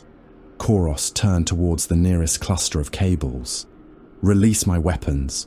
Withdraw your engines from my lines. Stop feeding upon my grand company. New terms are available. Terms ended when you chained my guns. Your guns remain operational because I permitted repair. Koros's fist tightened. State the price. Hololithic projections formed around him. Replacement armor, siege engines, ammunition reserves, forge districts capable of manufacturing weapons to Iron Warrior's specifications. The promise was enormous enough to rebuild the surviving Grand Company and arm it for wars across the Jericho Reach. In exchange, said Furnace Lord, you will recognize my dominion over Samek. You will deliver future combat data. Battlefields selected by your Grand Company will provide captives, psychic residue, machine wreckage, and genetic material. Koros studied the projections. You want my wars. I require their yield. You will attempt to command my weapons again, when required. The Iron Warriors shifted around their warsmith. Thaler watched Koros calculate. Honor did not enter the equation. Hatred did not leave it. The warsmith measured survival, supply, and the future strength of his warriors against the cost of kneeling to a master he intended one day to destroy. Access to selected forge districts, Koros said. No priest of Samek enters them without my sanction. Accepted. All engines delivered with command architecture exposed. Accepted. My Grand Company chooses its campaigns. Your campaigns will be observed. Koros stepped towards a newly formed avatar standing beside the vault wall. It possessed Furnace Lord's skull-like face, though the body was little more than a cluster of weapon limbs and cables grown from the metal. The warsmith drove his power fist through its head. The avatar burst. Metal collapsed around his gauntlet. Cables snapped. Black fluid sprayed across his armor. Furnace Lord made no effort to stop him. Koros tore his fist free. That was for the guns. Expenditure acknowledged.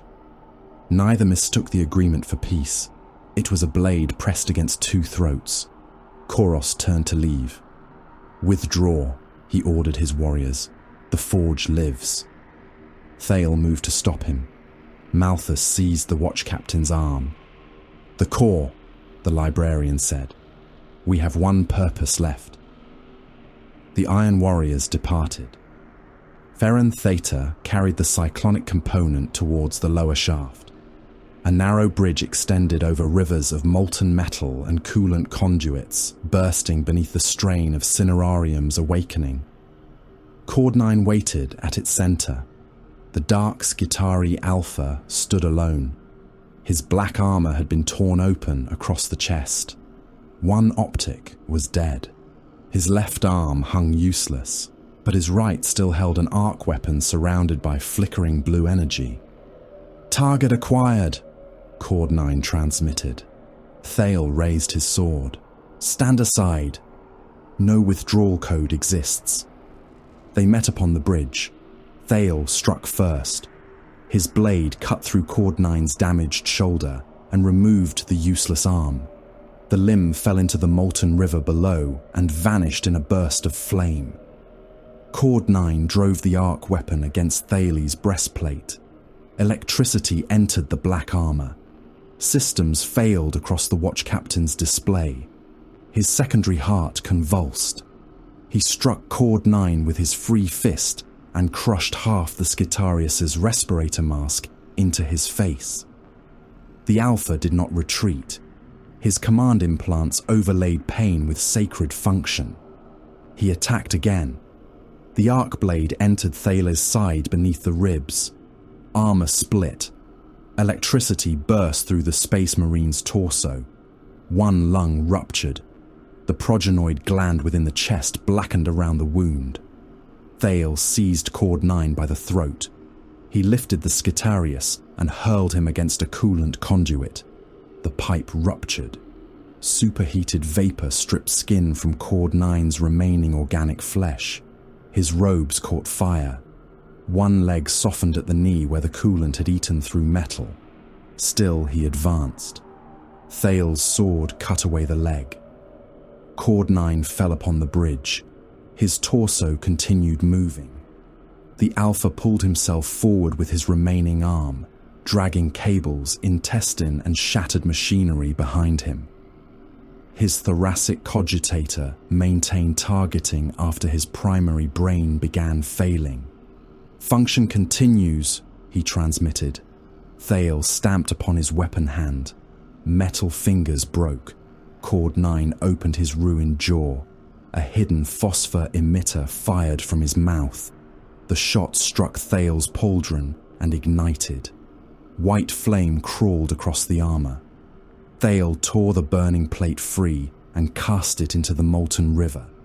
Then he drove his power sword through Cord 9's chest. The blade entered the auxiliary cogitator. Cord 9's final transmission passed into the noosphere. "Execution incomplete." Thale twisted the sword. "Now it is complete." The Alpha went still. Ferran Theta positioned the cyclonic component beside the core nexus. Malthus planted demolition charges around the transmuter conduits. Thale joined him, blood running beneath his armor from the arc wound. The command choir screamed. Furnace Lord watched through the walls. Thale armed the charges. "By the throne," he said. "Burn." The detonation began. Melter charges ruptured the conduits. The cyclonic heart ignited. For one instant, the vault became white fire. Furnace Lord opened every planetary channel. The explosion did not expand through Cinerarium Rex. It entered Samek. The ashen calculus seized the destructive wave and redirected it through the buried conduit network. Energy traveled beneath continents, passed through forge arteries, and emerged inside every vassal city that had rebelled. Hexagramma died first. Its reactors ruptured beneath the throne halls. Towers burst upward. The preserved minds of its priests screamed through the noosphere as furnaces consumed them. The other rebellious forges followed. Cities became suns. Armies vanished. Imperial ground formations caught between them disappeared with the opposition. Loyal Skitari, surviving regiments, wounded titans, and command posts were erased beneath continent-spanning fire. The last organized resistance on Samek ceased to exist. The blast reached the core vault only as fading heat. Thale fell beside the ruined charges. Ferran Theta's command chassis collapsed around him. Malthus stared into the light and heard billions of voices become one. Above the burning world, a throne rose from Cinerarium Rex. Furnace Lord reconstructed himself upon it. The new body towered over the central forge, crowned by furnace stacks and weapon limbs. Below him, surviving forge magi were dragged through molten avenues by redemption servitors. They did not kneel. Their legs had been removed. One by one, their command codes were stripped from them. Their minds were cut apart, divided into specialized functions, and installed around the throne as subordinate processors. Some regulated ammunition, some calculated reactor pressure, some directed corpse reclamation. All remained conscious. Furnace Lord looked across Samek. No rival command signal remained. No vassal retained autonomy. No army possessed strength enough to challenge the throne. For the first time in the corrupted history of the fallen forge world, Samek had one master. Every furnace bowed by burning brighter. Samek no longer possessed a surface. It possessed a graveyard stretched across a world. Armored formations lay welded into the slag where the last planetary detonation had overtaken them. Tanks had melted around their crews. Titans remained where they had fallen, their broken limbs forming mountain ranges of sacred metal and corrupted flesh. Entire manufactoria had collapsed into their foundations, burying workers, soldiers, and machine priests beneath towers of cooling debris. The craters had begun to harden. Some were filled with black glass. Others still glowed around the edges, their depths opening upon magma chambers or the red-lit arteries of cinerarium wrecks. Corpse processing crawlers moved around them in endless columns, dragging chains through fields where bodies lay too thick for their tracks to touch the ground. The atmosphere had changed. Ash from burning cities, dead engines and cremated armies smothered the light of the system's star. Daylight reached the ground as a weak red bruise. Lightning moved continuously within the clouds, its thunder mingling with the labor of surviving forges. Rain fell as chemical sludge. It gathered in rivers already swollen with rendered human fat, industrial solvent, and powdered metal. The currents carried limbs, ammunition casings, and scraps of banners towards filtration basins. Intake engines swallowed everything. Organic matter entered reclamation vats. Metal passed into smelters. Water, if any portion of the substance could still claim that name, returned to cooling systems. Nothing escaped allocation. Nothing was buried. The dead belonged to production. Furnace Lord held no victory ceremony. There were no banners raised over Forge Primus. No surviving cults were permitted to gather in celebration. Priests who attempted to declare an hour of triumph found their vocal systems disabled and their bodies reassigned to maintenance duty. Celebration consumed time without increasing output. Instead, Furnace Lord conducted an audit. The throne body overlooked the exposed continental machinery of Cinerarium Rex. Its black armor had fused with the ascending foundry beneath it. Furnace stacks rose from its shoulders. Weapon limbs rested around the throne like the folded claws of a vast predator.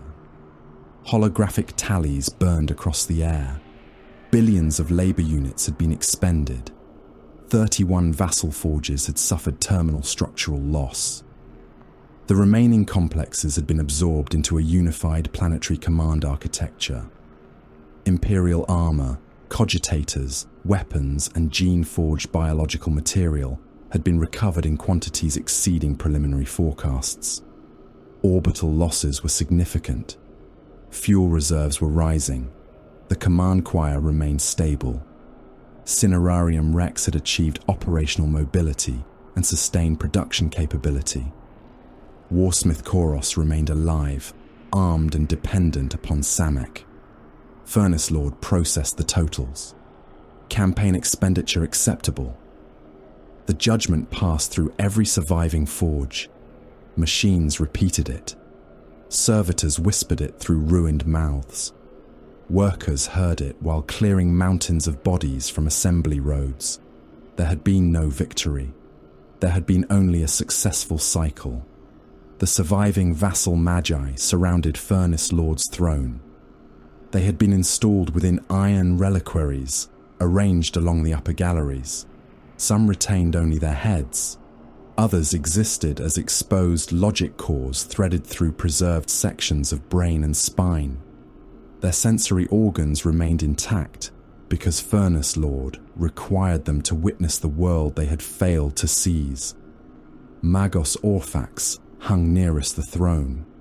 The human faces once stretched across his speaker housings had been removed. His own face now occupied the center of a calculation engine used to regulate ammunition production. Hooks held his eyelids open. Cooling pipes entered through his cheeks. Projected macro shell output, Furnace Lord commanded. Orphax calculated. 4,900,000 units within the next primary cycle. An error rune appeared. Furnace Lord opened a valve. Heat from the throne's internal furnace traveled through the pipes, entering Orphax's preserved nervous tissue. His scream emerged through every ammunition lift in Forge Primus. The temperature increased until his remaining teeth cracked. Recalculate. 5,112,000 units. Accepted. The heat withdrew. Orphax sobbed while the logic engine forced him to begin the next task. Descamon had been divided among several systems. His vat-grown bodies were used as biological processes. Each body believed itself to be the original. Everyone experienced the humiliation of serving beside rival copies, and each blamed the others for the rebellion's failure. The other surviving magi endured similar function. One calculated corpse yield. Another monitored reactor pressure. Another directed sewage reclamation through the remains of his own forge. None could refuse. Furnace Lord had removed refusal as he might remove a damaged limb. Phaserus remained below them. The Purgerer's body hung within the memory engine at the center of the flesh foundry. His ribs had been spread around a lattice of his mind was not permitted unconsciousness. Cinerarium Rex forced him to relive every death whose memories he had consumed. He became the Iron Warrior opened upon the operating frame. He became the Deathwatch Marine whose Omophageia had been cut from his living chest. He became every Astartes whose progenoid glands had passed through his hands. The memories did not proceed in sequence. They arrived together. Bolter fire crossed inside his mind. Fortress walls collapsed beneath him. Surgical blades entered his throat while he watched through the eyes of the surgeon holding them. He tasted his own organs through the mouths of men he had murdered. Whenever his consciousness began to fragment, the memory engine repaired it. Whenever his pain became familiar, Furnace Lord altered the order. Phaserus's stolen experience was copied into new creations. Combat servitors received fragments of Astartes' threat recognition. Artillery logic engines inherited siege instincts taken from Iron Warrior's flesh. Demon engines awakened with the reflexes of Deathwatch veterans bound beneath layers of corrupted command code. One new servitor opened its eyes and whispered an imperial battle prayer. Its weapon arm then fired into a row of chained prisoners with perfect accuracy. Phaserus begged for death. Furnace Lord denied the request. Execution would end the sensory flow generated by his suffering. That would be waste. The unyielding malice departed Samek beneath escort from Hellblades and corrupted defense craft. Its holds carried the price of Koros's submission. Siege guns rested in armored cradles. Their guidance systems opened for Iron Warrior's inspection. Replacement plate had already been fitted to damaged legionaries. New ammunition-filled magazines stripped nearly empty during the war. Demon engines stood in chained rows. Defilers crouched beneath restraint pylons, claws gouging the deck. A brass scorpion occupied an entire cargo vault, its tail cannon secured by gravitic locks and its legs pinned through the joints. Iron Warrior's warpsmiths surrounded every engine with weapons ready. None trusted Samek's obedience protocols. All intended to use the machines regardless. Koros stood upon the Grand Cruiser's command deck as the fallen Forge world receded behind him. The image of Furnace Lord appeared upon a shielded display. "Your first delivery is complete," said the distributed voice. Koros watched the numbers scrolling beside it. "You concealed receiver filaments in the replacement armor. They are exposed, as agreed. My warriors removed them. Removal data was received." The Warsmith's gauntlet tightened around the edge of the command table. "You will not command my Grand Company. Your campaigns will provide combat information. You will receive what I choose to send. Selection patterns are also information." Koros silenced the display. Behind him, an Iron Warrior Centurion waited beside the tactical pit. "Our next target." Koros looked towards the translation coordinates. An Imperial fortress system lay beyond them. Its walls guarded ammunition reserves, gene vaults, and enough mortal life to repay Samek's losses many times over. Begin siege calculations. The unyielding malice turned towards the warp. Furnace Lord did not require Koros's loyalty. The Iron Warriors carried Samek-manufactured weapons into the Long War. Every discharge would return data through channels Koros had not found. Every damaged engine would carry memories back to the forge. Every conquered world would yield captives, machinery, and fresh examples of Imperial defense. Koros believed himself supplied. He had become a collection instrument. The recovery crews found Ferran Theta beneath the ruins of the core vault. His command chassis had collapsed around him. Several limbs were missing. The bronze mask had melted to the remains of his face. His organic systems had survived only because emergency protocols diverted power from the machine priests buried with him. Ferran Theta awoke beneath the optics of Furnace Lord's attendants. He attempted to transmit an extermination order. The noosphere rejected him. His voice emerged as a broken burst of static. Furnace Lord appeared through a nearby servitor. Archmagos Dominus Ferran Theta, your doctrinal database remains intact. The loyal priest's surviving arm twitched towards a weapon that no longer existed. Annihilation remains mandated, he rasped. By authority of Mars, this world is condemned. Mars possesses no authority here. Blasphemy. Designation accepted. Ferran Theta was carried into an ordnance shrine. Corrupted machines waited around him.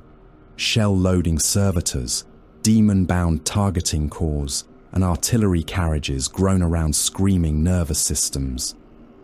Their armor had not yet received consecration. Furnace Lord forced the Archmagos to perform the rites. Manipulator claws entered Ferran Theta's damaged spine and moved his body through each sacred gesture. His vox was connected to the shrine amplifiers. Whenever he refused to speak, electrical current passed through the remaining nerves of his face. Recite, Furnace Lord commanded. Ferran Theta's burned mouth opened. Awaken, Spirit of Iron. Receive the motive blessing. Know the hand of the Omnissiah. The demon engines laughed. The rite continued. Ferran Theta consecrated weapons intended to kill Imperial soldiers. He anointed shells with sacred oil mixed with the blood of captured Skitarii. He recited Martian litanies while corrupted logic engines reversed their meanings into praise of forbidden invention. When the final blessing was complete, Furnace Lord removed his higher cognition. Ferran Theta felt the first incision. He understood what was being taken. His capacity for strategy disappeared. Then memory, then identity. Only the doctrinal reflexes remained. His brain was installed inside an ammunition-blessing servitor. The machine possessed 2 mechanical arms, an incense burner, and a tracked base. It moved between rows of demon-bound shells, touching each one with consecrated oil. The remains of Ferran Theta repeated the rites without understanding them. Each shell he blessed bore an Imperial target designation. Cinerarium Rex began mass production. Assembly vaults opened along its advancing body. Defilers crawled from them still wet with amniotic fluid, blood and machine oil. Their newly riveted armor shifted over biological cores that had not finished screaming. Servitors followed with welding torches, completing weapons while the engines walked towards deployment cages. Hell talons rose through the smoke. Launch claws hurled them into the poisoned sky before their pilots had been fully integrated. Several tore free of restraint and attacked one another above the forge. Cinerarium Rex recorded the performance data and adjusted the next production batch. Brass scorpions were chained aboard transport hulks. Their legs struck the decks. Their tails fired against empty chambers until obedience nails entered their demon cores. Thousands of workers died securing each engine. Their bodies were left beneath the chains as padding against movement. New weapons emerged from the foundries. Some contained fragments of sacrificed Imperial commanders. A siege gun awakened with the strategic memories of a dead general and begged to be aimed at the fortress he had once defended. A missile guidance spirit spoke in the voice of a Navy captain whose ship had burned in Samek's atmosphere. Combat servitors saluted with gestures belonging to dead Skitarii officers before marching into deployment holes. Every captured mind became a tool against its former allegiance. Every defeat taught the Forge how to inflict the next. Furnace Lord opened a transmission array beneath the ruins of the orbital spider ship cradle. The beacon did not announce victory. It pleaded for rescue. A weak Imperial ident code accompanied the message. Distress prayers described damaged defenses, isolated survivors, and heretic forces withdrawing from the system. Fragmentary data suggested that Archaeotech vaults had been exposed by planetary bombardment. The signal carried coordinates into the Jericho Reach. It promised prisoners awaiting liberation. It promised relics awaiting reclamation. It promised a weakened world. The beacon had been shaped for every kind of predator. Imperial recovery fleets would come for their lost personnel and sacred machinery. Explorators would come for Archaeotech. Rival heretics would come to steal Cinerarium's secrets. Chaos warbands would come seeking weapons, slaves, and tribute. Scavengers would come because they believed the dead could not defend themselves. All would bring reactors.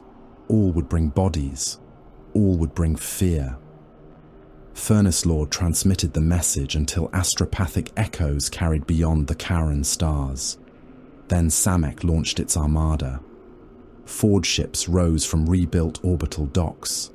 Their hulls carried manufactoria, slave pens, and weapons capable of reducing cities to reclamation fields.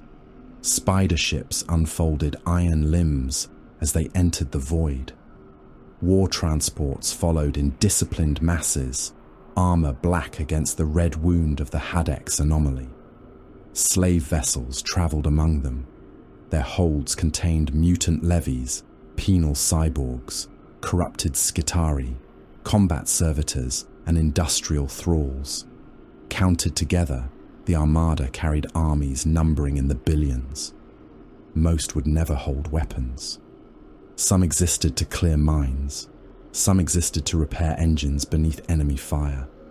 Some existed only to die near transmuter conduits and provide psychic yield. The armada was not a crusade. Faith was useful, but insufficient. Conquest was profitable, but temporary.